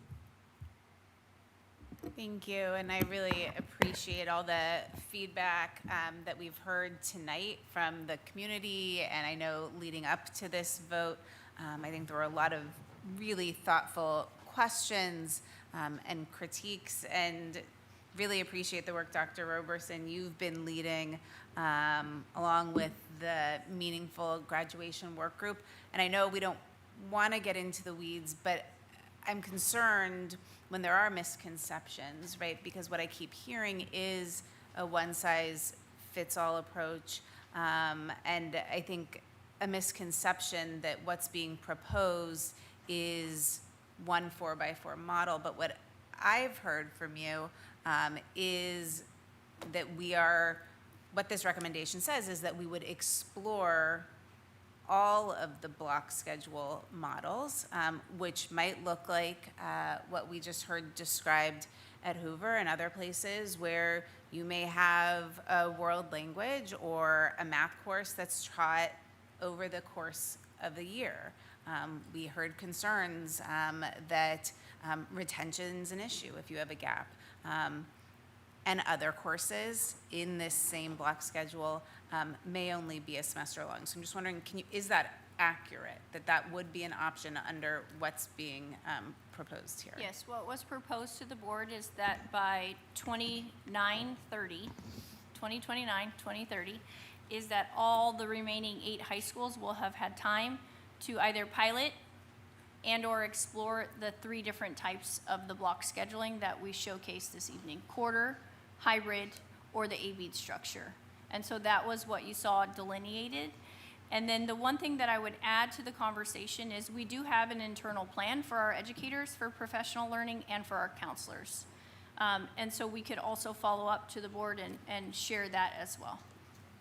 And I think that's really important because I appreciate what we heard from Trustee Nguyen about not feeling like we have all of the details and all the plans, but I know, based on conversations with you, right, those plans exist, the details exist, though they have not all been shared in terms of research and everything else. But I think it's really important as I think about the majority of the feedback we heard tonight, lots of concerns from parents with students in AP courses concerned that their student may only be able to take an AP course for 1 semester. What I'm hearing you say is it's absolutely plausible that within what's being proposed, an AP course could still be a year-long course. And the other thing where I'm hearing maybe misconceptions, or I'm not sure if I understand clearly, is around, again, AP courses. That's where we're getting a lot of feedback around these study sessions. And what I had heard previously at a listening session was that you might have, or that you would have study sessions that would occur during the school day, right? So this isn't extra, this isn't after school, this isn't during work time or sports time or other extracurriculars, but actually built into the regular schedule the same way there would be room for remediation, also room to scaffold and support around APs or other classes. Is that accurate? That's accurate. So those are the types of learning sessions that we have planned out with our educators. So it's not after school, it's not before school, it is No. during the school day. Those are offerings. There are some sites. The goal is to do it all within the school day. Right. And there are ways in which, like technically in a master schedule, you could do, right? You can book in Avid with AP course and have it lead right into it. Schools do it very differently. That's why I encourage us to then go out and then talk with other AP teachers to see what works best. 2 AP psych teachers having that conversation of what model worked best for you is an ideal conversation. And I think that we already have sites right now that do spiral review for AP testing and other types of end of course exams. where they do have boot camps on a Saturday, or they have boot camps in the summertime. But the real goal in the professional learning for educators is really to sit alongside them, to look at the pacing guide that is offered by College Board, for example, for a block schedule, to rethink the learning. And we have worked alongside each of our high school learning leaders to develop that plan. The entire plan for professional learning, for PLCs, everything would be dedicated to this type of work for our leaders. That's built out, but that's for our site leaders to then lead at their school site with their educators. We would be looking at chunking of lessons, lesson design, pacing, all of those things. Thank you. And I think, we're talking a lot about this, related to college and career readiness. And of course, this is connected to that. You lifted this up as, a high leverage strategy to advance those goals and what we talked about in terms of goal 4.1 and 4.2. But I think the other thing for me that is really important, and what I've heard from a lot of students and a lot of families and educators, is also around motivation. Right? That this is as much around our guardrail to ensure students are motivated as it is also to support those college and career goals, right? We know that, so many students that I talk to, and I don't know if this is, the case for you and the Student Advisory Board, is, students are showing up for ASB, for those career pathways, for yearbook, for band, for art, and what ends up happening for a lot of students, as you've described, in 10th grade in particular and 11th grade, is those things become limited. And the things that kids love the most, the things that motivate them to show up, have to be taken out of their schedule. And so my hope is that by exploring this and really working within each community, and I really appreciate the revision to the proposal to say, let's look at all of the options for block scheduling. Let's work in each school community. Let's take until 2030 to figure out what makes sense. How do we work with teachers at each school to see what makes sense for that school? How do we work with parents in those communities so that this is really the beginning of a much longer term conversation, which I really appreciate. One of the things I'm wondering is we have this existing meaningful graduation work group, which I believe is comprised of administrative principals, counselors, and what would it look like to invite teachers to participate in that ongoing work so that collectively, collaboratively, we're shaping this ongoing work together to make sure that all voices are heard. And one last thing that I think is related, but I don't want to lose, is you talked a lot about counselors and around the professional development that's happening with counselors. You talked about feedback from students around big caseloads and not having enough time. And so we see this maybe as a solution to address some of those challenges. I also wonder, and I just want to plant the seed as we go through this year's budget process, and I know dollars are very tight, is there an opportunity to explore whether we can reduce counselor to student ratios if that's also been a challenge? So not related to 4x4, but something that I heard and I don't want to lose. Trustee Bazo and then Trustee Weyers-Payne. Thank you, President Pedersen, and thank you to everyone, our audience, as well as all my colleagues here for your comments. I wanted to present kind of from a little bit different perspective. I know we've been talking about how we feel like this is rushed. I wish we had a little bit more input from some of the schools that did have this process. I know we have in past meetings, but I think it would have been really important to have some of those schools represented, either students or principals, to talk a little bit, because I have heard good things about 4x4. And specifically, I wanted to share that the schools that are planning to roll this out, I think, is it Mira Mesa and Madison? Are those the two that were? And Canyon Hills. And Canyon Hills was the other one, okay. So I know specifically, my kids went to school at Mira Mesa High School. I have a good relationship with the principal there. He's been working on this research, I know, with you for like 4 years, has really done, they've done a lot of homework. They've gone to school, they've, like you said, gone to many sites where they're using this doing this work, and it's been successful, and I know he's very excited about the work. And I feel as though that community is on board. I mean, there are outliers, of course. So I would propose, I don't know, maybe something in the middle, because I feel uncomfortable not voting with my student colleagues up here, because I feel like that's an important thing that I want to respect. The schools that are ready to go, like I know Mira Mesa is ready to go, and I don't know if I can speak for the other two, Madison, or could we have those schools that are just ready now to go ahead and roll out, and the ones where there is like more concern, as Alina mentioned, you know, maybe take a pause with some of those schools. Is there a way to do, you know, tonight to do something in the middle rather than just saying we're going to just do across the board? Because as a parent, you know, I'm a parent. I mean, I came up to this position as a parent, and I know, you know, that things aren't going to get done, or it's not going to work out if we don't have the communities on board, and for that matter, all the staff and the principals. And I know there's just all so many different, I'm hearing a lot of different perspectives right now, and I would like to let the schools that are ready to go, you know, this coming year, that are prepared to allow them to start, and then maybe take a pause on the remaining schools. That would be my suggestion. Yeah, Oh. so I actually want to reference back our proposal, because that's it. I want to say that we're actually all capturing the same sort of concerns that we found. And thank you, Trustee Barrera, for stating that this was, you know, an ask from the board. And so our team went out there and said, okay, let's explore this. And what we found was exactly what you all said. And my biggest concern is this is high stakes change.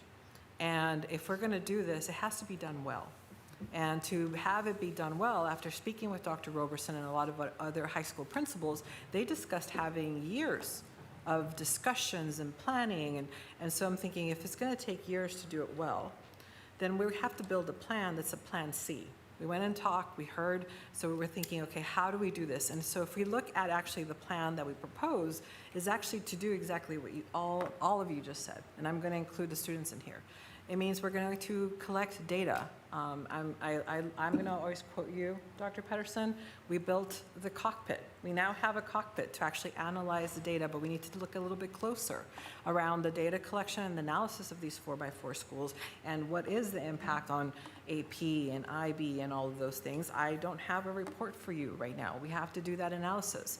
We also talk about the foundational practices that impact student outcomes. We need to take a look at that, and what does that mean to have those foundational practices, to identify at least 2 sites to pilot, to start practicing. To your point, there's some schools that want this, there's some school leaders that are ready. What might we do with those willing as we continue to collect? Now, I'm going to say a true practice of really analyzing the data, of really listening to people, is things are going to emerge. And I have been thinking about this, like, what is the problem we're trying to solve, and or what are the conditions we're trying to improve for students, because that's really what we're trying to do. And so in this data analysis, in this implementation, in this slowing down to honor the couple of years that principals have told us, like, it took us a while to do this, and we're going to support you. And we don't know what we're going to find in year 2028. We might come back and go, okay, we just found something completely different and new, and I want to leave a little bit of it open for what emerges. But this is high stakes change, and I recognize that. And because it's high stakes change, we have to stay very close. And I'm also thinking about our staff.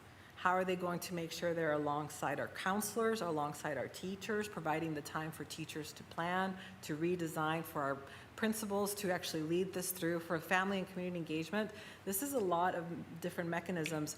And then there's the technical aspect of just building the darn thing, right? And so there's a lot of pieces, moving pieces here, which is why we're proposing to just really slow things down, continuously collect data. You'll see that as the very first piece across all of the years, and actually say we're going to report out what we're finding. We want to hold ourselves accountable. We're not trying to do something that's going to hurt others. So I just want to say that it is the conditions that we're proposing is to actually do that, to think about all of the pieces that you said.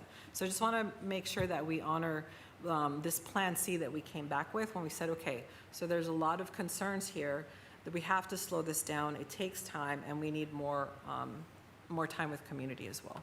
Trustee Weyers-Payne? I'll get to you afterwards, okay? I've been quiet because I was actually at Mission Bay High School in the 80s and 70s and 80s, and we had a schedule that was block. I mean, we didn't see all of our students. I had like 175 students, and we didn't get to see them every day. We had 135, 246, alternated days, and then Fridays we would see everybody for an hour. And I absolutely loved it. Everybody at the school loved it. They're still doing some form of that. It did not make sense for us to have them for a few minutes for 175 students, each teacher. It didn't make sense. So it meant that you had to plan differently. You could not do a one lesson for that day. You had to plan 2 lessons for a day. But it just made a lot of sense to me and the staff there at Mission Bay. And I commend them for standing up for their guns and still doing it even when no one else was doing it. I want to take a pause here and say that I am very proud of our students. I am really proud of them tonight. They have done a tremendous job of going against the adults and just really advocating for our students. That's why we have you on the board. That's what we wanted to hear. And that, it makes me happy, and I think that you've come up with the solution that for those schools that have thought it through and they're ready to move on this, let them move, but let's slow this thing down. Because one of the things we learned from Bethune, the K-8, you have to allow people to come along with you. The other schools, we had decided, they were asking us to close down the K-8s. And in fact, one of them had already done it many years ago, closed down the school for a K-8 because they saw that we needed to do that. And so the school that was complaining, they didn't say anything. They didn't want it closed. It looked like a regular school. I mean, it's a middle school. So we have to allow, although we're a large district, somehow or another, and I know this is more staffing, we're all bemoaning that fact because it does put a lot of pressure on you. Thank you, Jen and your staff. I know we put you under a lot of pressure, but I believe it's going to work out in the end. And it's going to, and the folks who change with this, they'll love it once they get into it, but it's going to take some time. And just thank you to all of you who've been working on this, trying to get it right for us. So now, your turn. Okay, second round. Let's start the second. I just want to say thank you, and thank you for everyone who has spoken. And again, thank you, Jen. I did want to reference back to what Trustee Bazu was saying on there not being enough evidence from 4x4s coming on and saying, hey, like, we are doing this is why it works. Like, Trustee Alina already stated from her being from Hoover House, she has hybrid, but I feel like if we were to bring in more schools from 4x4 that say that this is genuinely helping and presenting it to the educators, maybe the staff, instead of feeling like, oh, you guys are throwing this blanket on us, we don't want to do this, they can actually understand and see the perspective. Because if what we want everyone is to come on the same level, we have to make sure that everyone sees all perspectives and sides instead of just saying, okay, this is what's going to happen to the traditional schools if we bring 4x4. No, we also need to know, okay, for the actual 4x4 schools, this is what's happening to them. I feel like if we have more of that evidence actually in front of our hands and for everyone to see, it would bring down more the amount of stress that students and educators are having. I also want to go back to what Trustee Hazen was saying to you about the study sessions. Thank you for clearing that up on how you're going to build it into the actual classes. But I do want to know, how are we going to have enough time to bring in the material bringing back in the material, bringing back in the labs that we say that we're going to bring into class, and bringing back the material that we're already supposed to learn and keeping those students engaged. We already know that one of the biggest issues with students is schoolwork, and when they're in class, not all students learn the same way. Nobody knows how a student processes their own information than the student themselves. So how are we going to make sure that bringing back, building in that material will actually be presentable and will actually be good for the student? I feel like we're taking a very, very, very, very far step if we do that and it ends up failing, because then we have thousands of students at risk, and it's not just a few. That's all I'll say. Thank you. Thank you, Trustee Ordaz. Any other comments? All right, I got some thoughts. Thank you to all the members of the public who spoke in the room and in virtual land. Thank you to my colleagues for the commentary. So, my instinct is to kind of go meta and think through what is happening right now, like beyond the question. We can get into the question, but what's happening right now? And so I would say clearly we have we did not stick the landing on this rollout. That goes without saying.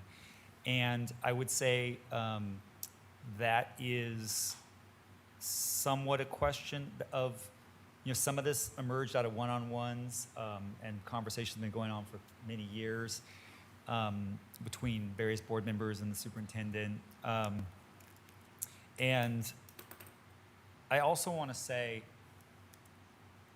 some problems of the rollout are the result of, I just want to acknowledge, we are in an austerity environment.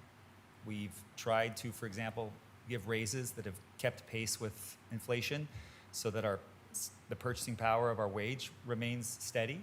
This is a very expensive city, but that also, that forces us other forms of austerity because you have to pay for that somehow, and we've made substantial cuts in central office and front offices. And we have, I just want to acknowledge that Dr. Roberson has been, in terms of the way the board has been thinking about 4x4 and sending you out into the breach it's like, I feel personally bad about that we are understaffed in relation to a undertaking of this scale. So I want to acknowledge that and my culpability and the board's culpability in thinking through the proportion between the tasks that you've been given and the time in your day, because you've got a lot of other hats. You were here A through G, you were here at Career and Technical, so clearly we need to think through the the human resources we have to accomplish any given task. So I want to acknowledge that. I also want to acknowledge that something that both of the student trustees brought up, which is that students don't understand it fully. And a lot of the discussion, I have gotten, I don't know, hundreds of emails about this. Some positive and excited, but the majority not excited. I would say there is a dramatic disproportion. Point Loma is very, very unhappy about this, and the unhappiness in the other 7 schools is fairly slight. We had a couple comments tonight from UC. We had one from a retired La Jolla graduate. So clearly, the work at Point Loma that we've done was insufficient relative to the challenge. And I also want to say, so let me just acknowledge that's like what's going on here, and I am always very concerned when you begin an undertaking and right out of the gate we as a board, as a leadership team led by the board, we have not done the groundwork. I mean, it is apparent that both from our student trustees and from the public that we have not done the groundwork relative to what is proposed tonight in terms of communicating with our stakeholders. Now that said, I will also say that honestly, to be fair, around 80% of the comments I've gotten from parents over the last almost 3 years now, parents who found my number or called a friend and they knew a friend who knew me and I got the number, or they sent an email to me at my board email, or they found my personal email somewhere, or I just met them at a cluster meeting or whatever. I mean, honest to God, 80% are parents who are struggling with their children not being able to fit things into their schedule. So I have to balance what we hear at any given occasion against the totality of what I've experienced as a board member, which is this is a critical issue. We had at SDS CPA, we had, I think it was an all counselors meeting or something. I think certainly the majority of the concerns from that all counselors meeting was about just the difficulty of getting students the classes they need to satisfy all the requirements. And then in addition to giving them the kind of enrichment they were after. And so, again, I got all the counselors saying this is a critical problem. We can't fit it in with, I mean, depending on how you think about it, it's either whatever, it's 16 blocks or it's 8 classes, or I mean, you can think about how we're doing it in various ways, but it's 6 versus 8 or 12 versus 16. And so I have all of that saying we need more classes. We just need more classes. And so let me just go over, and again, I'm gonna get somewhere, and I'm coming around to it, so let me cook for a second here. We're going into hour 7 because we started our closed session at 3 p.m. But I got a little juice left from that Diet Dr. Pepper. So, just going through it, we've got our A through G. We've got our APs. Now, the APs are satisfying some of the A through G, so there's some overlap there. We've got our CTE pathways, which mostly are not overlapping with A through G or AP, mostly. Some do. Some. There's some overlap, and which are like 2 to 3 to get to the capstone or something. Yes.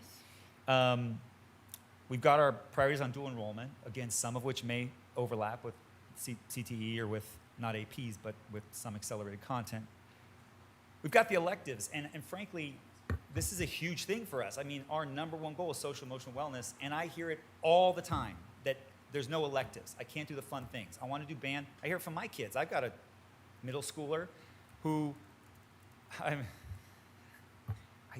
tear up more than John Boehner. I always say it's crazy.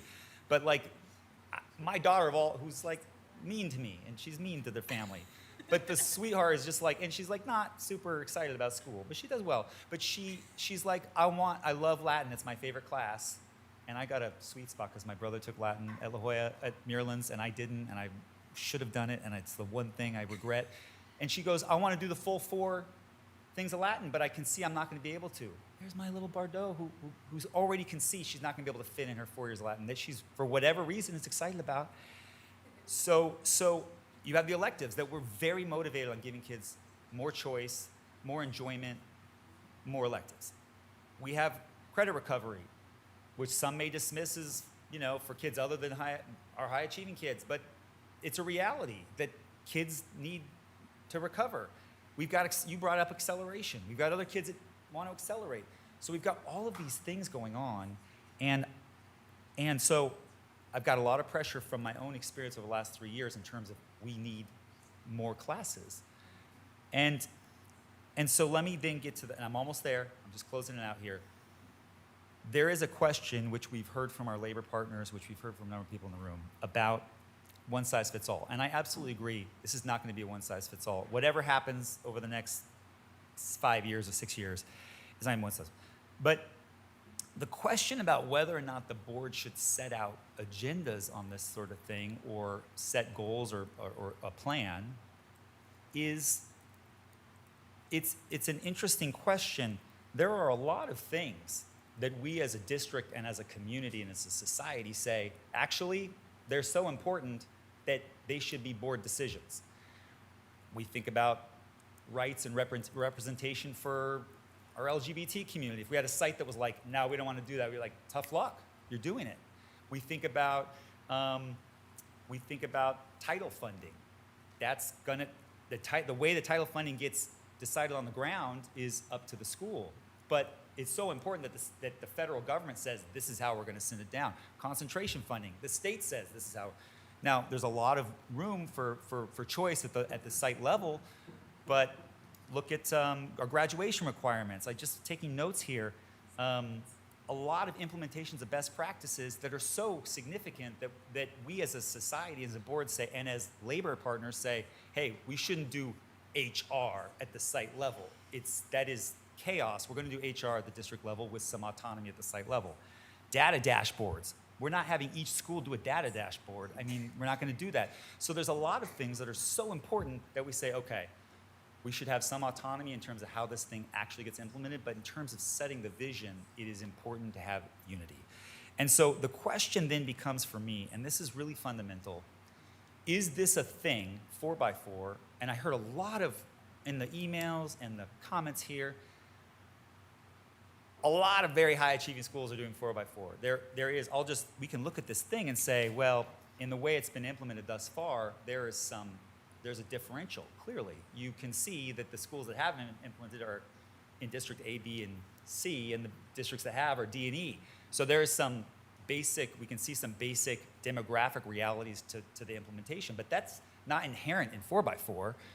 Mission Bay does a 4x4, and they love it. And San Diego Academy does it. I mean, I'm not gonna go through the full list, but a lot of very high achieving schools do 4x4. So there's a lot being treated like it's like some nightmare black and white scenario, but it's not. If we did 4x4, I have no doubt our sites, if properly implemented, would succeed at it. So the question then becomes for me, is the 4x4 so advantageous, not only in relation to like the underlying data, which can be equivocal in terms of like your underlying CAST scores or something, and there's all kinds of confounds like class and size and all the kinds of stuff that confounds it. But my concern is in relation to what our goals are as a district in terms of what we want for our students. And that is A through G, acceleration, enrichment opportunities to challenge kids, CTE pathways, because we believe it's very important to have a career and technical pathway. Dual enrollment to expose kids to college, especially kids who have never, would otherwise not think of themselves as college students. Electives, again, that's our #1 goal, social emotional wellness. So recovery, which has huge equity consequences. Acceleration, I'm in the La Jolla cluster. I hear acceleration concerns all the time. And so these are things that are very important to us.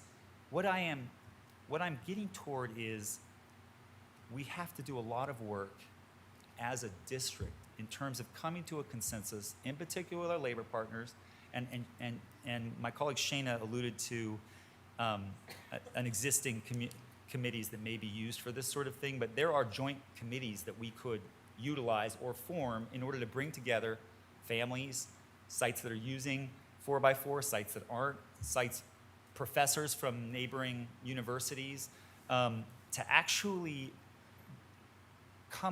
build a consensus about, is this a thing that is so advantageous, not only in relation to like whatever, CAST scores or other criteria, but in relation to what we've set out as goals for our students, for all of our students, that it is a thing that this sort of thing should be decided, not the particulars of the implementation, but that it is something we should pursue as a district, should be decided at the district level because it is so important. It could be that. So what I want to go back to what my colleague, Vice President Barrera said, and I'm rounding it out here, said in the beginning, which is we are not voting tonight for each of these sites to have 4x4. And I'm a little concerned about the language around pilots because from a certain sense, there's no need to pilot. Lots of places do 4x4, so we're either doing it or we're not doing it. So what I would say is, if we, and I never like to do dais work, it's always problematic. Only so many things can be done on the dais. But maybe a little clarification of the language about what we're voting on can bring us closer to consensus. Not dramatic changes, but from what Richard said and what some other colleagues have said. We already have 3 out of the 8, only 5 that are coming back. So let's move on those 3. And Yes, I totally agree. So what I would say is, just for clarification, and this is essentially what Richard is saying is, this is a plan that expresses the desire of this board to move forward with 4x4. However, it is not a final determination that these sites will do 4x4. It is clear from what we heard tonight, it's clear from all the emails I've gotten that we need to do a lot more work in terms of not only educating our community, but educating ourselves in bringing to bear those sites that are already using 4x4, because it's a weird question to ask. Well, we should go do pilots. Pilots, like some people said tonight. We got 13 sites doing 4x4. What more pilots do you need?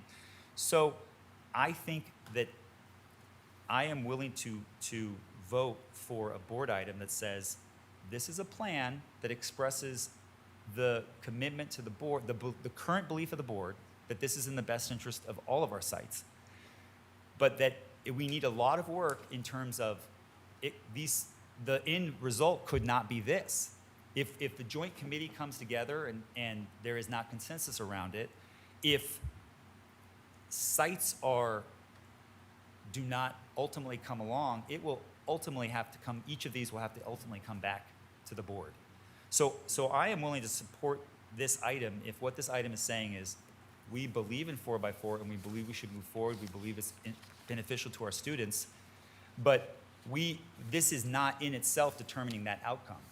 We are starting out on a process, and we are open to that process evolving in a way that is not necessarily anticipated in this plan. Shana, I see you making a face. I'm just not clear on what the motion is then. So, if I may? Yes. Year one, it says at least 2 or more. There's the or missing. We've identified 3 school communities that are ready to go that we lifted up: Madison, Canyon, Mira Mesa. They've done a lot of work over the past 3 years. Then what the plan then delineates, and they've had conversations about whether we're going to go quarter, hybrid, A/B. Those are going to be site-based decisions, and we've talked about it at each of their school sites. What then this plan presents to you is that by 2030, give us the time and the leeway then to begin to work with those school sites, to begin educating on the different types of schedules, so that then we can, if we go with Richard's suggestion of like the 2/3 vote on the type of schedule and then comes back to the board for those subsequent 5 schools, what have you, then that's built out in this plan. That's what I would say. Sorry, Jen, can you say that last part again? The end goal over several years is to work alongside the remaining 5 communities to identify, the ideal state is to identify which 4x4 system would work best. Richard's suggestion was to then take it to SGT, 2/3 vote, right, to determine which model worked best. If a determination couldn't be made, then it could come back to the board for final decision. Did I capture that correctly? I'll just say, I wish we had a better way of interacting with school site communities in the SGT. I've served on SGT and SSC. These are very small groups that are not necessarily representative. I've sat on SGT meetings that had 1 parent present, 2 teachers, and an administrator. I mean, so the level of engagement we've had, I'll use Point Loma as an example. Point Loma is vastly more than an SGT. So, and I'm also concerned that this gets channeled into an exclusively, teachers are, aside from students, teachers are the most important body besides students. In my worldview, it goes students, teachers, administrators, parents, etc. But I'd love to have something that was beyond an SGT in terms of like building a consensus on a site. That concerns me because I've been on an SGT that did not feel adequate to that representative. I do think a couple of things, and I think actually the president of SDA mentioned this, is that we're trying to think about how we bring in more, like families, students, and all of them have a voice. And I do see our deputy superintendent wanting to speak, so I'm going to go ahead and call her. But I am actually, the part that I'm wrestling with, and I think that this is a part of, I actually want to be pushed on this. When we say we're going to collect data and report out, I think that the part that's missing here is that sometimes what if we get data that says this isn't working at this school? right. And I think, and I'm gonna just say it, I think that there might be a distrust to what emerges, and I'm here to say, as someone that's collective, I know when I've led groups to a certain direction and then the data emerges, you go, oh, okay, so then where do we pivot? And that's the part that I'm seeing here in the plan. We're going to be talking to communities, engaging with more people, and then whatever emerges is we're gonna have to work within that emergence. And that's when I've seen, when I've done work with school districts or with teams as a consultant, that's where sometimes people want to drive the data to say a certain thing, and I'm here to say that that's not how I roll. So how does the data show up? What is it actually saying? And then having to come back to the board and saying something like, these schools yes and these schools no. And so that's actually the part that I'm wrestling with around, if you really are working with the community, things are going to emerge that are not going to go in a complete path this way. So that's the part that's gray here, but I want to call up Nicole.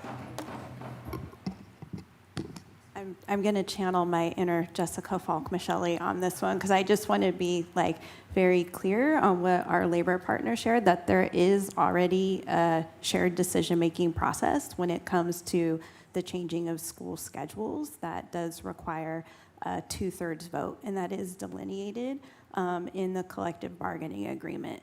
So this process that you're talking about of like getting input and involving SGT and doing a staff vote, that does already exist. I think the question is that if all of this work goes into the community to talk about a 4x4 schedule, and there is not a 2/3 vote from staff, then it could go to the board making a decision to then change the model of our high schools to be on a 4x4 or an alternate schedule. So I just did want to clarify that a lot of what you're talking about with the shared decision-making process is happening in our schools, and that's why so many of our schools are on a 4x4 or a hybrid model now. So I think the question, and just so that I think we just all need a little bit of clarity on what the ask is here, is whether or not we're going to continue to use that shared decision-making process, and if the vote does not happen to go towards a 4x4, then is that something that comes to the board for each individual school to decide and make a vote on, or are we saying that we are collectively deciding to move all of our high schools to a 4x4 model? I just think we should be clear about that distinction, because we have been talking a little bit and it's getting a little murky. So just wanted to provide that piece of clarity. Vice President Barrera. Yeah, no, I appreciate that.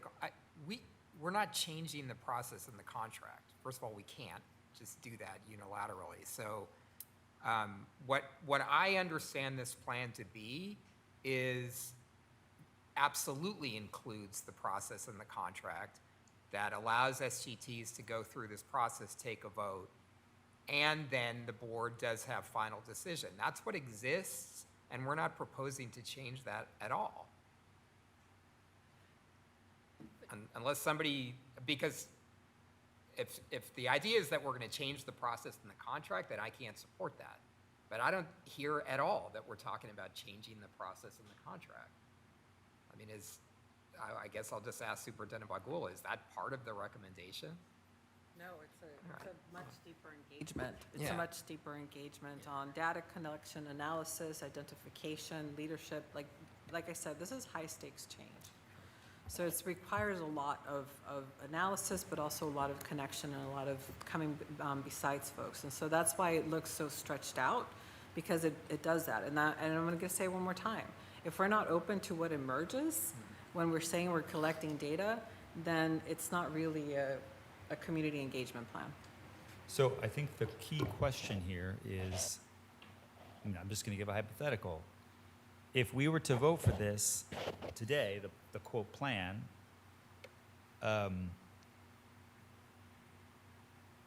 what I was proposing, and I believe what Richard is interpreting this as, these sites would still need to return to the board for approval to do 4x4. That's also how I'm interpreting it. I'm a very technical individual. Yeah. So to be very clear, we first go to SGT, then we take it to a 2/3 vote by certificated staff, SDA members. If the sites don't get, which I would like to lift up, Canyon and Mira Mesa have tried, then we return to the board for final approval. That is what I heard. So, but, okay. Okay. So I think you and Richard and I at least, and maybe the rest of the board, I guess we'll see, think of this as a plan, but we are not making the decision today to move these sites individually to 4x4. That would have to come back to the board. Trustee Hazen? I guess what I'm not clear about, hearing, that the sites that are ready to go have not been able to get that 2/3 vote, but they need to know if they're going or not going next year. So are we saying that a vote is going to come back to us very soon on those sites for next year? I mean, because that's what you were just suggesting, right? That would need to happen in short order for the planning to take place that would be required to launch this next year. I just want to make sure everybody's clear on what we're considering. The proposal that was presented is we would identify 2 to 3 school sites, which we've named in the communities. We did not name in this presentation. They're ready to go. For the subsequent 5, we would then have the lead time to work alongside them, come back and have that conversation. That is what is truly represented in this proposal. So here's, okay, hold on, we'll get there. So when we say they're ready to go, does that mean you have a principal and some majority of staff, but not 2/3? Yes, so Mira Mesa is also here, Principal Sabins is here. So if we'd like to have a conversation with him, we could do that.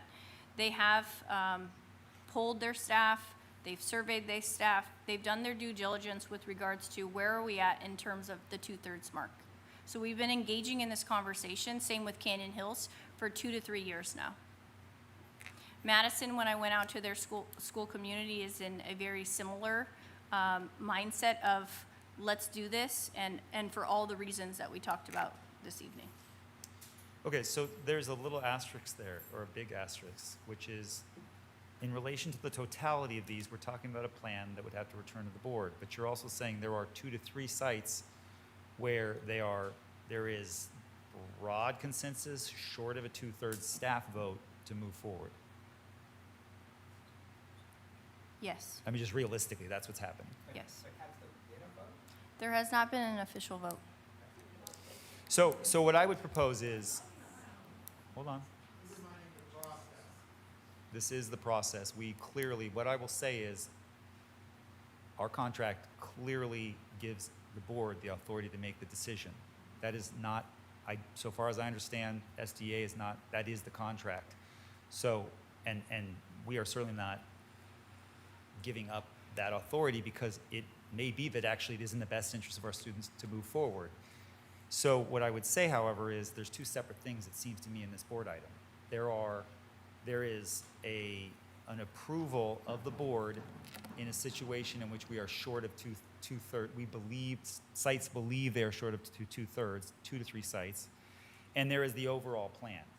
So I would say that if we're going to approve this, that we would have to return in relation to those 2 sites to see whether they would have to attempt to get a 2/3 and either succeed or fail and then bring it to us to have an overall reflection on whether or not we want to move forward even though they're short of 2/3. Can I suggest, I know Nicole's up, but I'd like to hear from Jeff to just share his Before insight. Okay. we ask any of our principals to come up and speak, I know we've been having this discussion for a while.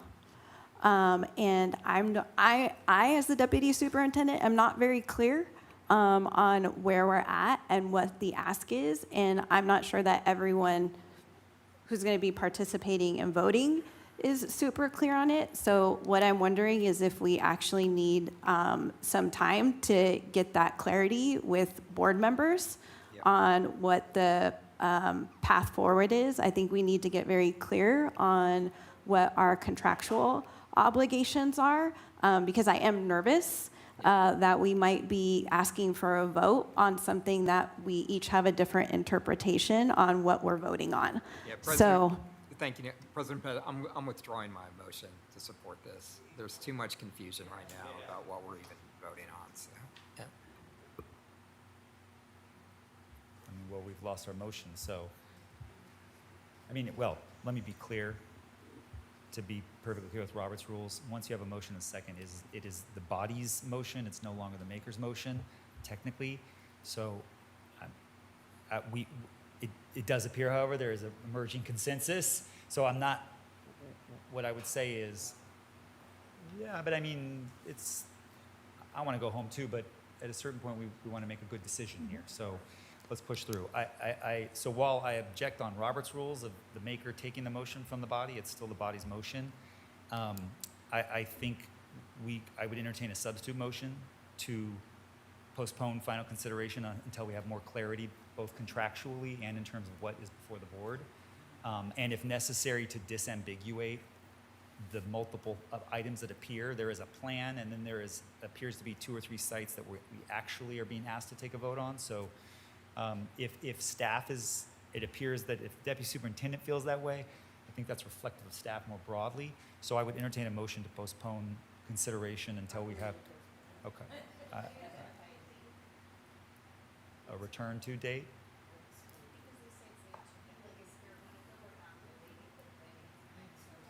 Well, we have a business meeting that's fairly light. If the board is willing, then we can make a motion to postpone until the next, which I believe is 14th. 14. We have a motion on the 14th. Would staff be able to? I will personally commit myself to bringing something back on the 14th with more clarity. Just let me say, I feel for you, Dr. DeWitt, and for you. I know this is hard, but I appreciate the willingness to take this back and get some clarity on this. Who was the So I have a motion. Who was the motion? The motion is to postpone consideration. Right. Who was motion and second? And defer to staff in terms. Sharon made the motion Okay. to postpone, and I think Richard seconded, and Vice President Barrera seconds it to October 14th. Okay. I have a motion and a second. I'm hoping there's no further discussion, but maybe there is. Do my colleagues have any? Seeing none, we will move to a vote. Student trustees, please vote on the motion to postpone to October 14th. All other trustees, please vote. Oh, sorry, dude. This is why I look down, because I start to shift here. Try and then again. Sorry, I pressed the, only we can see the red light I just pressed. Let's take the vote again. Student trustees, please vote. I apologize. All other trustees, please vote. That motion passes unanimously with student trustees concurring. All right. Back to the script here. First of all, I want to thank everyone who's spoken tonight. Even though we've postponed, your commentary clearly had a significant effect on the discussion, so I want to thank you. And President Patterson, just a reminder, in your bylaws, you do have a 5-hour limit on board meetings, but I think We have what? forward. You have a 5-hour limit on board meetings. Oh. So, Oh. so you're about there, so. Want me to skim in the line here? Moving forward. Okay. Yes, we will move. We will now consider items F1, F2, and F3 related to student discipline and bargaining agreements. Is there a motion on these items? Trustee Ordaz, second from Trustee Whitehurst-Payne. We have a motion and a second. Ms. Stoltz, are there any comments on this item? Are there any comments from my colleagues on this item? Seeing no discussion, we will move to a vote. Student trustees, please. This is just our elected trustees. Trustees, please vote. That motion passes unanimously. All right. I believe that's good. We're good. We will now move to the board consent agenda. No, yes, we will. But we will first do G1, board meeting minutes. Is there a motion on this item? I have a motion from Vice President Barrera and a second from Trustee Hazen. Ms. Stoltz, any items on the minutes? Thank you. Do any of my colleagues have any comments on these? Oh, it's a consent agenda, so. Okay, student trustees, please vote. All remaining board members, please vote.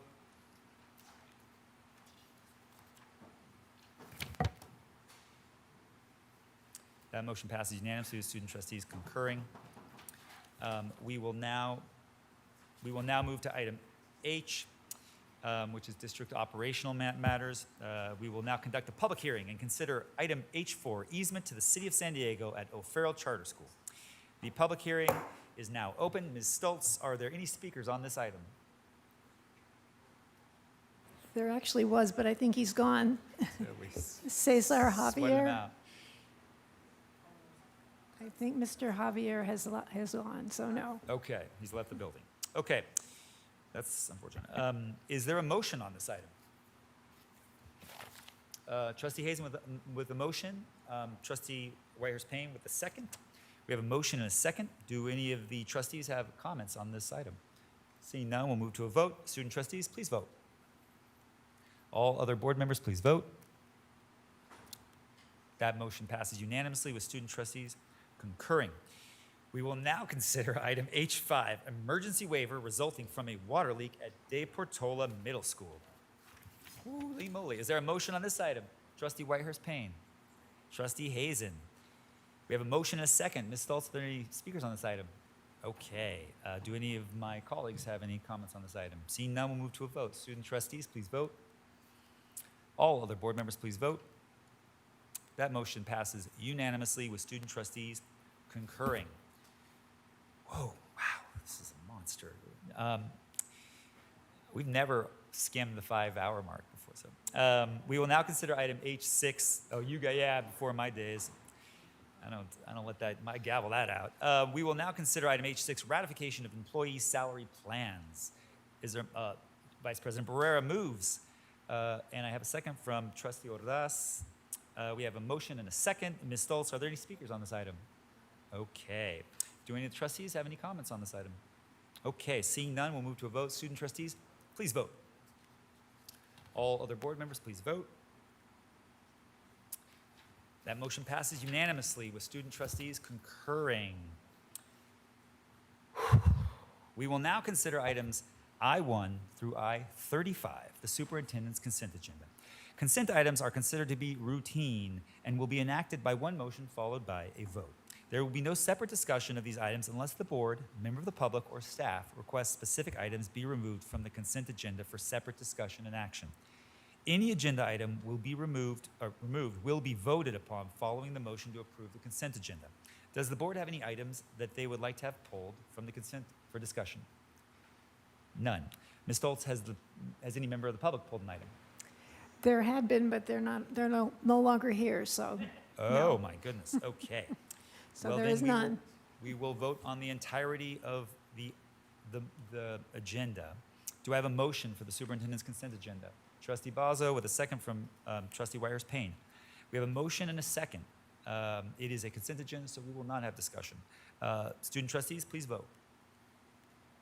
All other board members, please vote. That motion passes unanimously with student trustees concurring. Okay. Yep. There we go. I think we're here. We will now receive public testimony on non-agenda items. Ms. Stoltz, have we received any requests for non-agenda comment? Yes, we have, and we will see who is still here. I'll call the names of everyone who signed up. May, M-A-E, May. Mary Grace Flores. Vihan Bardwaz from the Swear Committee. No. Katrina Conless. Okay.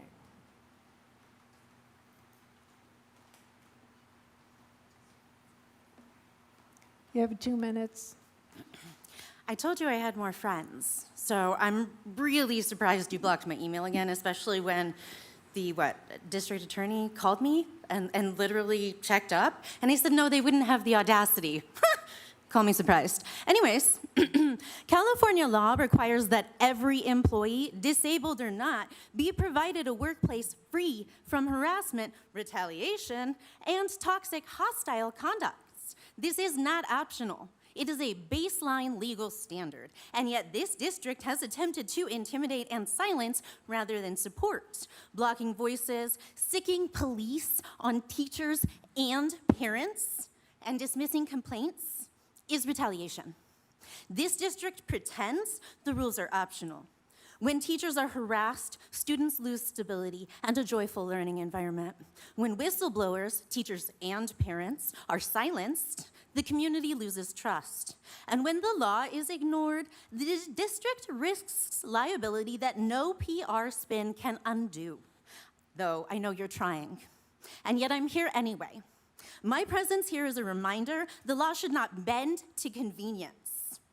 Workers have rights, for now at least, and this board has obligations. The district's intimidation doesn't erase my rights, and its hostility doesn't erase the fact that students and staff deserve better.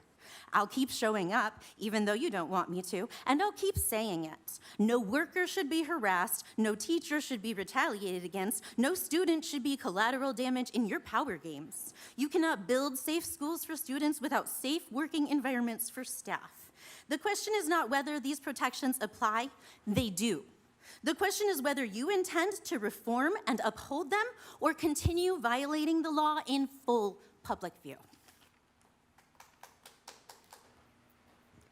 Kat Anderson? That was me too. I thought so. Daniel Aberasturi?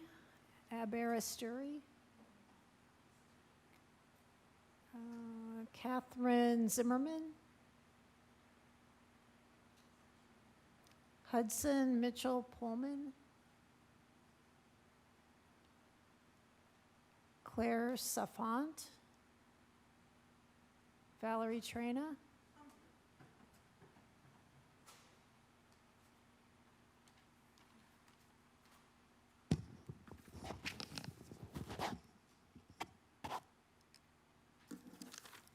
Good evening. I'm Valerie Traina of District E, representing Defense of Democracy. I also want to add that I am the great-granddaughter of immigrants from Italy.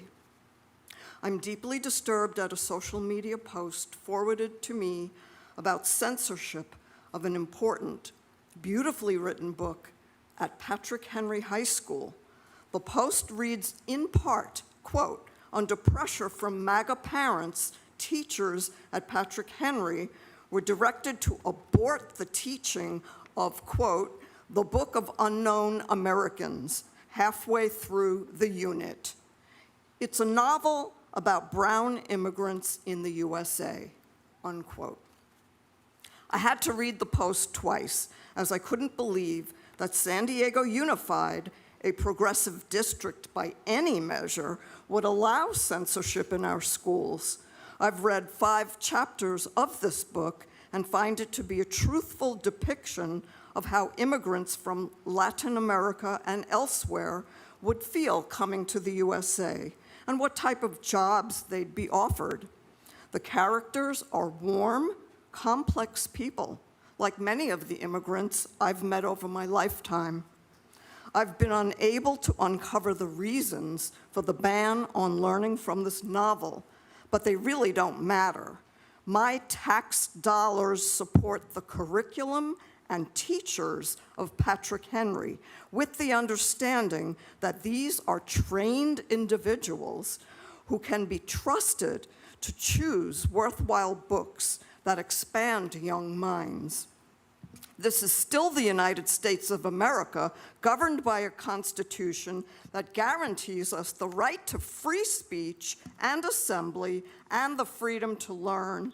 I'm calling on Superintendent Fabi Bagula, Cody Pedersen, Richard Barrera, all of you, to just reinstate that book. I want you to do a very deep investigation into why this happened and reverse it, because we are the majority. these people who are ignoramuses or bigots, they're the minority Thank who you. just happen to get into power. Thank you. Carly Wastrel. Genevieve Z. You have 2 minutes.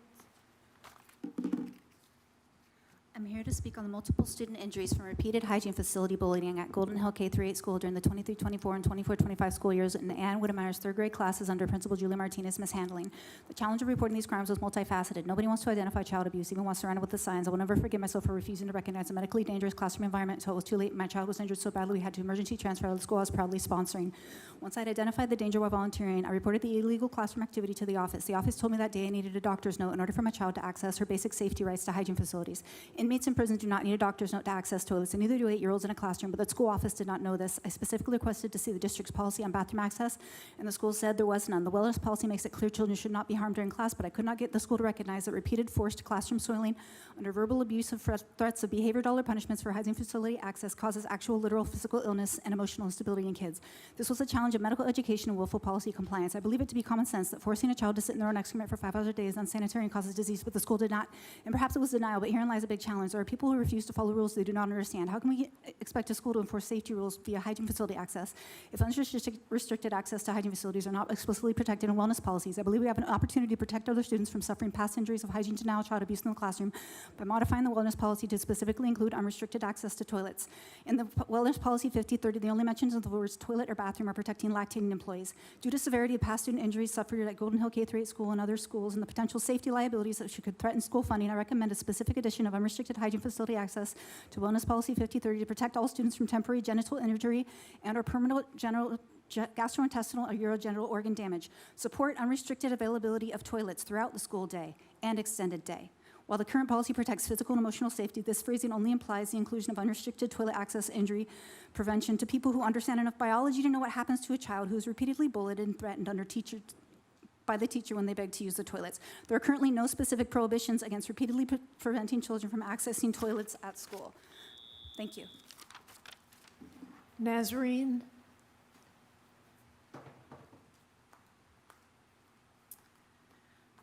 Hello. Again, thanks for allowing me to make this comment. I just wanted to reiterate my support for what's happening in Palestine, and I want to emphasize that we are experiencing austerity right now because we are having budget cuts at the state level. The governor is not funding ethnic studies. The governor has tabled AB 101 to make ethnic studies a requirement, but to not provide funding for it. And so they're just basically submitting to the pressure of the Trump administration. And I don't think we should submit ourselves to the pressure of the Trump administration to implement budget cuts. And there's also budget cuts at the federal level coming this way. And I've been advocating against AB 715 at the state legislature because it's a suppressive curriculum to discount Palestinian voices in the curriculum, and it's also against what the California Teachers Association has recommended. So I think we should stick to what teachers know best, and what people know best is that students want to learn about themselves, and we shouldn't be suppressing them. So thank you. That concludes public comment. All right, looks like we're bringing this thing in under the 5-hour mark. Thank you to everybody who lasted this long. Thank you for coming today and providing testimony.